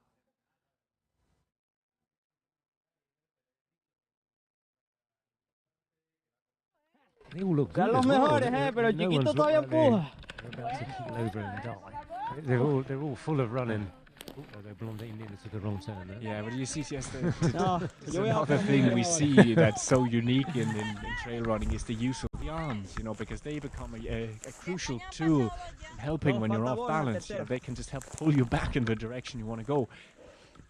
Come on! We got this is the British, I believe. Here we go.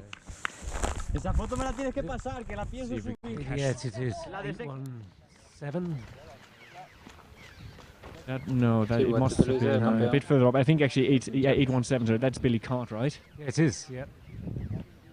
He's pulled away from his colleagues. Would he be? Do you know much about him, Paul? Would he be a descender? Yes, he's a British fell champion. Yes, he is. Yeah, he is the. He's that title alone tells you that he's a unbelievable descender.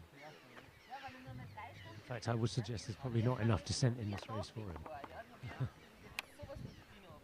Of course, British fell running is slightly different, in that you just pick your own route. You just come straight off the mountain, you wouldn't bother with any trails.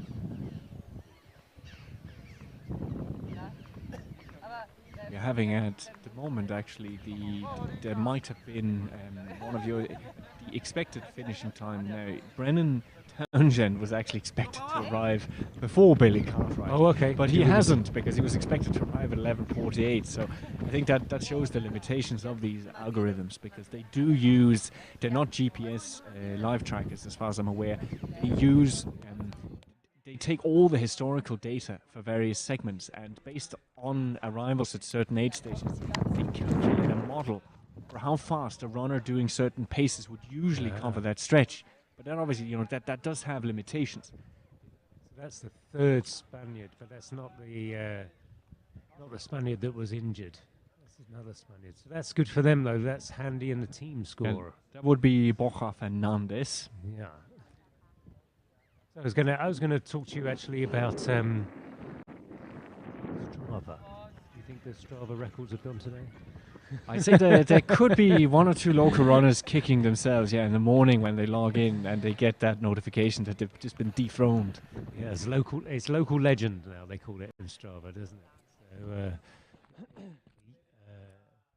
although saying that, I think the Strava have devised a method now, it's whoever runs it the most time. That is actually the local legends, Local legends is if you run a certain area a certain amount of times, and then you've got the king of the hill. It's for uphill segments, and just general course records is for flat and downhill segments. Oh, so I'm going to boldly say all the Strava segments. We see some race organisers started to ally with apps like Strava, and there are others as well, to actually implement them in the race. So they will have certain segments that they call over the hill, sprint, and so on, and they'll have special cash prizes for the person who finishes that particular section the fastest.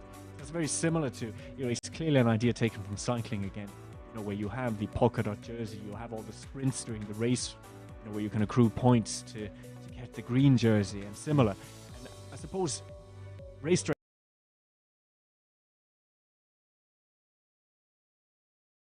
last weekend, but I went and ran it just as a training run in the winter. And yes, you're right, they had so that was a 42-kilometer race, and at about 36 kilometers, they had a King of the Mountain, first one up, Ditchling Beacon. So it didn't matter if you were 100th in the race or the leader or 993rd. The prize went to whoever got up Ditchling Beacon the quickest. A short, sharp time, if you know Ditchling Beacon. We see then again the leader, Blandine. She's making really good progress on this trail. She's good. I want to see her on the fire road, and then we'll know that she's coming into the finish. She's already made her way through the urban areas, up the climb and back down again towards El Paso. We still have runners who are just trying to get through this punch bowl of sunshine. We've got first in the women's race, it's France leading from Spain as the last we heard, isn't it? So, do we know third? We haven't seen third, have we? We did have an update there. Actually, the current update, which would be quite a late upset, is that Marcela Vasinova has overtaken Nuria Gil.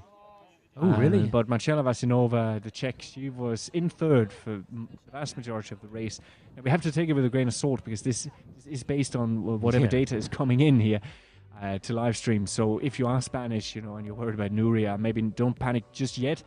But we did see that, she had to really work to get herself going again on the last climb. Yeah, although she looks happy enough, doesn't she? So I think Blandine is about to come out into that fire road, isn't she? And it's in the last 4 or 5 minutes of running.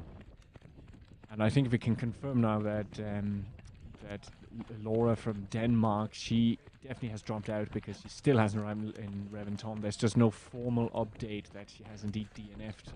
But she would be the only DNF of the day so far, which is somewhat surprising, because these are the sort of races that, when you have to gamble, as you have to do in a European, you often get even these very experienced athletes simply blowing up and having to make the choice that, there's just no reason to continue, because if I continue, I will be doing what so many less competitive athletes do, more of a death march, to the finish line, where you're just trying to put one foot in front of the other. Yeah, I see what you're saying, but I wonder, would you drop out of something like this, though? Well, no one has, so that's good. But because it's such a rewarding experience, and also there is no other way back. There isn't, but I do believe that there's a few places, as we saw, where these aid stations are close enough, and I think what they will be doing is they'll be trying to get retiring runners, out to those roads, and there'll be shuttles organised. I know the team leaders that are on duty here over the weekend with the national team drive out, to obviously drop the supplies in the team tents. But also just to keep an eye on the progress, and then to be able to retire some of their runners and help them back if they need to.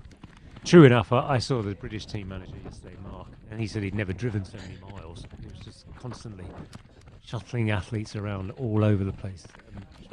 putting them in position to do sections of the trails that they wanted to run. This is the Cuesta.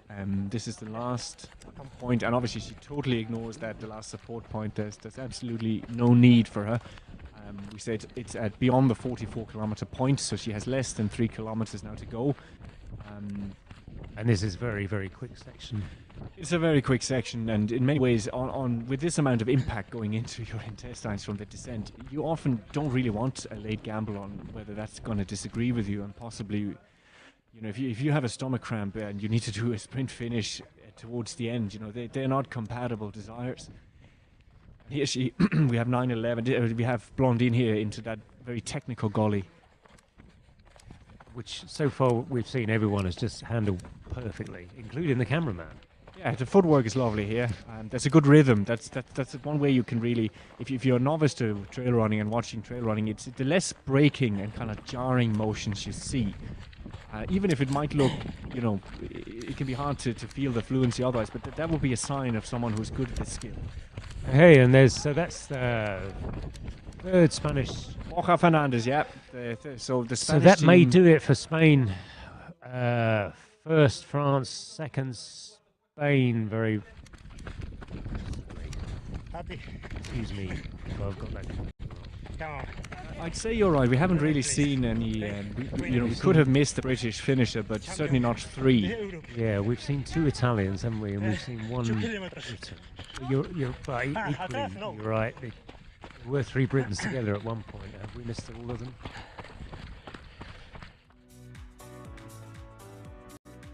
We see here, wave for the cameraman. So this is from the outside of this very narrow technical gully. And we can see these drain pipes, they seem to cut across everywhere. You know, so clearly there's a huge need for irrigation. Yes. You ran that section on the first day, did you not? I did, yeah. I really enjoyed it. It's just interesting enough. If you like descending, you know that you have to concentrate, and it gives you that practice that you need to keep sharp at all times, of keeping your reflexes, your agility. And you are like a child, I think, on these. I think that's how most of us feel who love descending. It just brings you back to your 10-year-old self, and it's like a game again. Well, Blondine has got very fast feet, hasn't she? She's responding to everything that trail is throwing at her. It must be a nice feeling to... She can spend nearly...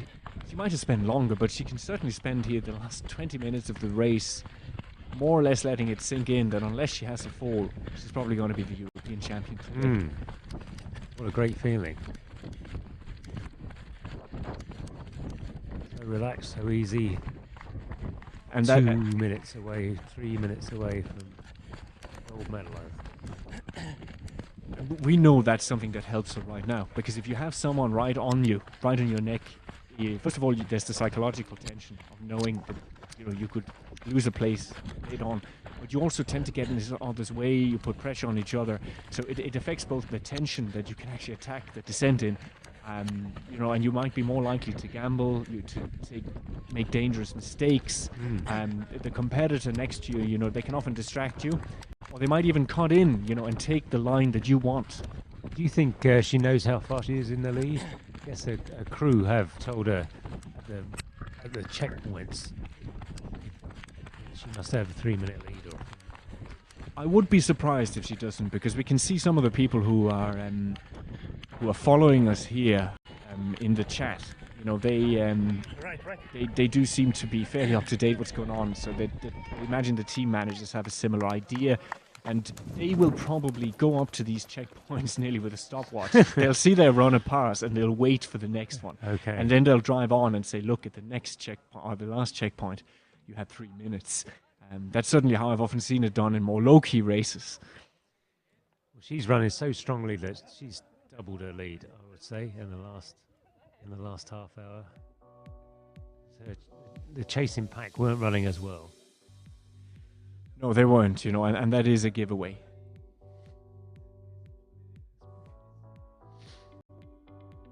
So are they horses or are they cows?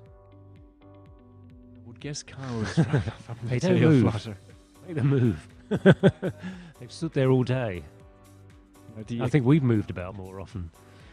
It does appear that while we've been watching the action out on the course, that the first two British runners have actually finished. But good. We will see later, but at the moment it's suggesting that the next runner to arrive is the Pole, Andrea Vitek. He's due to arrive in 20th position, together with Ricky Lightfoot.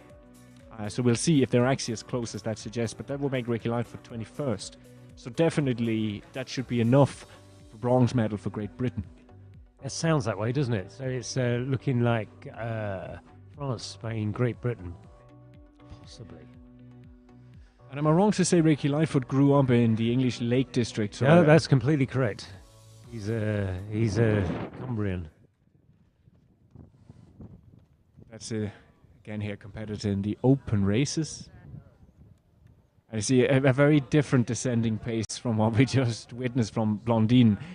This is what you often see in very long races when people have reached their physical limits, because descending really, every step is like a knife up through the body.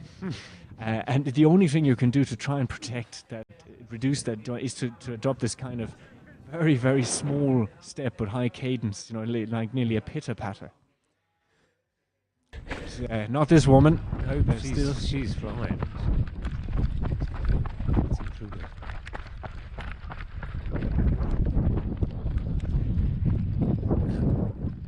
Misjudge the length of this path every time. So it must be imminent though that she's about to pull off of it. Although I don't think we've seen this section before, have we? No, the cameraman seems to be following her down a little bit further. Yeah. Yes. Okay. I hope. And he's just checking in on her there to make sure that he's not interfering. Yeah, if you feel pressure, only tell me, okay? Yes, that's good. You really need to work together when you work in a role like that. So some of the best pacers in road races as well, they're worth their weight in gold. You often get athletes just coming up and say that pacer was absolutely wonderful. He did half the job for me. Yeah, it's a well. Like we're looking here at running downhill. Pacing is a specialist skill. You've got to get it exactly right. You can't run too fast early on. You can't run too slow. There's nothing but perfection required. One of the things you see there is Blondine has very strong core control, and you can see that there's not too much of a curve there in her lower back. That means she is still able to basically control her posture, and that means she has a good landing right underneath her. When you lose that, when you get too tired, if you're not strong enough in the core, you actually start to kind of bend out of shape, and your stride comes out in front of you, and that means all that force goes backward against you. And that's when people say, oh, running is bad for your knees, these sorts of comments. It's not really. It's because you lose control of how you're running, and suddenly all the force is directed backwards into joints that should really not have to deal with it, and that's part of the reason that these athletes that seem superhuman to a lot of us ordinary folks, that they can do as much as they do, because they simply take less damage because they're better conditioned. Oh yeah, well that's the key part. She clearly has got fantastic conditioning. You're right. Nikki Spinks likened running on trails to standing on a wobble board, because your ankles are just moving in all different directions continually. And unless you've got that strength and mobility, you can't cope with it. It's hard not to feel it when you run downhill. Like if you go out and if you're new to this, just try it out. You actually can feel your core working. So if you're looking for a good stomach workout, I'm not saying you shouldn't do anything when you're not running, but you will get one as well running on the trails. Here she goes. I think she's about to leave the trails. She's estimated here by the system to, well, it's a bit out, unfortunately, but she's expected... well out in a minute. Yeah, well out, but she's expected to be... there's only 2 runners between her and the finish line, according to this, Andrea Vitek and Petra Peček from Czech Republic. So we should see her. The original preliminary markers believes Nuria Gil is still behind her, but 7 minutes. Oh, 7 minutes. She has made a move in this last part, that's for sure. So she's, just taking in there. She's taking the flag. Not as we saw yesterday from the Italian runner who wouldn't risk it. Here there's no risk. There is no loose rocks. There is no switchbacks. It's just a clean run for France. Victory. Downhill past all the bars. You wonder, will she herself a glass of champagne when she comes in, or does she already have a race next weekend that she needs to keep herself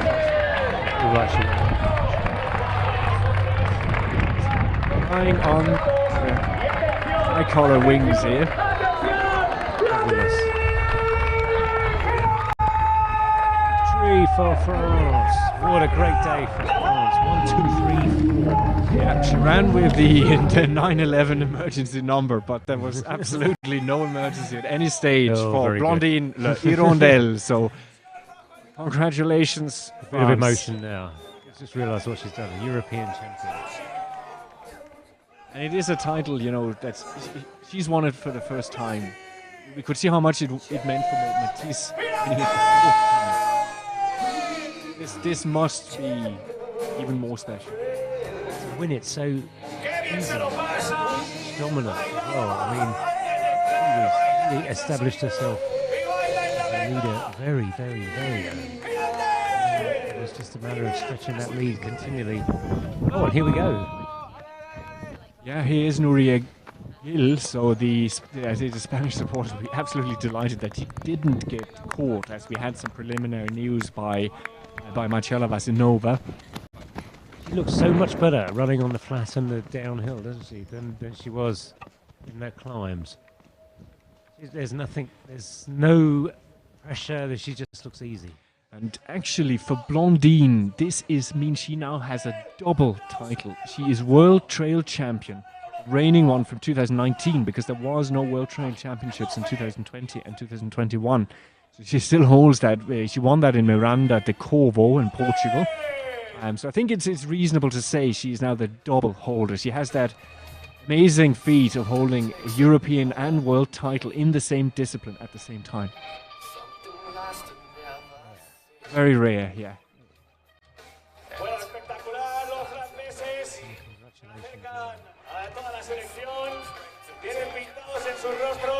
Yeah, we assume this is the better half. Equally pleased with their performance. Yeah, and that's what's great. That is what is great. Yeah, it's a long way. They've just run 32 kilometers. You have as well a group of runners here, and you can actually this guy is, I think this young man is a man with Down syndrome. And it's something very close to my own heart, having a daughter with a syndrome. But there's a very special category for them here. It's called the Universal, and the whole idea is to show that even trails as difficult as this can be open as an experience for people. Fabulous. Well, hey. Well, that's the moment of the day, isn't it? Just run 31 kilometres. Sarah sending him. That's the race organiser there, sending him through. Oh yes, in your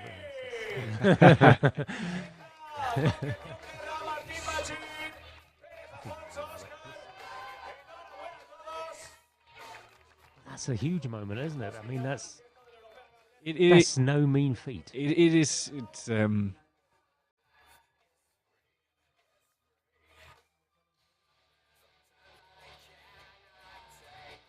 pretty cool. You carried your baby the whole way around. Here we go. Silver medal. Yeah, here we're back at Nuria Gil. She's still got quite a way to run, actually. But she's moving well now. You see, we can see once it flattens out, she has it. It's clearly just muscular tiredness was really hampering her a bit on the climb. Aerobically, she's not an issue. She's happy.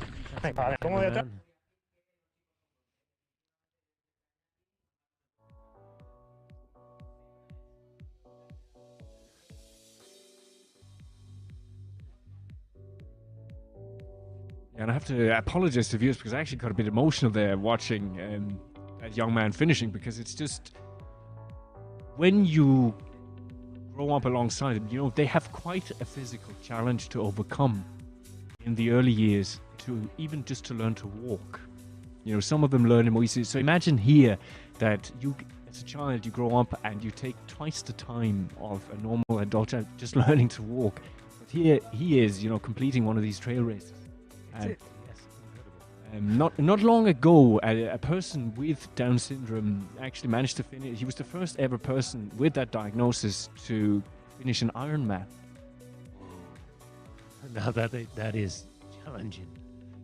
It would be. I'll be. I don't say it's not easy today. I mean, it's not an easy terrain today, is it?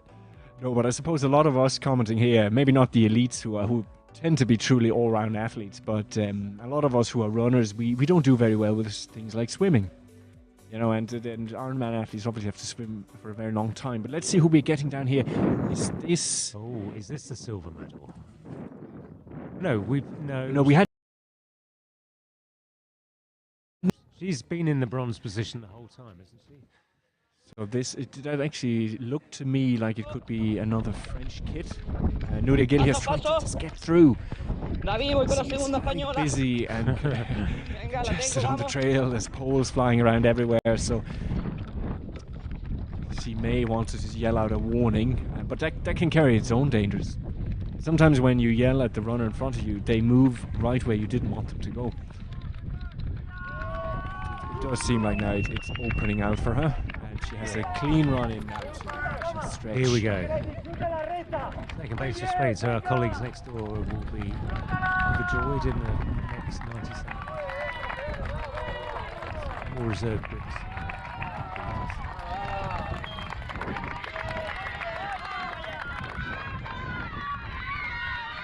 See again that look over the shoulder to confirm that it's safe.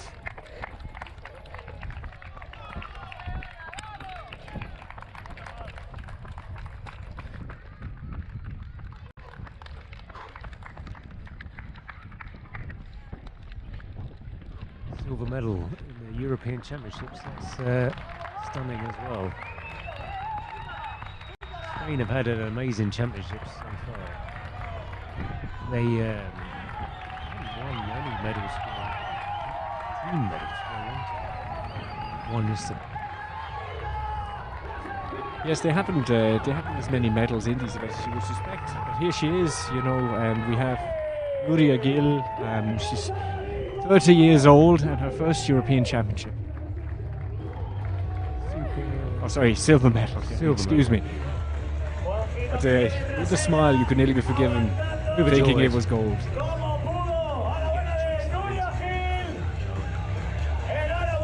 It's every will, but once again, I can nearly guarantee it'll be in Spanish. Yes.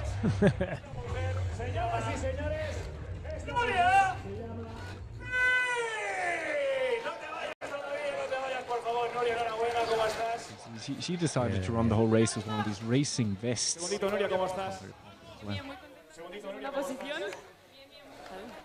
Good decision. Pero bueno, súper contenta. Sí que es cierto que la última bajada se ha hecho un pelín dura, ¿no? Los kilómetros ya van sumando, pero bueno, muy bien, muy contenta. Oye, segunda decías, no sé si has habido oportunidad de poder compartir kilómetros con Blandín, la francesa, que estaba muy fuerte. Salió también como un tiro desde ya, desde el inicio. No obstante, tu carrera en solitario prácticamente, todos los últimos kilómetros. Cuéntanos cómo ha sido desde dentro. ¿Qué pasaba por tu cabeza? That was the early trend, like we saw the female fields splintered very quickly. Ya se ha ido a su ritmo y bueno, la primera subida sí que es cierto que me he puesto en tercera posición, pero he podido remontar luego en la pista de los 6 kilómetros la segunda posición hasta aquí. Súper contenta.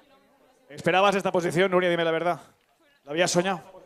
Hombre, siempre sueños, ¿no? Con una medalla, pero la verdad que súper contenta, no me lo creo. Muy bien. Feliz, radiante. Y me gustaría la última, si tuvieses unas palabras, por favor, para toda la gente que está detrás de los corredores, que son los que realmente prácticamente la gente no conoce, pero a todos ellos, ¿qué les dices? Que la verdad que sin ellos esto no se podría hacer, que con todo lo que habéis pasado habéis hecho una organización de 10, así que muchísimas gracias, de verdad. Os lo habéis currado. Para los técnicos, ¿qué les dices? Bueno, que muchísimas gracias, ¿no?, por contar conmigo, así que bueno, espero que estén todos muy contentos de esta parada y a ver qué tal mis compañeras, a ver cómo ha ido.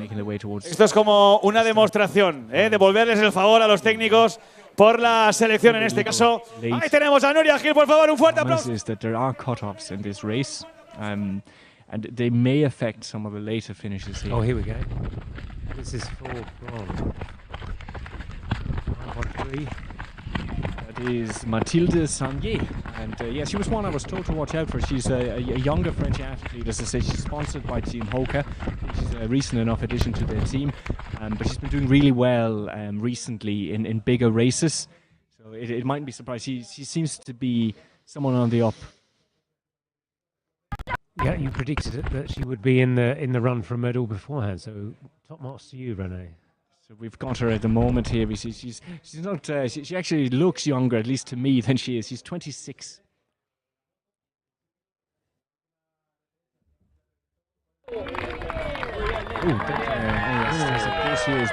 This is one of the members of this universal category.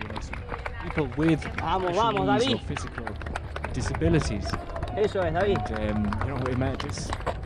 this it's a celebration really of the human ability to take on any challenge, regardless of what particular problems you might have to overcome. How tough is this guy? I mean, that's amazing.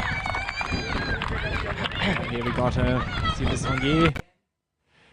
Third female, and yeah, I think it looks, with the look on her face before we faded to black there, it looks like she's just realizing now what's about to happen. We see her from a different camera angle. Beautiful run in, isn't it? Just so smooth, and after all what you've just done, it's a nice slight decline into town. Definitely smooth surface to soak up that glory. High fives from the team manager. She's just been pulled over right to the correct side of the finishing chute. Congratulations, fans. You got 2 medals, gold, and now bronze. Almost could not have had a better day. Is it impossible? It won't be long. There she is, winner. Could not have been any more dominant.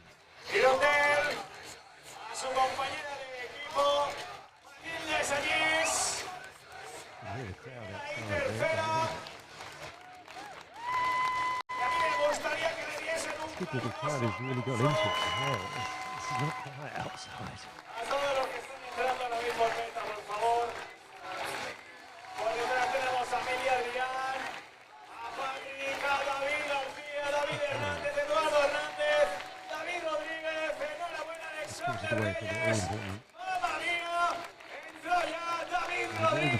Is, of course, we've got medals, finish line interviews, and of course a few unlucky athletes as well will be pulled aside for doping tests, which well, was that something you had to do in your time? Yes, we did doping tests back even in my era, in the 1980s. I suspect that doesn't quite look good for the speed. You don't really want a wheelchair waiting for you at the finish line, and that seems to have been that was Patrick Lindegaard. He's in it now. Sweden. Yeah, that isn't good. So yes, we had doping tests, but no, they weren't quite as regular. I don't think. Way more random than they are now. It's Spain. So that's good for Spain. That's 2 and 4. I suspect this is Julia Font, which we saw as the second place Spanish runner earlier. She's just a reigning Spanish mountain running champion. And so have Spain got anyone else? Are they likely to take could they take gold from France? Well, we know that it was kind of a four-way, and it was a four-way shootout for teams in this competition. And I think it does look like France first, and Spain are in the better position. We've got an Italian team and a Great Britain team, but we haven't really seen a lot of coverage of how the English ladies. We saw some of them were up in the top 20. I just think Eleanor had made it to 5th, the last I saw, so that's maybe we're going to get an update now.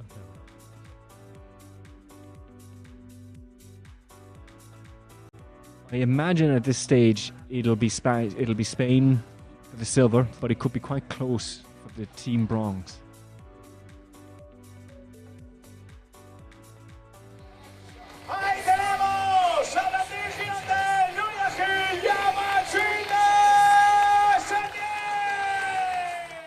Shin damage on the skull.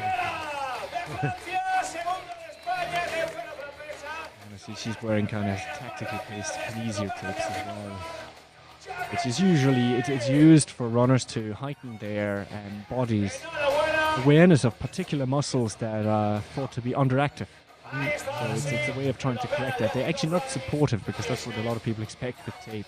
It doesn't serve that function at all. I knew that.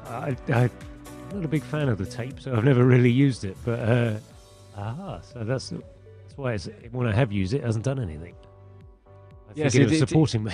No, yeah, it wouldn't support you. And whether it actually works, as always, the research that's done is very conflicting. And for me, I never really got around to it, just because it's quite time-consuming to put it on. And you need to know exactly where are the muscles you want to put them on, what level of stretch and tension. So it's usually something done by the team physios, because they would be used to this, and then the athlete doesn't have to spend too much of their the mental energy in the morning applying them. They just sit down, the physio does their work, and off they go. Yeah, I think tape has to be done by a physio. Yes, you can look at YouTube and work out how to do it yourself. A physio is going to do it way better. I'm seeing here it's looking reasonably well for France, because I think Audrey Tanguy, there's not too many female runners going to be between her and her finish, although there is another Spanish girl in between there, Ana Comet. So depending on if how many other women, if any, can get themselves in between, France should be safe for the gold medal as well. There might be an outside chance still for the Spanish team. Here we've got this is Eleanor Davis. This is Eleanor Davis, who's she has. I'm gonna tap myself on the back. As I predicted, she would come through the field. She was way back earlier on and has made it all the way to 4th. Fabulous. I imagine she'll be quite satisfied with that. Oh, for sure. That's a great run. Yeah, she's run a super sensible race as well. Started easy and just spent the whole time picking people off, which is just way better for your confidence. And that would mean that she has not only overtaken the two Spanish runners that were ahead of her for a lot of the race, but also Audrey Tanguy from France. Yeah, she's been closing the vague stats that we get. You can see that she was definitely closing way better than everyone else.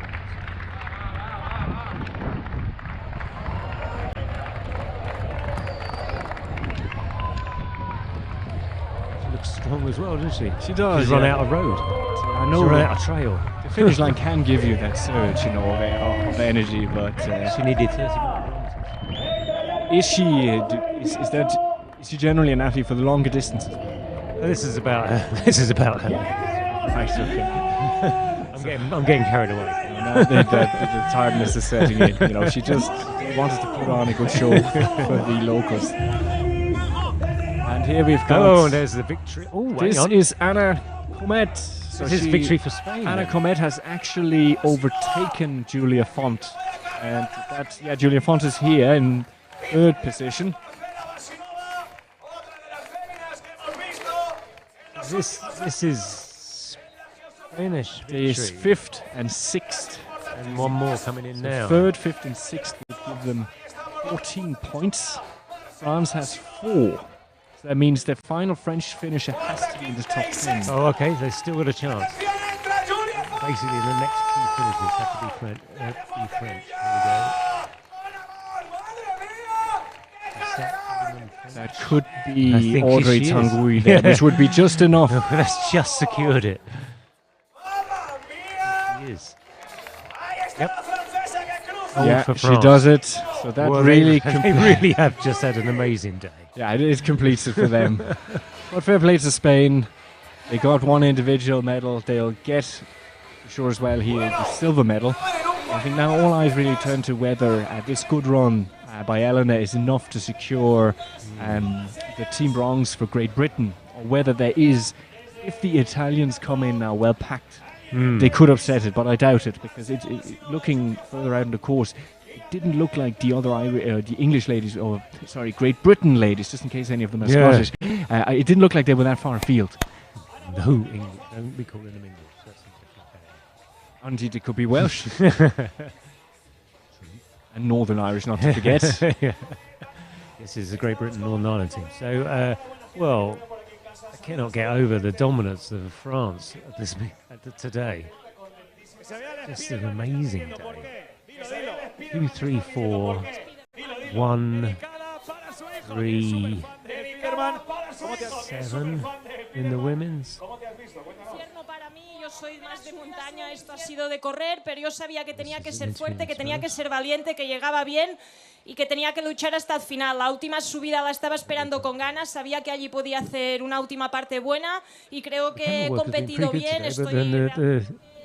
Yesterday we could hear all the interviews at the finish line, but not today.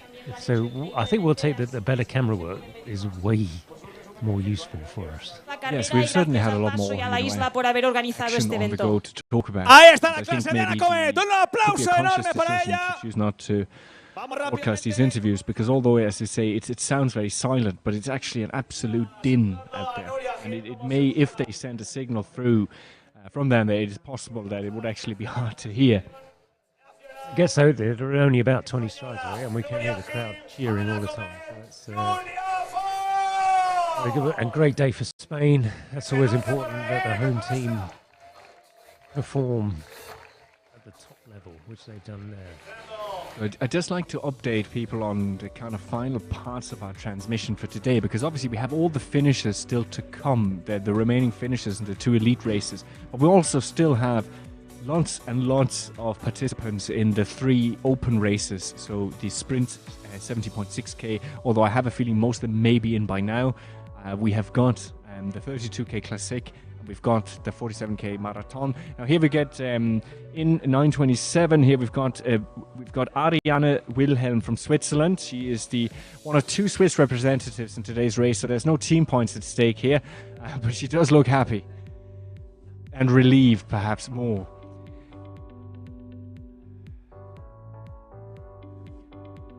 Italy just behind her. We are expecting in roughly 7 minutes the winner of the open 47k race, and roughly 35 minutes after that we expect to see the ladies open marathon winner. So we've seen the men's leaders, haven't we? The women's leaders. We've got another person here in need of a wheelchair. I think that's a runner in the open race. Could be no. I think this is Laura Hulgaard, the Danish runner who had to retire early on. Fantastic feeling. It could be actually due to injury. It's always a lot of emotion for me when I throw a line. With Blandin. And even when it's European Championship, the first. And for me, I had a story very happy because I need to have a surgery 3 months ago, a big surgery are going to be put together in my separate pieces and just trickled out I wasn't social media, through Facebook and Instagram, whatever. To take the departure so if you do want to know how thoughts, because family member, I wasn't very sure about my level, what she made of it all, of this victory. Just keep an eye on social media over the weekend, and we will also have maybe a rundown tomorrow, Paul. Not difficult, oh, for sure. We will have spoken to a few people as well. This first place, it's controversy. There wasn't much today. There was a little bit yesterday, but nothing today. I don't have. Yeah, we had a little pushing or potential, judged pushing incident yesterday, and today we haven't seen anything. And well, of course, in these longer races, there's much less value, and there's much less of these tight spots where people really are trying to find every second, which can lead to runners just to crash into. Because if you missed yesterday, it finished literally on top of the mountain on a path that was approximately 1 meter wide with a steep ravine to the side. So actually very difficult, really tough to pass anyone. And he was adjudged to have stopped the attempt and thus got disqualified, but didn't affect the team result. I think here we are seeing, for late viewers, we're seeing runners passing through this very, very long, reasonably flat stretch of valley that they call Las Penadas, where the trail is somewhat hard and uneven. There's a few mixed surfaces, and it is a stretch that will feel long because you have left behind you the really kind of majestic ridge that would have taken a lot of concentration to get through, but at the same time also carries some nice distractions. It was cooler up there, as we can see, you know, up there in the clouds. So this is probably, in some ways, the most testing section. What awaits here is that final climb after you hit the outlying urban areas of El Paso, and then you have the descent we were following only here 30 minutes ago, you know, that long red descent on dusty track, where we have seen some great running, you know, and I hope we get to see some more footage of it as well here. I think so. I'm just pondering that we might let you just enjoy the pictures for a bit, because we're not really, there's not much to bring you for probably 5 or 10 minutes, I think, but we can, of course we're full of interesting tales and anecdotes, and we can keep chatting away in the background quite easily, but the camera, clearly this is a fixed camera point, hence the endless views of this amazing trail, but yeah, let's just wait for 10 minutes maybe for the leader in the men's race in the marathon distance, which is actually 45. We can fill you in on a few little interesting tidbits about some of the medalists and the people who will still be arriving in the race that just has come through to us from people who follow the sport really closely. So Audrey Tanguy there, who was the third wheel, but not in a negative sense for the French team, because she secured them gold team medals. She is a very well-known name. She has won the TDS in 2018 and 2019. Oh, okay, so for those who don't know, this is one of the UTMB, one of the toughest courses for UTMB, which is, you know, in many people's opinion, the Tour de France or the Grand Prix, the Grand Slam, whatever name you want to attach to it, of trail running, simply because of the pure numbers and the history and the prestige that is attached to it. So she's not a beginner or an unknown. No, she's not an unknown. So if I was the French first and second, and I knew we were waiting for someone out there, it's not the worst person to be waiting for. No, she's made us some tough stuff, that's for sure.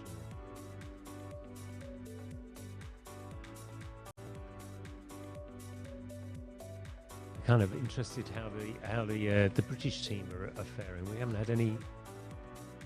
We had updates to the 3. Have we got a finishers? Yeah, we will just check in here on the finish leaderboard to see if they've caught up. Should in theory be automatic, isn't it? It's computerized. They've got chips. So we will go into let's have a quick look here at our race leaders.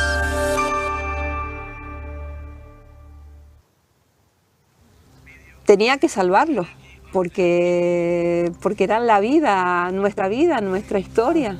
No quería, no pude, no quería mirar a otro lado.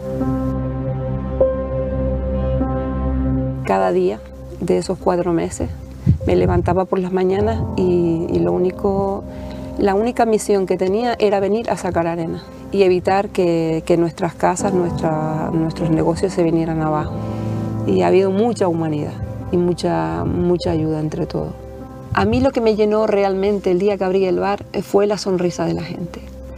Fue el verle sonreír nuevamente.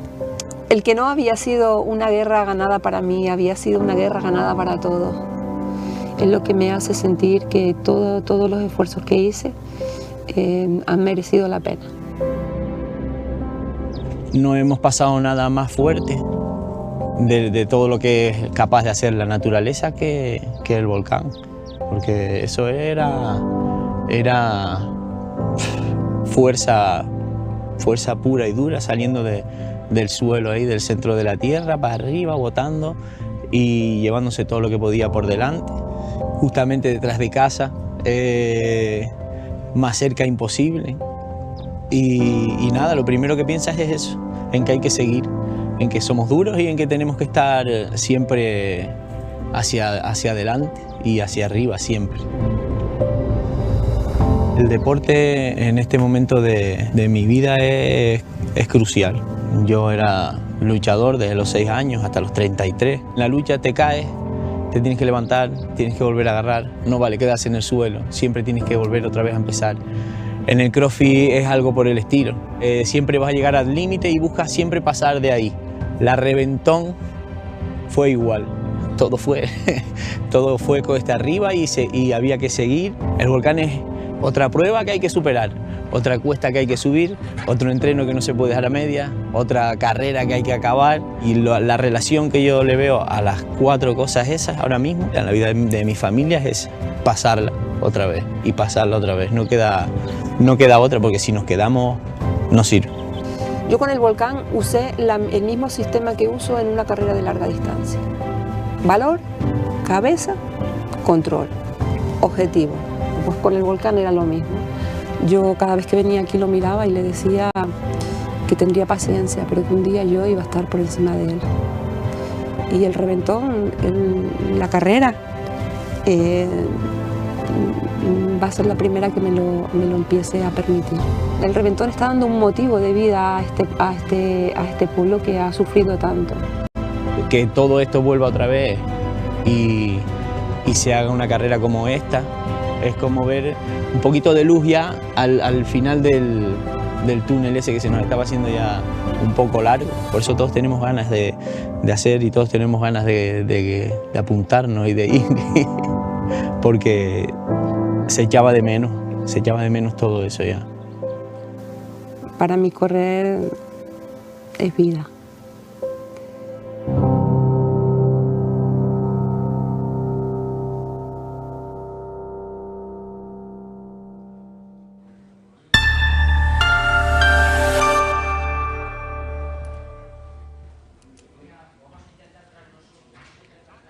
Hi, well, we're just awaiting the winner now of the marathon, 45-kilometre marathon, the mass participation race. I guess our predicted time is potentially 5 minutes, but who knows? How long is a piece of string? Could be 10 minutes, could be quicker, could be short, could be longer. So we're just watching the elite runners crossing the line as well, and the mass participation in the 30-kilometre race. So one or two. I think the weather has caused a little bit of trouble today. It's been a little bit warmer than it was yesterday, and of course the race is much longer, so we've had a little bit of dehydration issues, I think. In the meantime, we've gotten fairly good data on the leaders, so we can pretty much now tell you what's going to be the final team score. So it looks like France won the men's team with 10 points, ahead of Spain with 32. Sorry, my mistake. Sorry, we had Italy, of course. Italy with 26 ahead of Spain in the bronze medal position with 32. And it wasn't quite to be for Britain today. Like, they end up on 50 points with the 13th, 17th, and 21st finisher. But nearly 3 men in the top 20, nearly. And also on the course record, because we were talking about this early on, we had 2 men running under 3:44 today, and I think that Maximilian's time of 3:43.01, it's close enough to a course record, although, as we said, the course is slightly shorter than the one Dakota Jones ran. It's 46.9k rather than 47.4k. But it certainly was a brilliant time. Like, it was up there where we expected and hoped it would be. Yeah, and anything that matches Dakota Jones's times is obviously rapid running indeed. So we haven't got live updates of the actual mass participation marathon, have we? Yeah, we might just get. This is what we were just talking you through here. There's the result. You can see the results. Yeah, so just feast your eyes on those times. We can see the top 10. They're all well under 4 hours for this race. Yeah, and well done to Stefan Venkel. I say that because he was the guy that took the lead in the first 2 minutes, put his head down and said, right, if you want to beat me, you're going to have to run hard today. And then actually faded a little bit in the middle, and you think, race over. And then recovered superbly for 7th place. And what we see here is the female senior top 10, and there's actually only 11 finishes at the moment, so we still have the rest of the ladies, the remaining 24 out on the course, except Laura Hulgaard, who had to retire. So that means there is still 12 female runners to arrive here at the finish. But you see, we have currently, it's definitely going to be France and Spain for the team competition, and it does look like Great Britain. They have 4th, they've got 10th. So all the excitement now really is about when will Nicola Jackson arrive, and she is estimated to be the next finisher. Okay. And that would seal it for Great Britain and mean that this time Italy misses out on one medal. Aha, and Britain will pick up the bronze medal in this race? It looks that way, yeah. Yeah, I think, yeah, it does, doesn't it? Yeah. Dependent on the next finisher, but how, as you say, our computer is predicting it will be Britain. So we're really waiting now to see the competitors who are left out there. We've got the Slovenian Petra Tratnik that we saw very early on. We have got the fourth French competitor, Laure Paradan, Charlotte Moorman from Belgium, Martina Chalvo from Italy, Monica Vives from Spain, Claudia Rössiger from Austria, and Isabel Oakes of Ireland. And behind her is Christina Giadzidou, I think, from Greece. Barbara Makurova, the under-20 European champion, is second to last at the moment, and currently tracking in last position is Anna Hahn from Germany. And so tomorrow's racing is all about speed tomorrow. 16, 17 kilometre races, are they? And they're up and down. We're getting the leaderboard here from the Express Classic. We saw that earlier, so we will just let you read that for yourself. But as we say, it was a clean sweep for the Spanish competitors in the top 10 there.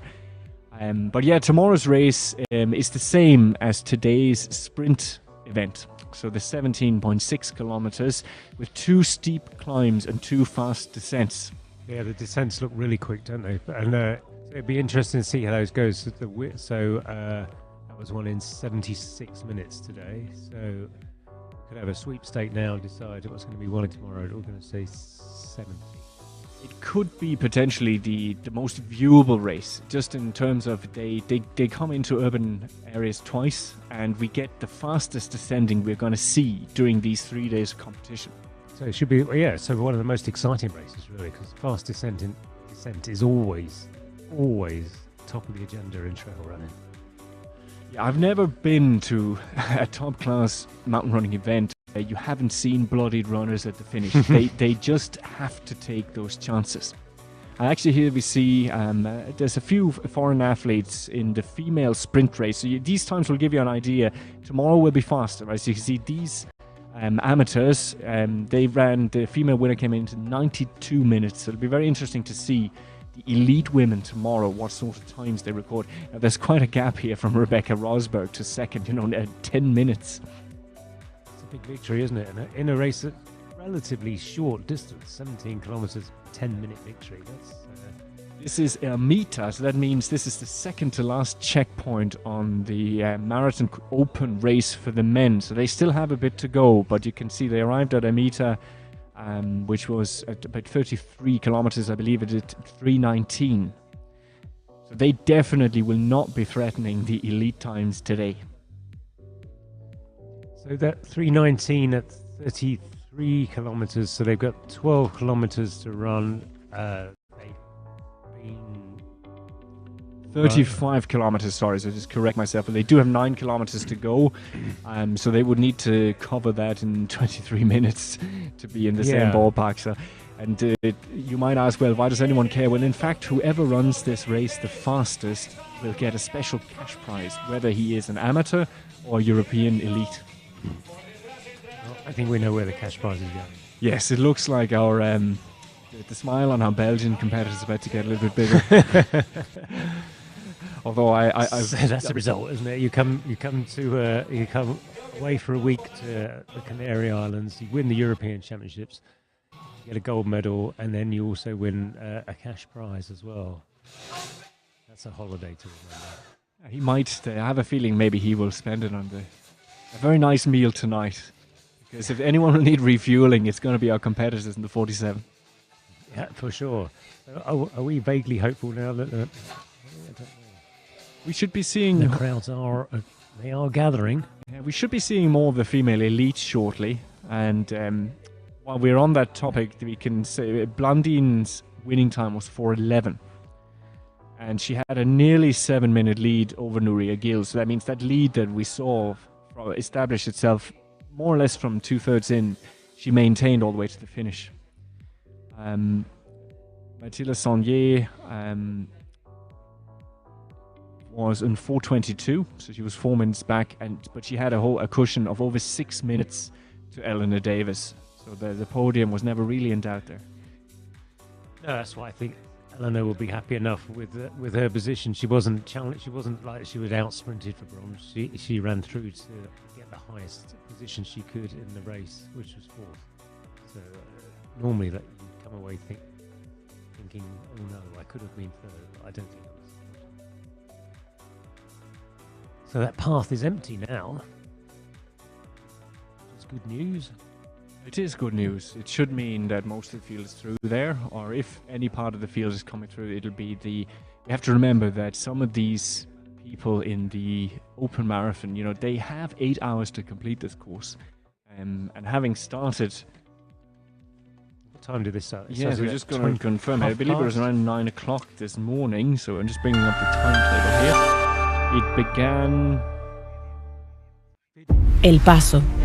Un paraíso senderista, un portal hacia las estrellas, un lugar sagrado para nuestros antepasados, un museo natural y una confluencia de caminos reales llenos de historias y de emociones que desean ser compartidas con sus visitantes.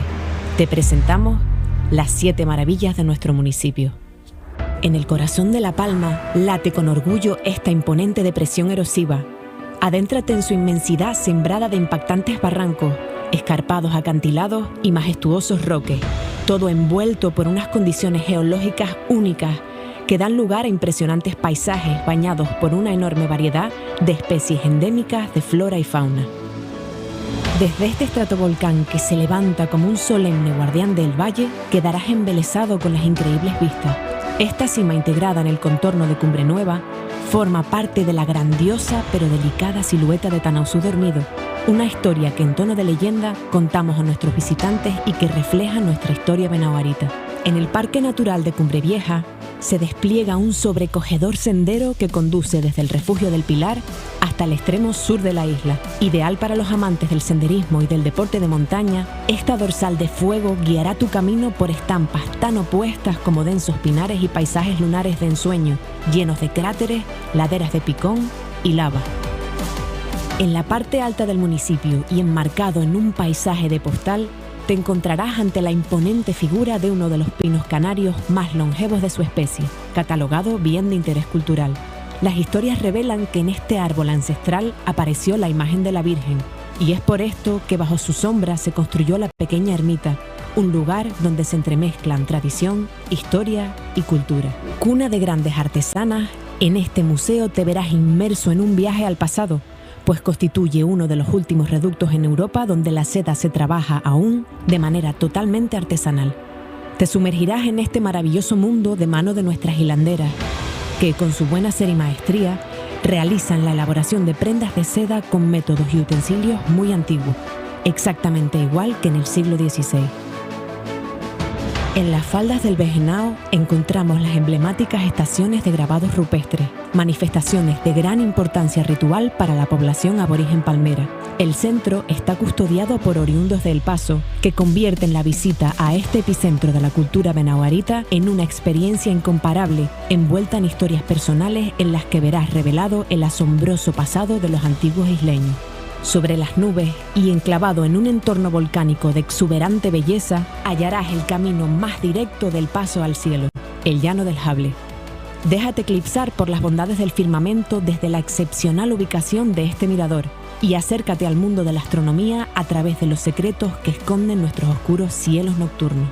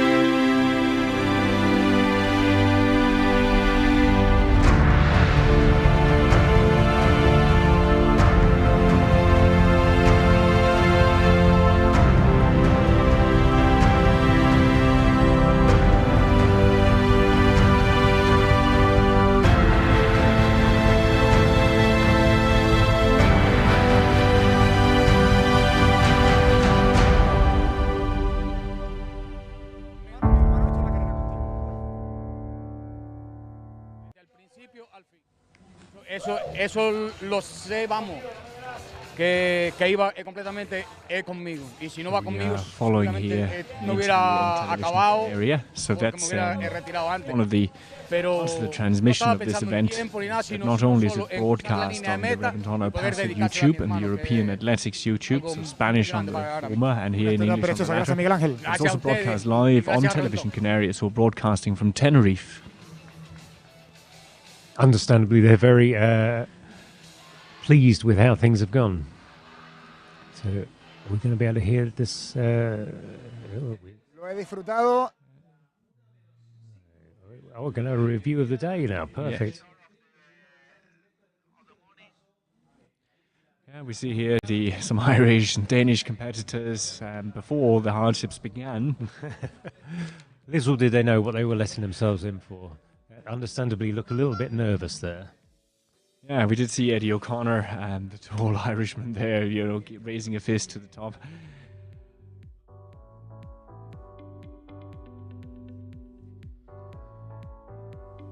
Yeah, there's the winner. Yeah, in 3 hours. 3 hours and 43 minutes away from glory. And we actually have. This is the female. This is it's the elite starters. We know the men and women started together, yes. Which is not that common actually in international events. Generally, you have a separate men and women's field, but it's not really necessary here.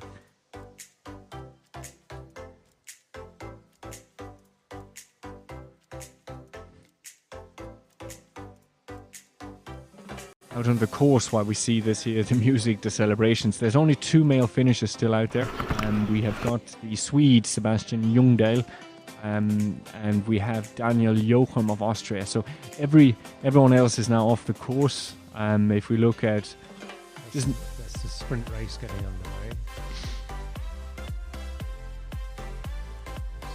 Sprint race action. There's the winner. To name check a few of the countries there, the Czech Republic had their first runner, Ramon Manic, in 11th. We saw the first, we had 2 Danes together, Mads Flensted and Christian Nerfeld in 14th and 15th. Romanian Damien Bogdan in 16th. We had as well here, looking down the pole, Andrzej Witek finished 24th in the end. The Swede Patrick Linnegård appears to be the first Swedish finisher, and he's in 28th overall. Slovenia got in 29th with Marko Tratek, and the first Irish finisher of the day was Enda Cloak in 30th position, and he was followed by his teammates Dylan McAvoy and Eddie O'Connor. And I'm actually just looking here, but can we locate the last member of that team?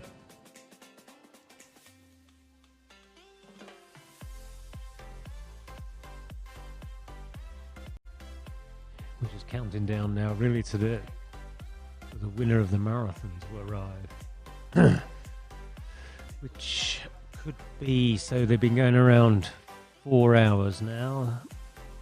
So 3:43 in the Europeans. I have a 4:05 in the Met. My gut feeling is it could be 12:10, 12:15. Sorry, 1:10. So 1:15 until we see the male finishes today, just going by the last split times we have. Okay. Which would sound about right. So about half an hour slower than the European champion. So yeah, pretty high up actually. That would put you in the actual race. A slightly shorter course by a kilometre, I think. Looks like a great day in El Paso today. We'll enjoy the afternoon.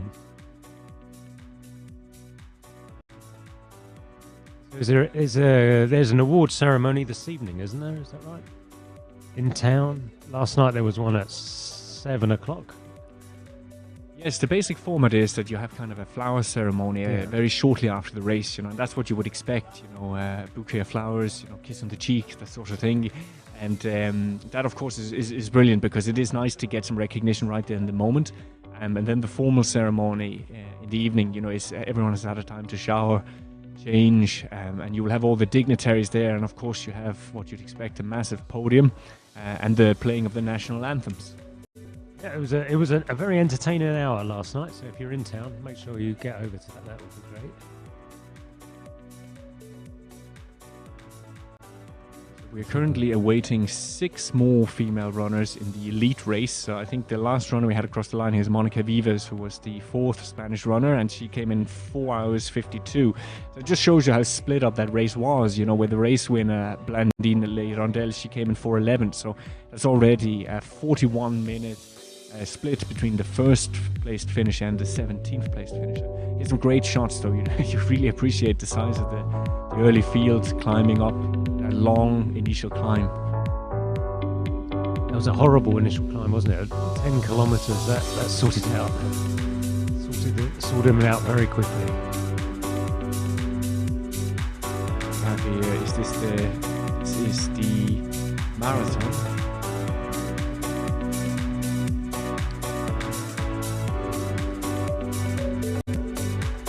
You can actually see the race winner here with the yellow Nike kit and with the black armband. He was just right in the center from the beginning. Tackling some of the early hills, and maybe that's a Reventón, one of the steepest.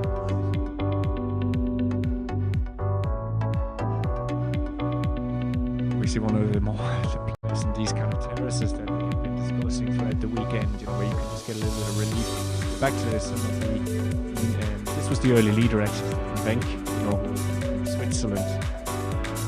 Probably led about half of the first climb. Again, this is early climbing. This is just as the mass fields were leaving El Paso. And this was very late. This is when we really started to realize how the race was going to finish, you know, where we could see there was a big battle unfolding up front with Said from Spain, together of course with the eventual winner.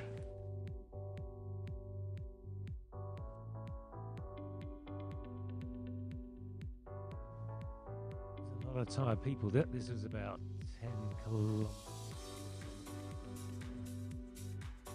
And the injury here, yeah. Did his race? I guess the result really dropped out. It didn't actually not on the finish line. Checking the stats in the background just to see if we actually get finish time for him, because usually they will show up as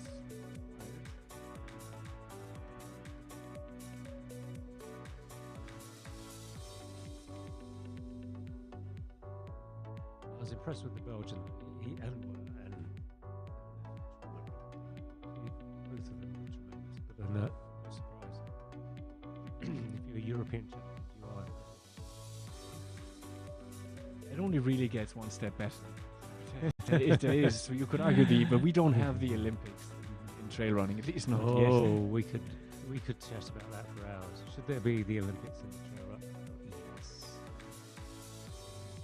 Yes is a short answer. Yeah, that would. I mean, it's only.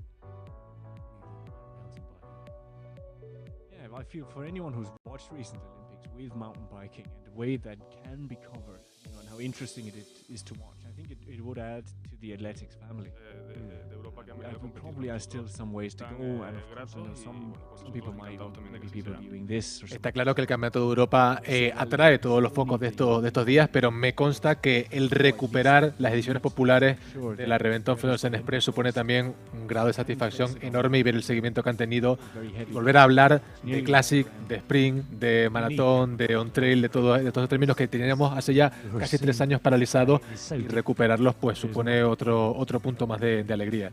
Alegría y emoción. Yo creo que es el momento en el que hago una reflexión y ver a los corredores de las populares en la salida de meta. Realmente me pude emocionar, Pensaba que con el estrés no lo iba a poder hacer, pero me entró un escalofrío por el cuerpo enorme de pensar lo que hemos vivido, no solo por la parte del COVID que nos ha afectado de forma global, sino por lo que hemos vivido en este municipio del Paso, con un incendio forestal, un incendio urbano que nos afectó muchísimo. Luego nos llega un cono volcánico en el municipio del Paso. En todo el valle hace un desastre enorme con familias que pierden sus casas, sus comercios. Y La Palma, no me gusta decirlo, pero ha estado de luto.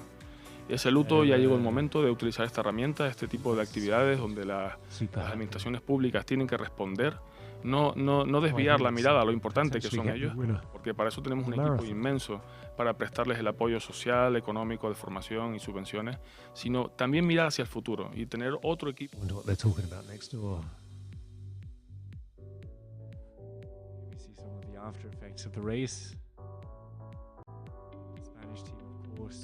Celebrating what they expect to be a silver medal, what should be confirmed as a silver medal. I think shortly.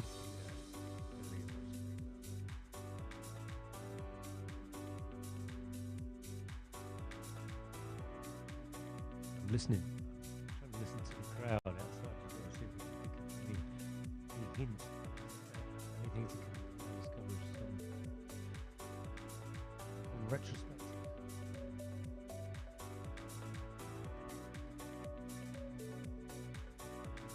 Some footage here of the Cumbre Vieja volcanic eruption, you know, where put this whole area into a crisis for 3 months last year. You know, several people lost their homes. You know, thankfully no one was hurt, but it is still something that really, you know, defines the recent history here. And it is, as it towers over this area. We have, even, you know, for some of the staff or competitors who fancy it, there is daily tours running out actually to view the volcano at 5 p.m. every day. You know, looking at that picture, I don't fancy it. It is quite a bit calmer now, though. It is, yeah. I think one of the most visible signs of the eruption today is you can see even some of the trails that were run on during today's competition are still covered in a layer of black soot. Very abrasive on your shoes. So I've got half an ear outside as well. They are getting quite excited outside, so possibly we'll go back outside and watch the race. Possibly not. I don't know now. It's they're getting quite animated outside. In fact, so I hope we're not missing the finish. We keep a quick eye here on our finishing board. Commercial ends. We've not finished anything. I was just shouting one of the elite women in.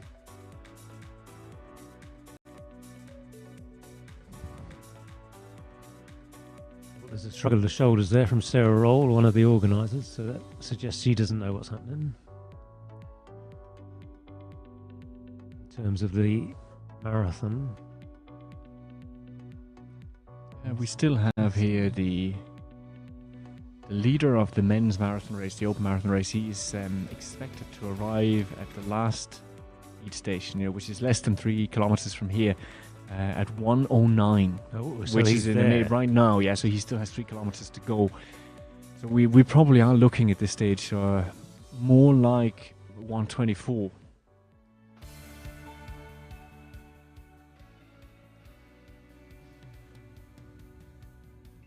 I think this is some footage from yesterday's events. It looks that way. These looks to be the juniors who competed in the under-20 uphill only race. You know, so these 5.2, as we can see, fast and fierce competitions.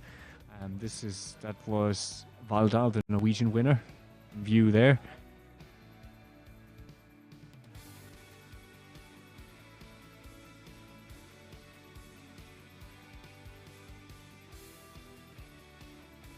And now we're back at tomorrow, or at this morning's warm-up.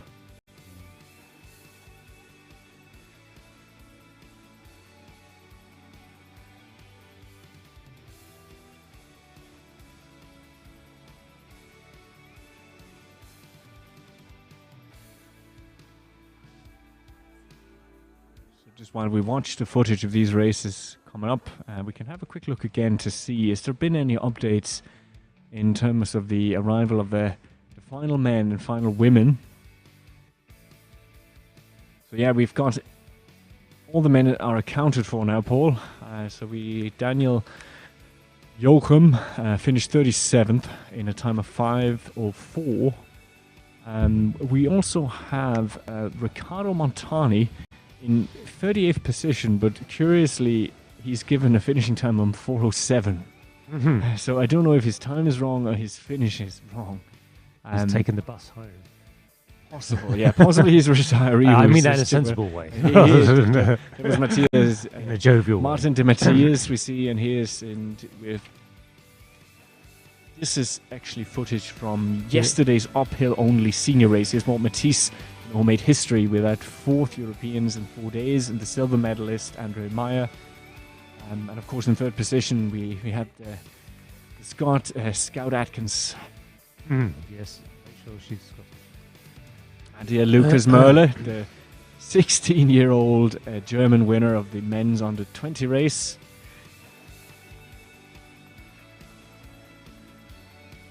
They put this film together last night, didn't they? Edited. They did, yeah. And actually, I just realised watching the finish, but that Martin de Matisse, of course, did that race. So not only did he do that race, but he was leading it out here today. So you wonder as well that You're right, and I think he actually, now you say that, I think he was talking about that in an interview afterwards.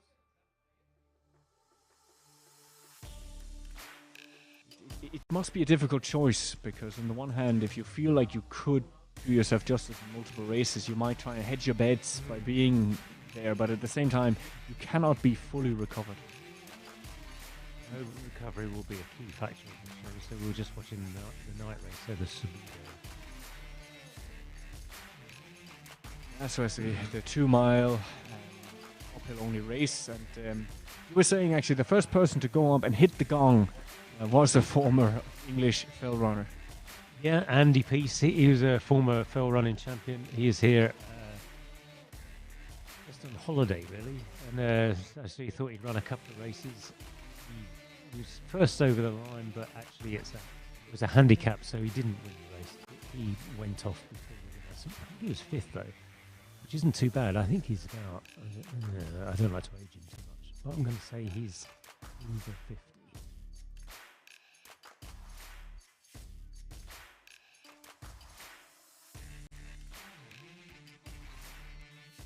And generally in handicap formats, it's if you are the fastest ranked runner, it can be quite difficult to take a victory.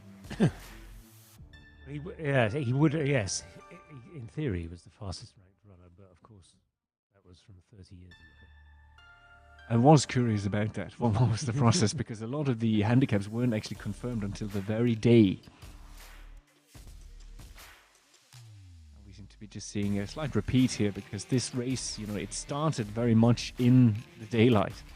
But because we are fairly close to the equator, once you get towards sunset, it gets dark very, very quickly.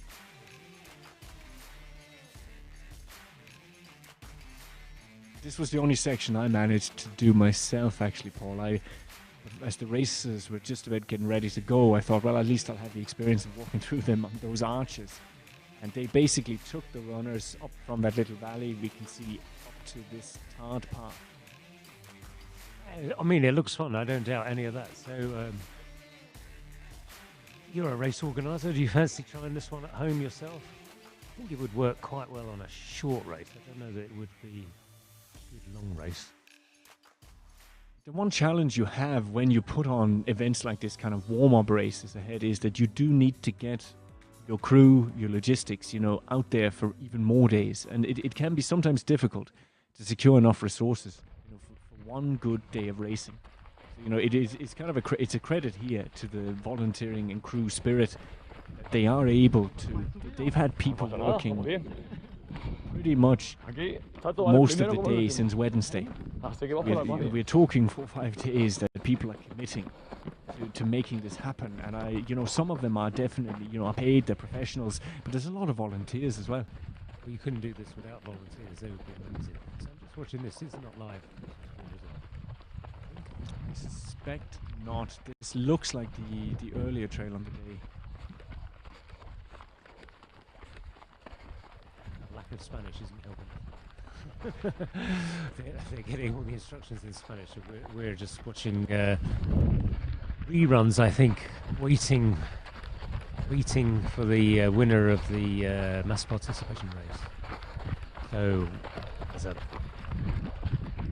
probably a few minutes. No, this is definitely reruns. Well, we have some news at least in the meantime, because we have had a few more finishes in the ladies' race. So we've got Claudia Rosiger. She finished 18th for Austria in time of 5 hours 5 seconds. 4 minutes behind here we have Isabel Oakes, who was the lone Irish representative in that race. And I know she will be absolutely delighted to finish. But before we get to that, here is Anna Hahner, who's estimated to finish just right now. So the former German marathon Olympian from 2016, 2:26.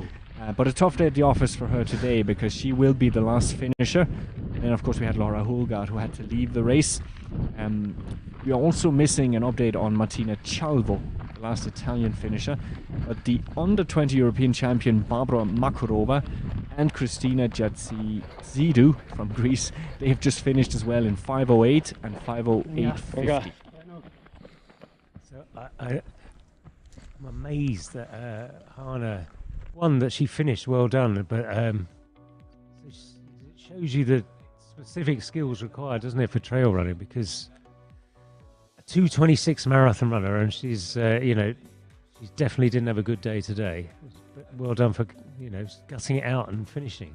I think many other runner would pull out. We're getting close, aren't we, to the finish line? I think you're absolutely right in that, because if you have achieved everything she's achieved over the years, she won the Vienna Marathon in 2014, and when you have that, it could be hard on your pride. But she did have a very philosophical outlook in the interview she gave. She seems to genuinely love the trails and the experience of it. So it's well, she did. Maybe she doesn't now. Maybe she enjoyed it too much. I've seen happier looking runners cross the line. Yes, and there must be some professional pride, but she does actually look at the gate there, and she's shaking her head. Maybe something wasn't quite right. Oh yeah, I mean, she just didn't have a good day. It's nothing to do with her ability or her fitness or anything. She probably is cramped up horribly looking at her. Escorted away there. I think she's just not in her head saying, well, so be it. She's quite, she might live in some people's memory, because when she did cross the finish line in the 2016 Olympic Marathon, she did so hand in hand with her twin sister, Lisa. So in that way, she copied exactly what Martin was doing with his own brother. When they won, when they, you could argue, should have won the European Mountain Running Championship together in 2016 as well. So clearly, 2016 was the year of the twins crossing the finish line together. Yeah, that would be just quite excited, aren't we, for the finish now? I'm getting quite actually envious here. Same here. Quite like a glass of Coke. Yeah. We shouldn't complain, of course. We haven't really suffered. But there is a certain endurance to talking as well for 4 or 5 hours, isn't there? For sure. And I'm going to boldly say that people have switched off now. But you never know, of course. Someone might be still listening to this. So we'll carry on waiting patiently for the winner of the marathon. I don't know, last up. So we had 3 kilometers to go at 9. Now 19, so that's 10 minutes. We're going to be running downhill kilometers at 5-minute pace. We've got 5 minutes to go, probably. See the fist pod in action here. I was wondering whether that cue was for the Red Cross, but thankfully not. These are just runners who want some post-race sports massage. There's as always, there's very, very mixed signs. It's hurting me watching. Yeah, or whether it hurts. But generally, this sort of thing is what you're looking for. Just light mobilization. Try and normalize, because what happens in a race like this is that muscles get stuck in a certain tension length relationship. It's cool to get technical on it. And that can cause them to really cease up overnight. You know, then you have an absolute nightmare when you wake up the next day. So if you can do anything to activate and normalize them in the hours, days after the race, it can make a massive difference in terms of when you're actually ready to do some quality training again. More importantly, here's the winner. Yes, and he's looking good. He's moving really, really well. And we could see his number. We could even have his name. There you go. The camera. Vamos a disfrutar hasta la meta. Vamos a disfrutar hasta la meta. Carrerón otra vez. Cameraman has a little sprint in him. He might be able to give us. Voy a ir cogiendo planito, ¿vale? Tranquilo que va bien. Sadly, everyone is 1-0. If it's the favourite, it would be Glendor, Rodriguez, and Hernandez, but we can't take that for granted. Bajadita técnica ahora, cuidado los calambres y vamos a meta. Oh, he is 1,003 here, so that means this is Antonio Algaba Dorado of no fixed club. He's competing in the M34 category as well. He's an experienced competitor. I think he's 1,080.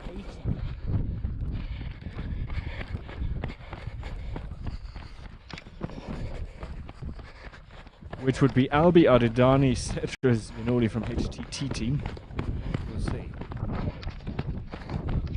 He's really getting into the nice part of the descent. Really just open up and let it flow if you have any strength left in the legs. We can critique him, as we've seen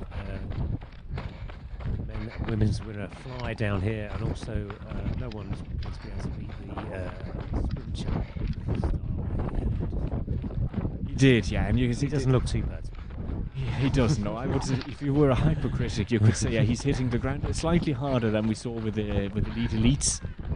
But it really is nitpicking. You know, generally he's keeping himself fairly well here. You know, he's still got the strength to keep his posture.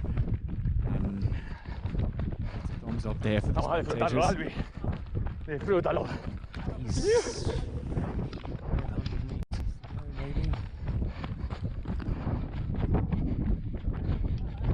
Yeah, it is indeed Albi Aridani Cetras Vinoli, and he is at the time of the last check, I actually can't see that anymore, but he was reasonable and clear of the pre-race favourite, which was Glendor Rodriguez Hernandez running with the 1001. There he is, 1,083. He's got what looks like enough of a gap that we can't see the next runner. That means at least a few hundred metres here, probably more. He's completely relaxed and happy, and he knows he's won, so well done. And it does look like it's going to be, I'm looking here at the top 30 places in the race, and it's all Spain. We actually can go all the way to the top 50, and we have no foreign competitors yet.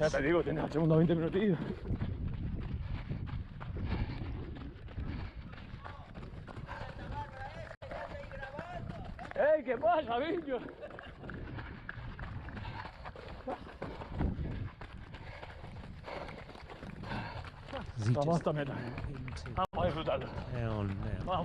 Yeah, we've seen these plastic barriers that line the streets. There he goes. And that's the roundabout. He's only got a few hundred meters to go now. Turn on the style. 4 hours 20.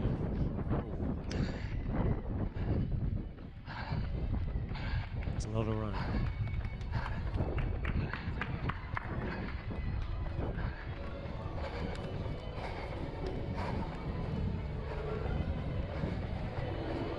Ya estamos ahí. Sí, señor. Cheering outside, so that's good.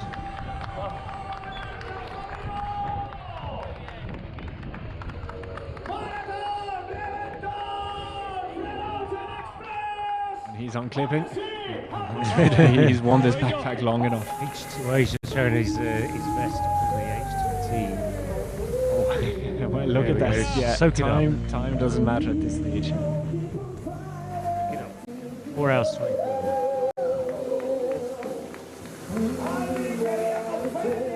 At the end of the marathon.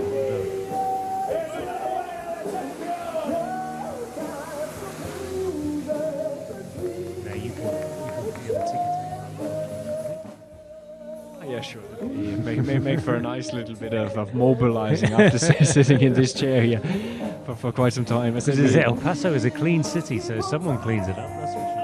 That's for sure. There's no dirt anywhere. Very good. He is his cameraman for the last bit. High fives. We saw him earlier. He did come in here. He came in here for a spot of lunch. I thought it was a cameraman.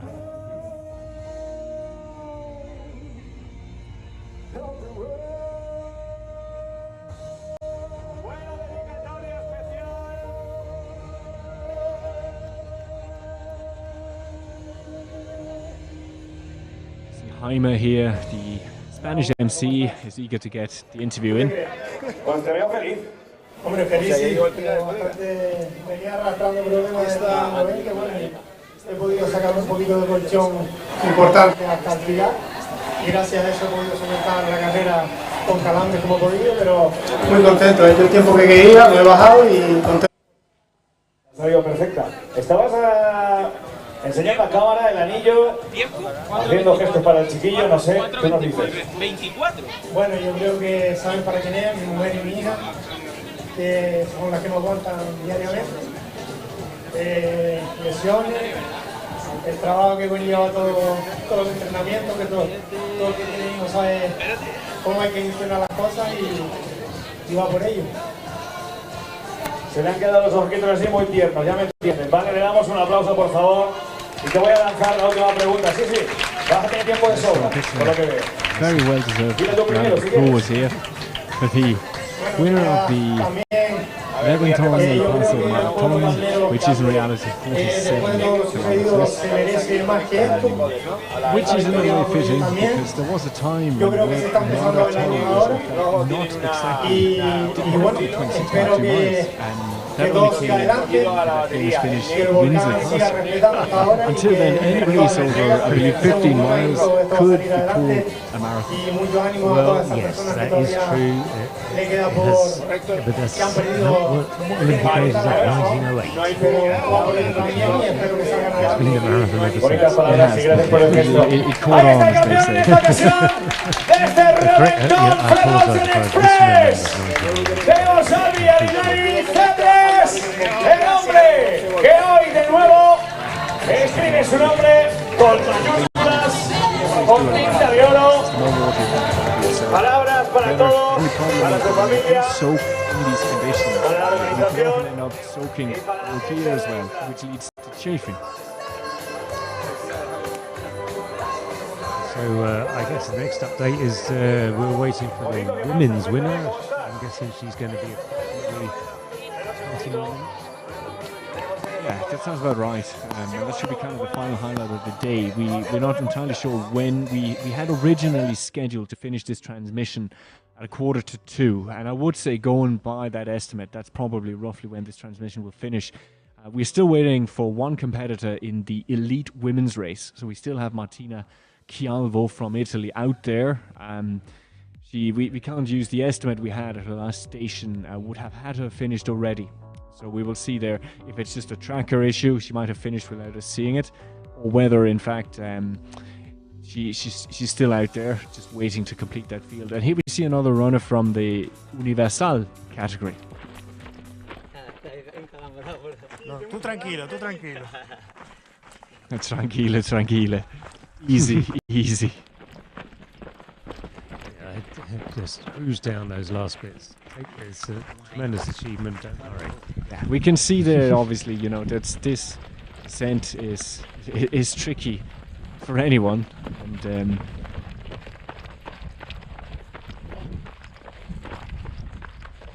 there's no reason really when you're so close to the finish to risk life or limb nor injury.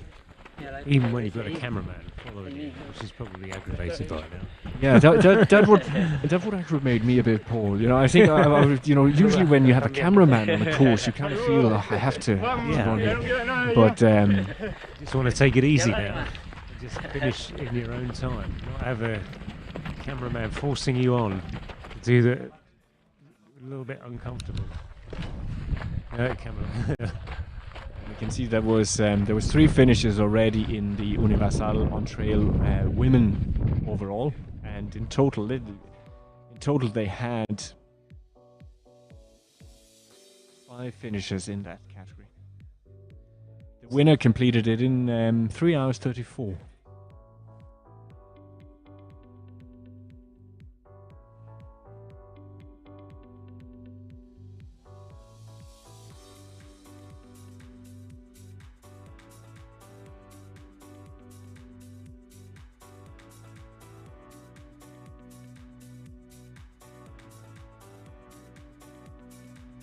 we can kind of give you a quick rundown of how things are progressing. So at the moment we've got 213 finishes in the Reventón Classic, the 32K.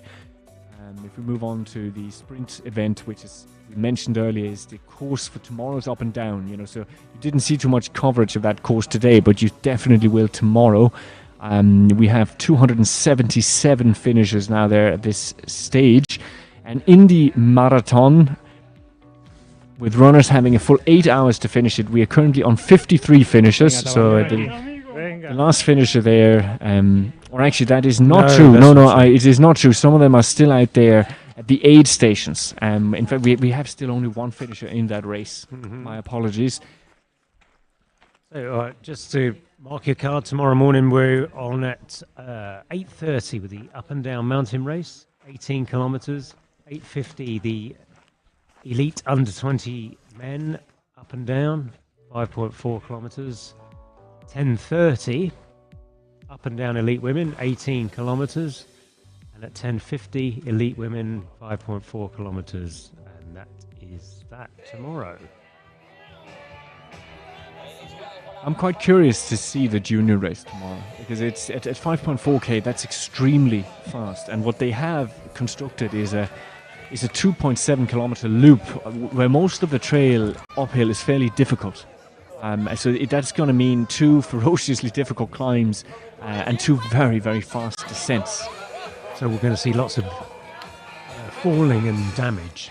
Well, hopefully not, but we will see a lot of action because we are going to see these young athletes coming in and out of that urban area of Barrial, twice during the race. So hopefully it'll really give you listeners and the viewers at home a chance to follow and see a lot of changing of position, which is what we really like to see, because that's what adds the drama to the event.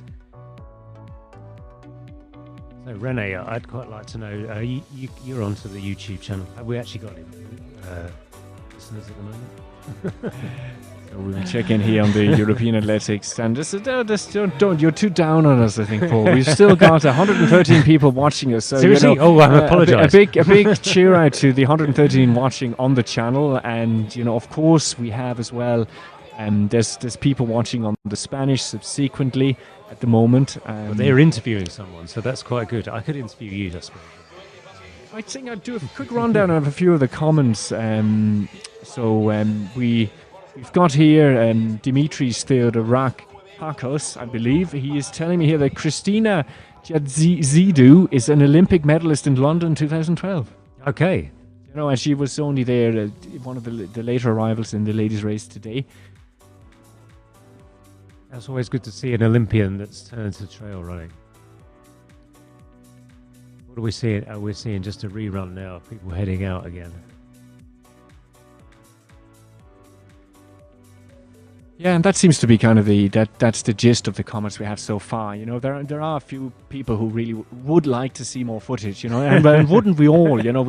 I think everyone would like to see the whole thing. But at the same time, can we say sit here and try and chat about with pictures that don't exist? We're pleased with the comments that we've got so far, to be honest, because it has been very difficult to do without full coverage all the time. And working on, as Rene says, an algorithm, predicted performances. So are we looking at... But in some ways as well, Paul, I know it's, you always want to measure whatever you do anywhere with the very best standard that's out there. But look how far trail running has come, and it will go much, much further. I have absolutely no doubt that in the coming decade we're going to see an absolute revolution in the coverage. I think drone technology will change the game completely. And we had a couple of drones up today, haven't we? And that certainly gave a feeling of drama for some of the sections. I think if you had 10 or 15 drones up, that would really change the coverage completely, and you would get a much better picture. And I will give a final reminder to people as well that there is a lot of footage recorded of these events that's recorded the old school way, so recorded with the good old heavy cameras, with all sorts of angles, with all sorts of perspectives. And all of that, as we speak here, that's coming back here to this room, you know, and it's going to be edited out in the coming hours. So hopefully a lot of those will be available for your viewing pleasure, not just this evening, but also over the coming days and weeks.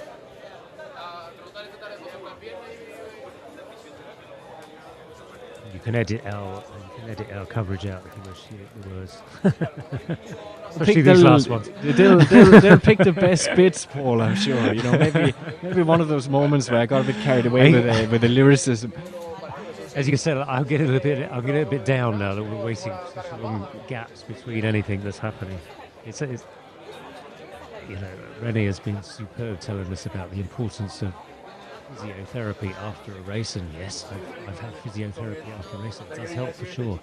I don't know that we need to see it coverage so extensively, but it seems there's nothing else to do. Well, some people really, you know, just like to display a good, strong, healthy-looking human thigh or calf muscle.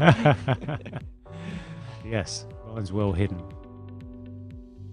We're still, I'm looking at the leaderboard here, and we're still looking for the second finisher in the men's marathon there. So what I'm going to do is we're going to have a quick look across to see how the how it's looking out there with the expected arrivals, looking at the penultimate station, Cuesta. We still have no participant arriving there either, so that brings us all the way back to Amita. And it appears as well, I would nearly think that's an error, but it appears that also I'm looking here at the elite men's race, and that's obviously all over. Done and dusted. So let's go to the race that's actually still on, the Reventón marathon, and that looks much more promising. So we've got a good 17 people past or expected at Cuesta shortly. They're actually expected to arrive in 3 minutes. So second so run that's at with Cuesta 3 3 minutes. and then 3 kilometers to run from there.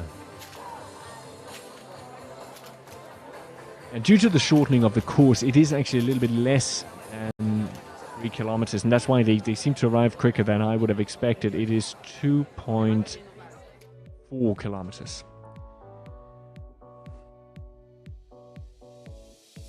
Has the first woman appeared yet? Not yet, no. So we've got 18 expected here at this checkpoint. So Glendo Rodriguez Hernandez, the pre-race favorite, he is well clear. He's expected to be 16 minutes clear of third place. Roberto Carlos Cruz Ramirez at the moment. And then we've got another 4-minute gap to a group. And, you know, after that, it kind of gets fairly spread out. You have a few groups of 2 and 3, but then generally, you know, you're seeing gaps of 3, 4, 5 minutes between the runners as they come in. I think to see what's going on in the ladies' race there, we have to go back to the Amita 8 station.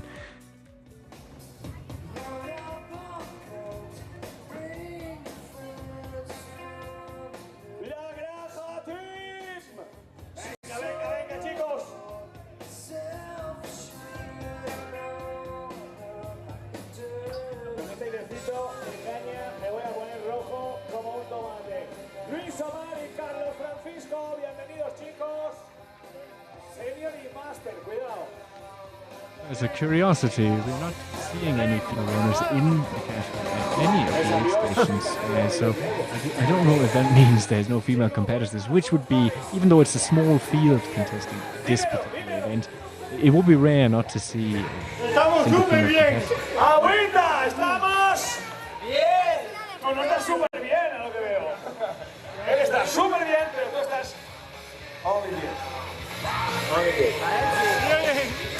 ¡Seguimos! I think I might have... I thought I had spotted a lady there, but no, false alarm. We have seen the lead woman. Was that in the shorter race, Paul? Maybe, you're right, yeah. You're right. Are there any women? Yeah, there are.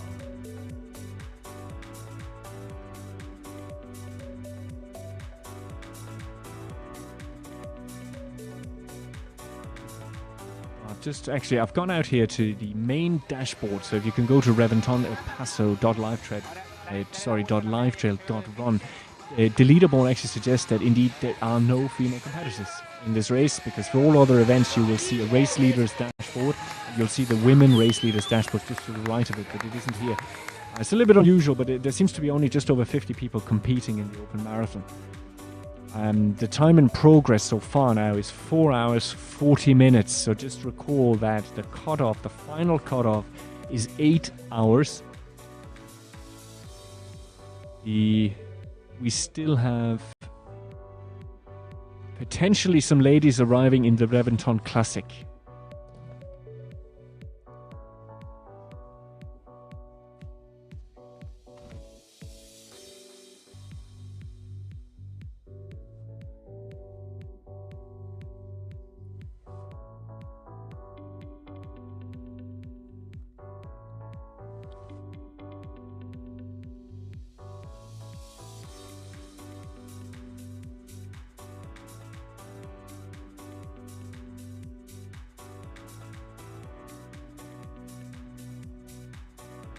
We're just seeing some aerial shots here, of course, of El Paso, and here we're back at this.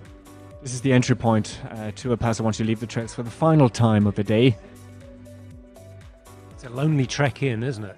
It is a bit lonely just there, because everyone, of course, wants to be up in the main street where the main fiesta is. Now, is this a 9:05? 9:05. Let's see. This is the final finisher in the ladies' elite race. Fabulous. Well, and this is Laura Hulgaard. So she was in fact not retired. So there appears to have been a miscommunication there. She was simply out there still working hard to get herself to the finish line.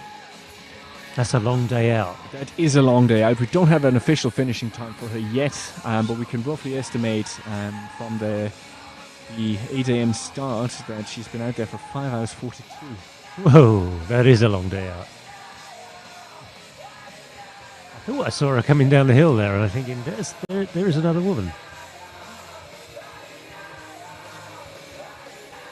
Laura Hulgaard, who was the lonely representative in this race, she's a very experienced competitor. She's 44 years of age. She won the Danish trial race over the short trail. She was second in the long trail, and she's also the national champion. The elite senior classification, let's just confirm that what we saw earlier here. So Maximilien Drion du Chapois from Belgium in what must be close to new record time, followed by the two Frenchmen, Arnaud Bonin and Thomas Cardin, and in fourth as well, Kevin Vermeulen in what was just absolute, tour de force from France. We had Saïd Admalek, who was leading for parts of the race, dropping to fifth eventually. And then in the women, we've got Blandine Lirondelle, 4 hours 11. That's a fantastic, an easy victory in the end from Nuria Gil from Spain, who rallied very well, I think, in the second half. And Mathilde Sagnes, France, completed it. Boy, as Raleigh says, a tour de force for France today. Eleanor Davis, great second half for her as well. Anna Comé from Spain, super duper. See Sharon Taylor right down there in 10th place. I hadn't spotted her from Great Britain. Well done. I think Marcella Vasanova, if I'm not mistaken, did hold on to podium spot during parts of the race. And Sharon Taylor, is she a very familiar name on the... No, not to me at all. I need to look her up.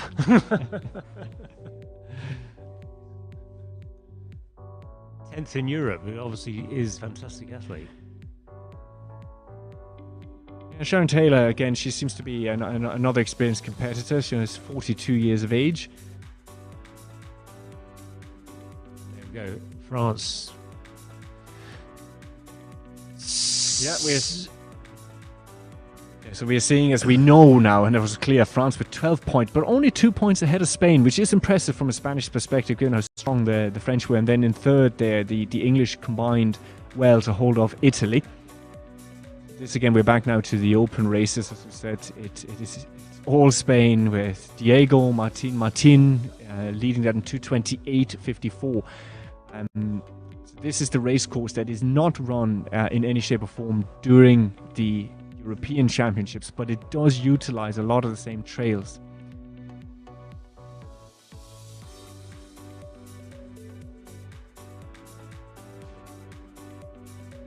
Female classic. Yeah, that was an exciting race. Elsa Padron Vega from Spain. From Ani Cabela Lopez, Spain. Yes, and Spain swept the field again. Not really a surprise in the Spanish Championships. No, it wouldn't be. And we are seeing, although this is an event known for foreign races, we know that it's the whole uptick of general tourism after the last few years. It's not back to where it was just yet. Here we've got the sprint, so that's tomorrow's course. So have a look at those times. It'll be faster tomorrow. As we've got Yol de Bas Paisa in 76 minutes, ran out the winner there. And here we've the second placed runner in the marathon.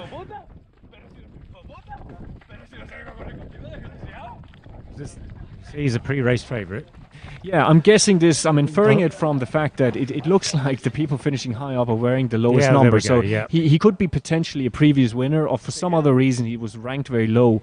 As you know, it's a tradition we've seen really pick up recently, that if you win an event and you choose to come back the next year, you get the number of your previous position. And I think it's quite helpful actually for when you commentate on the history of an event. Straight away you can see it's a bit like the yellow jersey wearer. You know, we keep coming back to the Tour de France, but they know what they're doing there. You know from the start of the prologue that, okay, this is the guy who won it last year. And it's very important, especially for casual viewers, that you can put a lot of these things into context. He's getting quite the shouting to there by his, I don't know if that's the cameraman or other supporters out on the trail. So this is Glendo Rodriguez Hernandez. He's still got 2 kilometres to run, roughly. Kilometre maybe from there. It's difficult to tell, isn't it, on the trail? But I think the cameraman was picking him up about 2 kilometres there.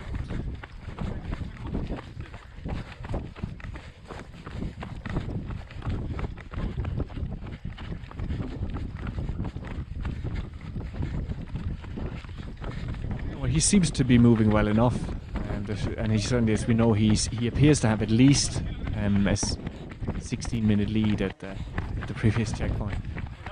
He could take it easy from here. But to be fair to the winner, he's also a long way behind, isn't he? He is, yeah. The winner was clearly a class of his own, you know, and you do see that happening in open trail races, especially when there are many other competitive races at the same time. True enough, you know, many of the runners are running the 32-kilometre race. But I think here Glendo Rodriguez may remind us that in fact he is in the M45 category, whereas Albi Cedras Vinoli, who ran out as the winner, is still under 35. Okay, well, yeah, we'll forgive him then. If he's over 45, that's not such a bad run, and to finish second overall is sensational. And should allow him to pick up some kind of category prize, you'd imagine. Yes, I believe he's won the over 45s. He's probably got 500 to run. Picking it up, he looks quite happy now. Yeah, he does. He looks comfortable. This trail isn't so bad as well, as long as you kind of, as we know, skirt around those little crevasses in the middle where the water's run down and just carved the centre away from the trail. As long as you stay clear of them and kind of run inside the track, nearly like you would do in indoor cycling, you shouldn't really come a cropper, and he's under no pressure really. No, nothing at all. You can see though that his left foot is just it's just drifting a little bit out to the left there, which it tends to be a sign, of fatigue, that certain muscles just are no longer able to bring the foot into neutral position. Well, there he goes. He's into the last 200 metres now, so he can turn on the style, wave to the crowd. Generally soak up the atmosphere.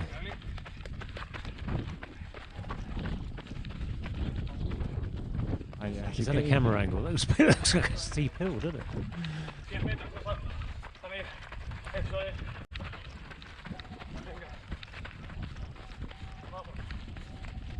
You can hear the commentators getting whipping the crowd up on the finish line.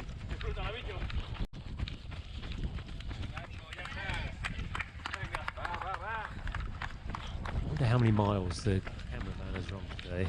So we can see here there's a suggestion from one of our listeners that they would like to see more names displayed. You know, so that is clearly just it's not quite yet possible clearly for the production team here on La Palma to get the names sent to the team that does all our graphics, because they're actually located on Tenerife. But we're trying our best here, so hope you can bear with us here as the commentators. We're trying our best to try and get you the names. But here's Glendor Rodriguez Hernandez, apparently the pre-race favourite, winner of the M55 category, another Spanish competitor. And second place in the Marathon de Reventón 10th anniversary. Oh, sprint for the line. Come on, let's do it. Let's do it. Go. Come on. He's got it. Come on. Yeah, the little fella's got it, but yeah. Well, I give the victory to the